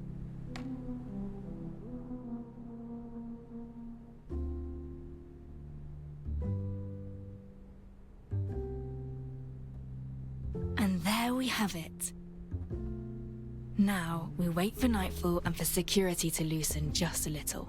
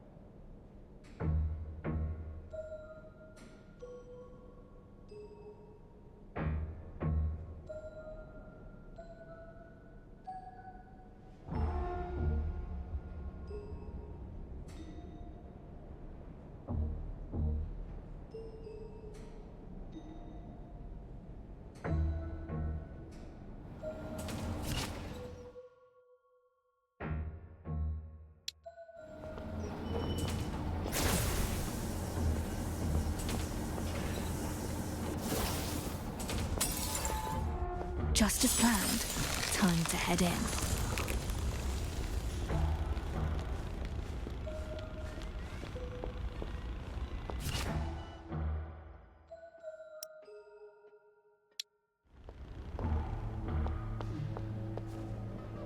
Light shines from the doorway above.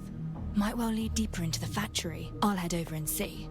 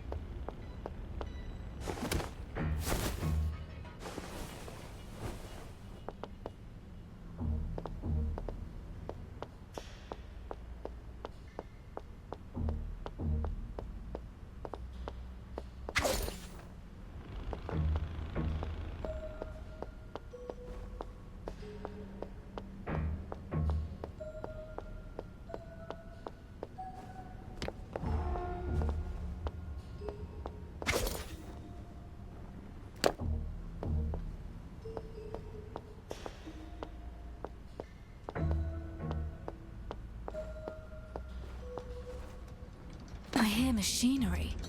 It's the way into the factory's rear operations. I'm certain of it now. I can't just cut right through there. I need to find another way across.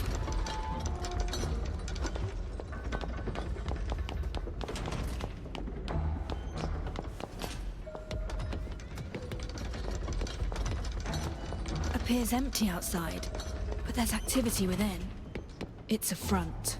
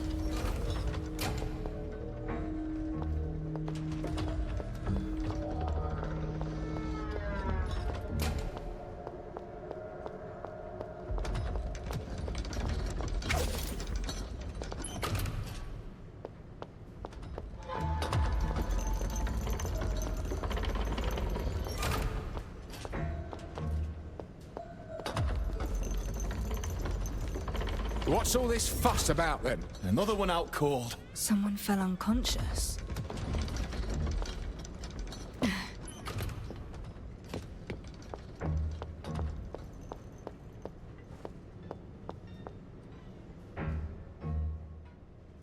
A worker's passed out on the first floor. Go deal with it. What, again? I just got back from my shift. Who's conked out this time? Emily. Emily? The girl's got one foot in the grave. Would save time if she just croaked already. Oh, shame really. She's likely the most obedient of the bunch. The whole family on her back, she wouldn't dare breathe a word. If you've time to grumble, you've time to kit up and come with me. To the infirmary? They always come out of there looking sicker. Dead or alive, she still belongs to UVW. Quit the chatter. Move it. Emily, the forewoman I talked to earlier.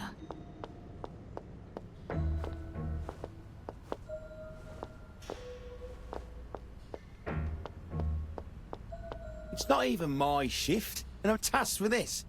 Feels like we're the same as those worker mules, you know. Would it kill you to shut it for 2 minutes? Wait, are they... I'd better follow them.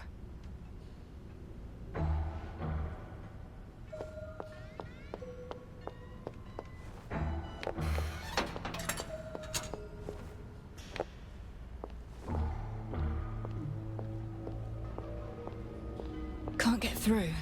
I'll need to find another way.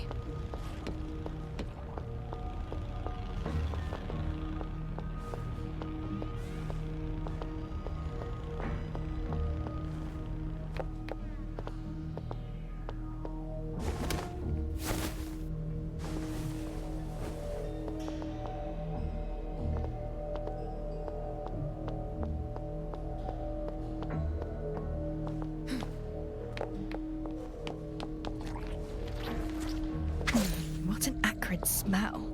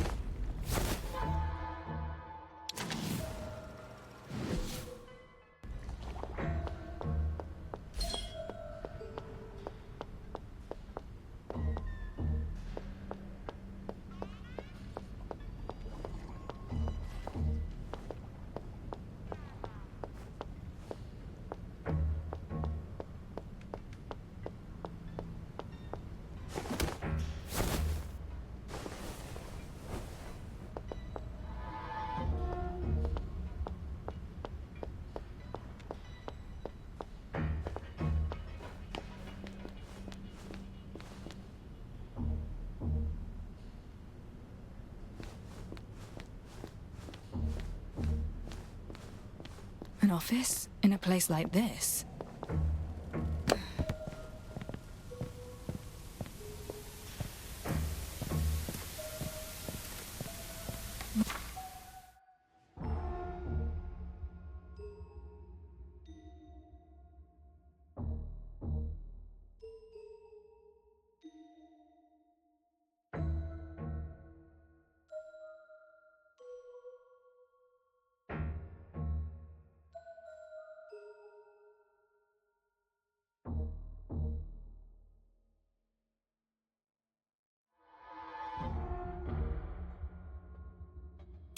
Walsh intends to make a move, as I thought, yet the letter's left unfinished. I've no clue who this excellency refers to.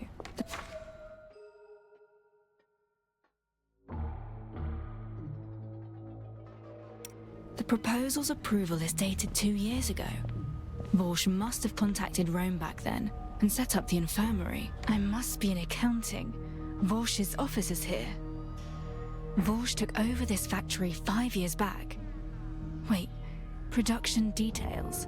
The giant reactor has pushed Silverian purity to 91%. That's military grade, banned by royal decree, and worth a killing in black markets beyond Sylvania's walls. There's little else of interest. I should continue investigating elsewhere. Get a move on. Everyone will be dead before we even get there. They've headed over.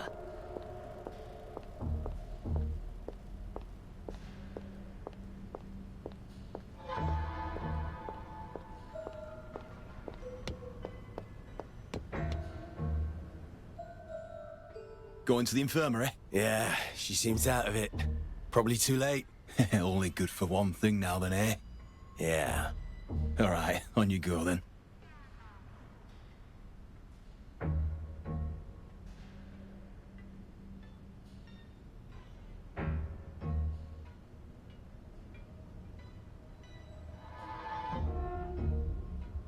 I need to find a way to open that door and follow them while remaining undetected.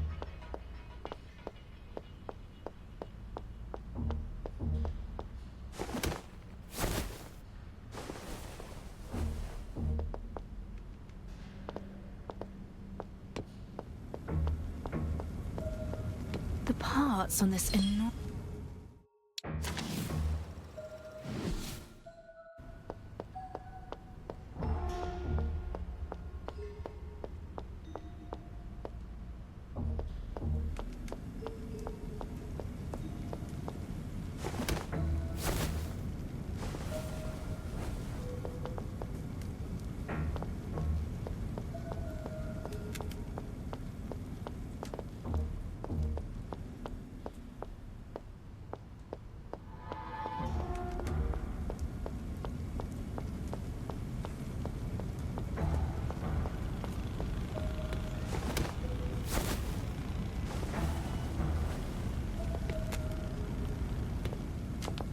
This factory is a hellhole.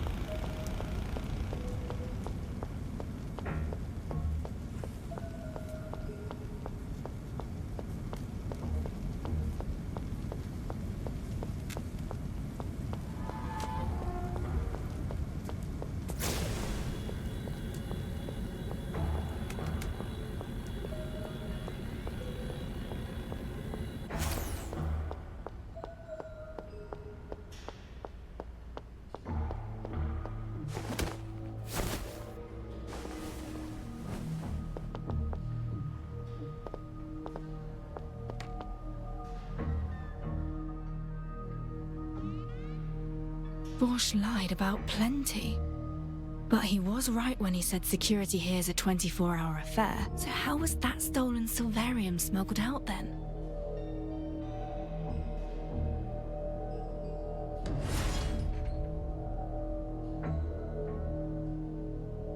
I should just head in.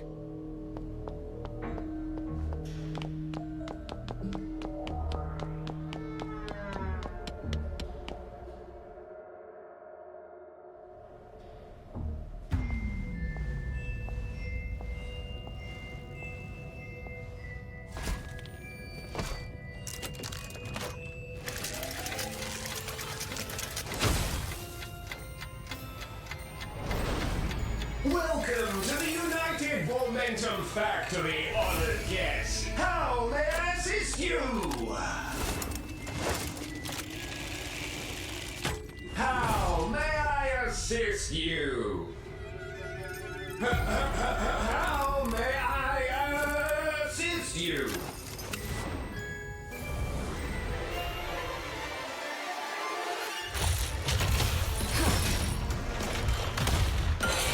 Nevermore.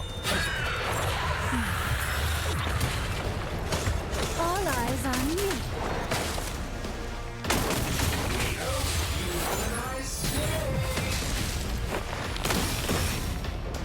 Off your back. Back down. Prepare for surgery. Not so challenging. Want some more, do ya?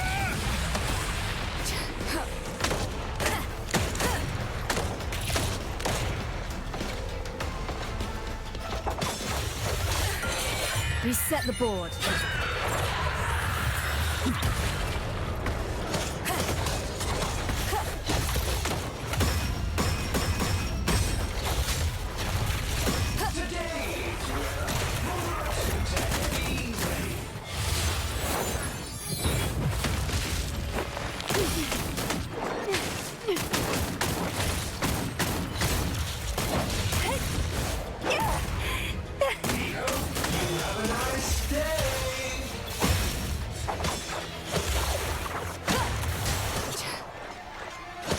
go and take a break.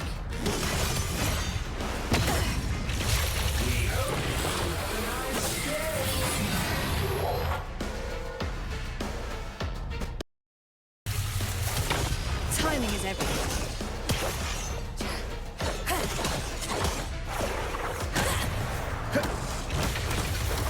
All eyes on me. I'll keep him off your back. Today's weather, moderate to heavy rain.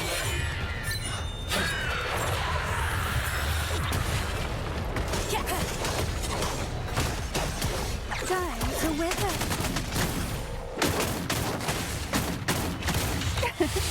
Rain of petals.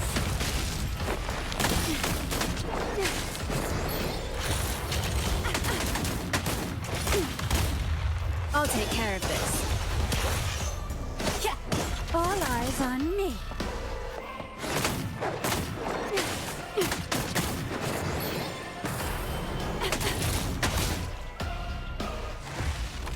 Intruder detected. Initiating annihilation module.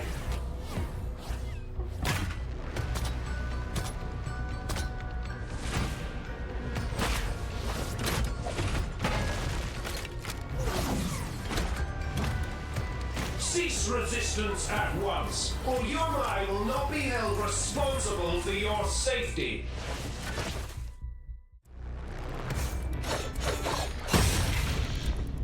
Not so challenging. Implementing Plan B. I'll handle it. Implementing Plan B. I'll handle it. Timing is everything. All eyes on me. Ha! You? Commencing pursuit.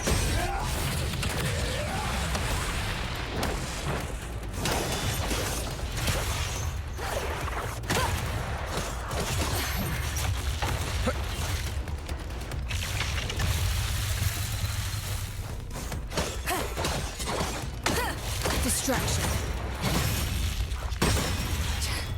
I'll handle it. Not so challenging.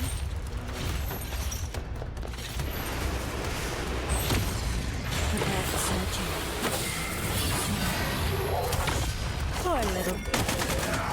Commencing pursuit.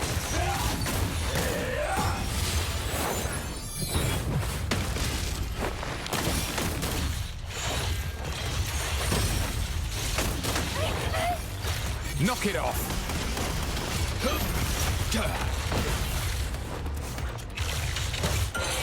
Reset the board.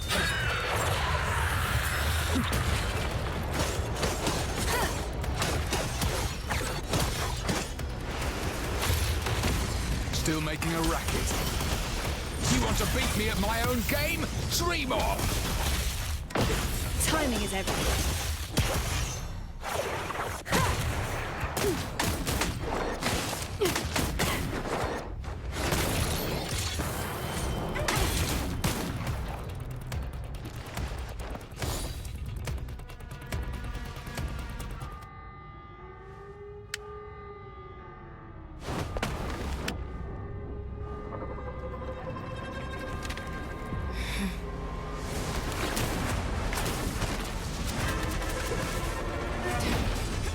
Not bad at all.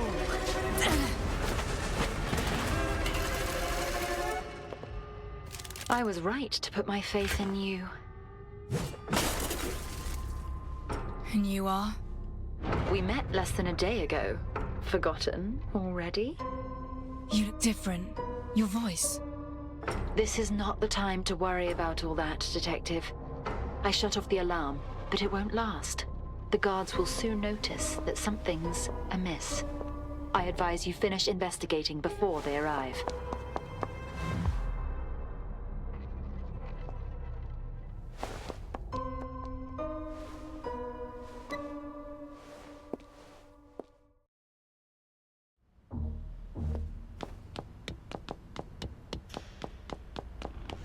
This place looks oddly familiar. We all think you're the most likely to leave. That voice, where's it coming from?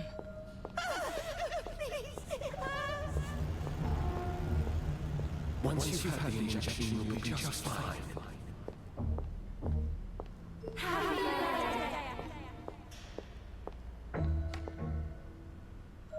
I've seen this door before. In a vision.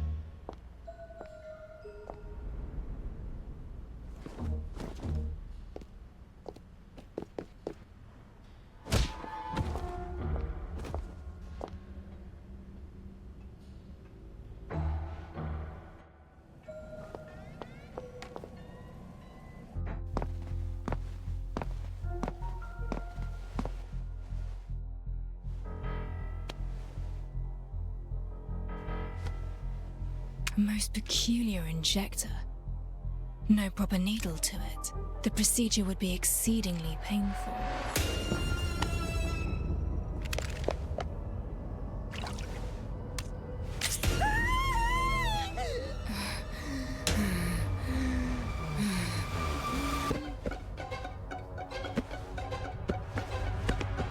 Easy now. She can't die within factory grounds.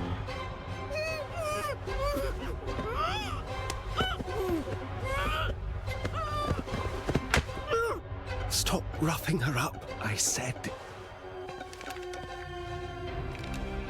What have they heard? Each one struggles harder than the last.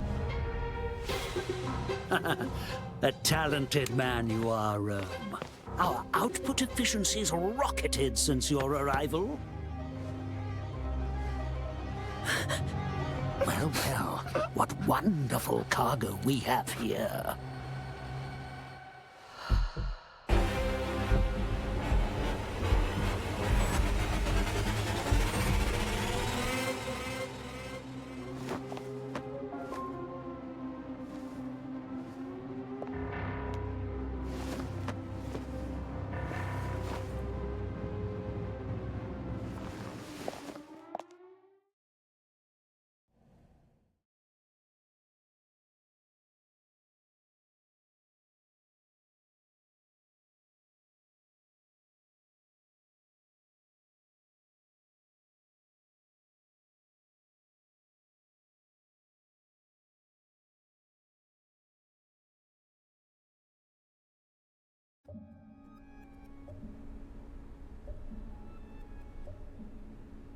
Up empty-handed. Her condition is poor, to say the least. Yet she can still pull through. You know, I feel I've done nothing but trouble you since my return. I'll save it. No point saying that now. Find any leads, then? I saw something. What I believe to be a factory worker's memories. Someone was moving female laborers' bodies. I saw cargo crates, gantries, like at a dock. Wait. What exactly do you mean by saw? I went through something like this when I collapsed at the Toroid Spine Fair. Yet what I saw this time, it was far too vivid to be just a dream. You mean you saw their memories? I know it sounds absurd, but the theft of Silverium from the factory really did happen. If they're planning to smuggle Silverium, the docks are the only way out. I'll have to look into it. That place you saw is likely Bridgehead's company docks. The area was renovated in your absence. It's the only place in High Piers with gantries like you described. That's a great help, thank you. Wait, whatever it was you mentioned just now, it takes a terrible toll on your body. And I've yet to solve the problem of your stabilizer resistance. You know what that implies. I do. Indeed. You know everything, don't you? Though I don't know how far this investigation's taken you. It's evident that the truth you seek is now closer to hand. Before surgery, I tell patients they must be prepared for recovery. And potentially, for death. Now you've always had the strength and resilience that facing the truth demands. But heed my advice. Be as prepared as you can be. I'm ready. As I thought. You're always one step ahead of the rest, Detective. Go then, and don't die.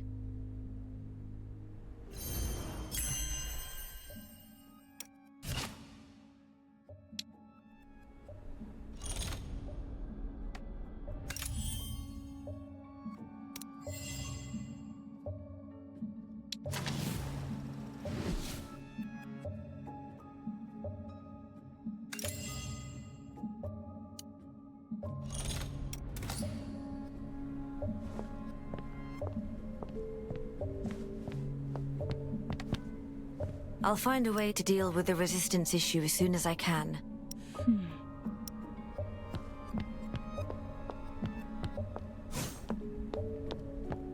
Bridgehead, freight dock. Furtho mentioned that it's the only place in High Piers with gantries. Bolden has dealings with Vorsh, and while Rome seems to tend to the female labourers, there's obviously something deeper at play, and that rising young detective. He hunts the labourers who try to escape, leaving no witnesses. Those horrific scenes I witnessed, were they what the labourers endured? The memory ends at the dock. That's where the answer lies.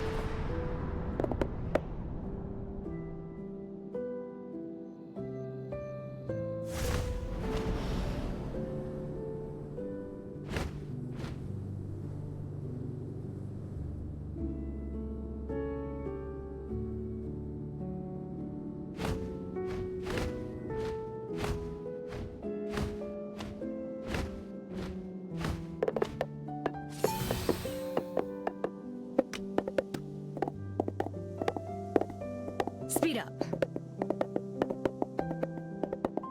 Giddy up, horsey.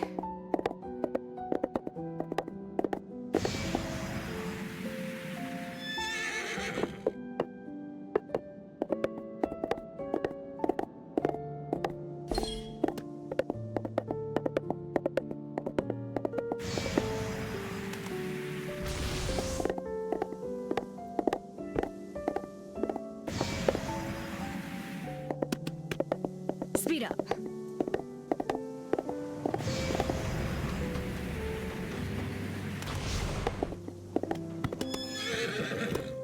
Speed up.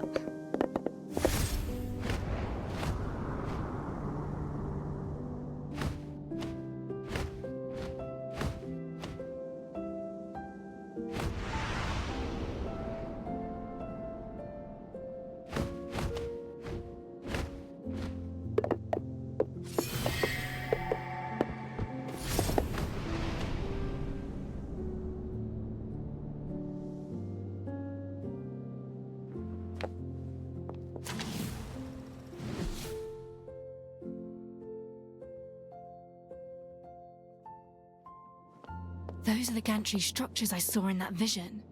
This must be where Vor ships out containers.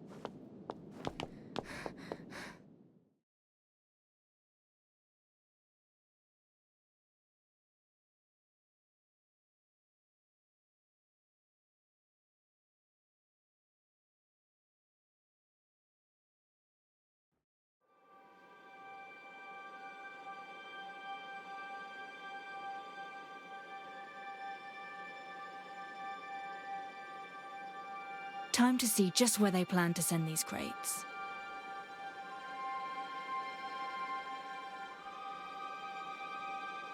Master Detective, we meet again. I'd assumed you'd have given up by now. But you're not the quitting type, it seems. If you've made it this far, then you know about the workers. You planned this. Manipulating your way to becoming my assistant was just a means to have me uncover the truth. You chose me to investigate it all.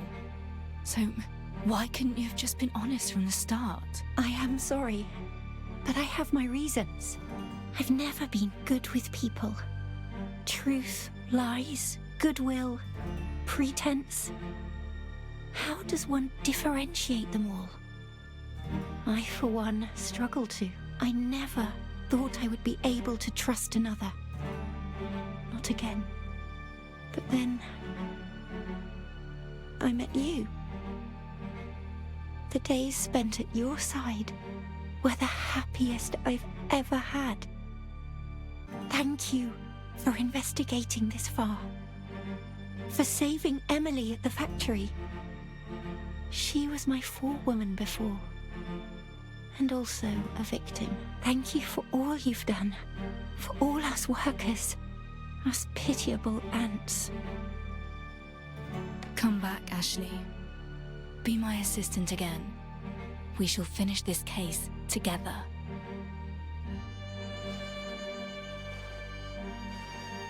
You're my prince. sorry, I can't stand to see you in any more danger. Were I just a normal girl, I'd be able to stay by your side and help you. But I can't.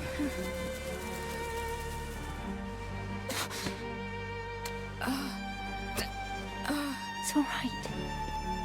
Just close your eyes and rest a while.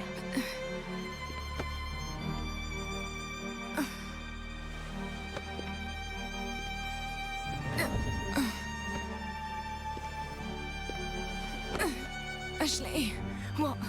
Why? I know you and the constabulary possess sufficient evidence. Enough to expose their crimes. And I must put an end to it all. I must have my revenge. I'm so sorry. I was dishonest with you until the very end. Take care of yourself.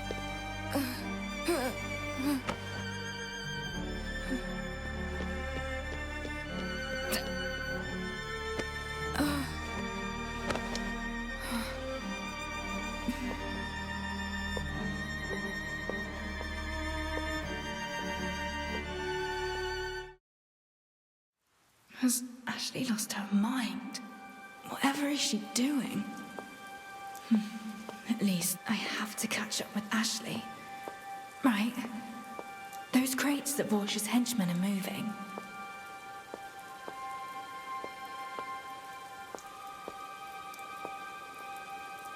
These are the crates they're transporting.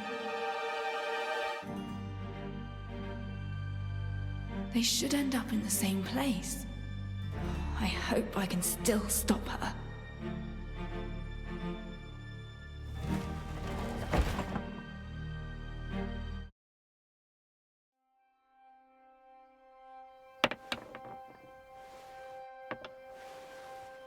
Such reckless behavior. It's not like you at all.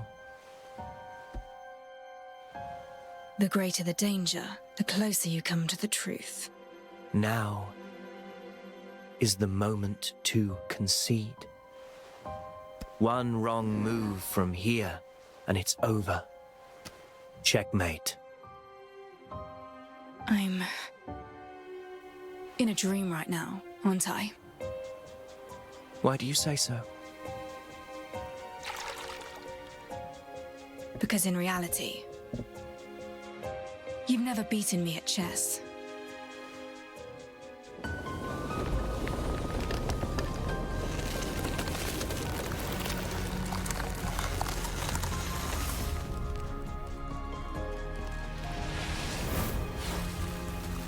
I'll be there whenever you need me.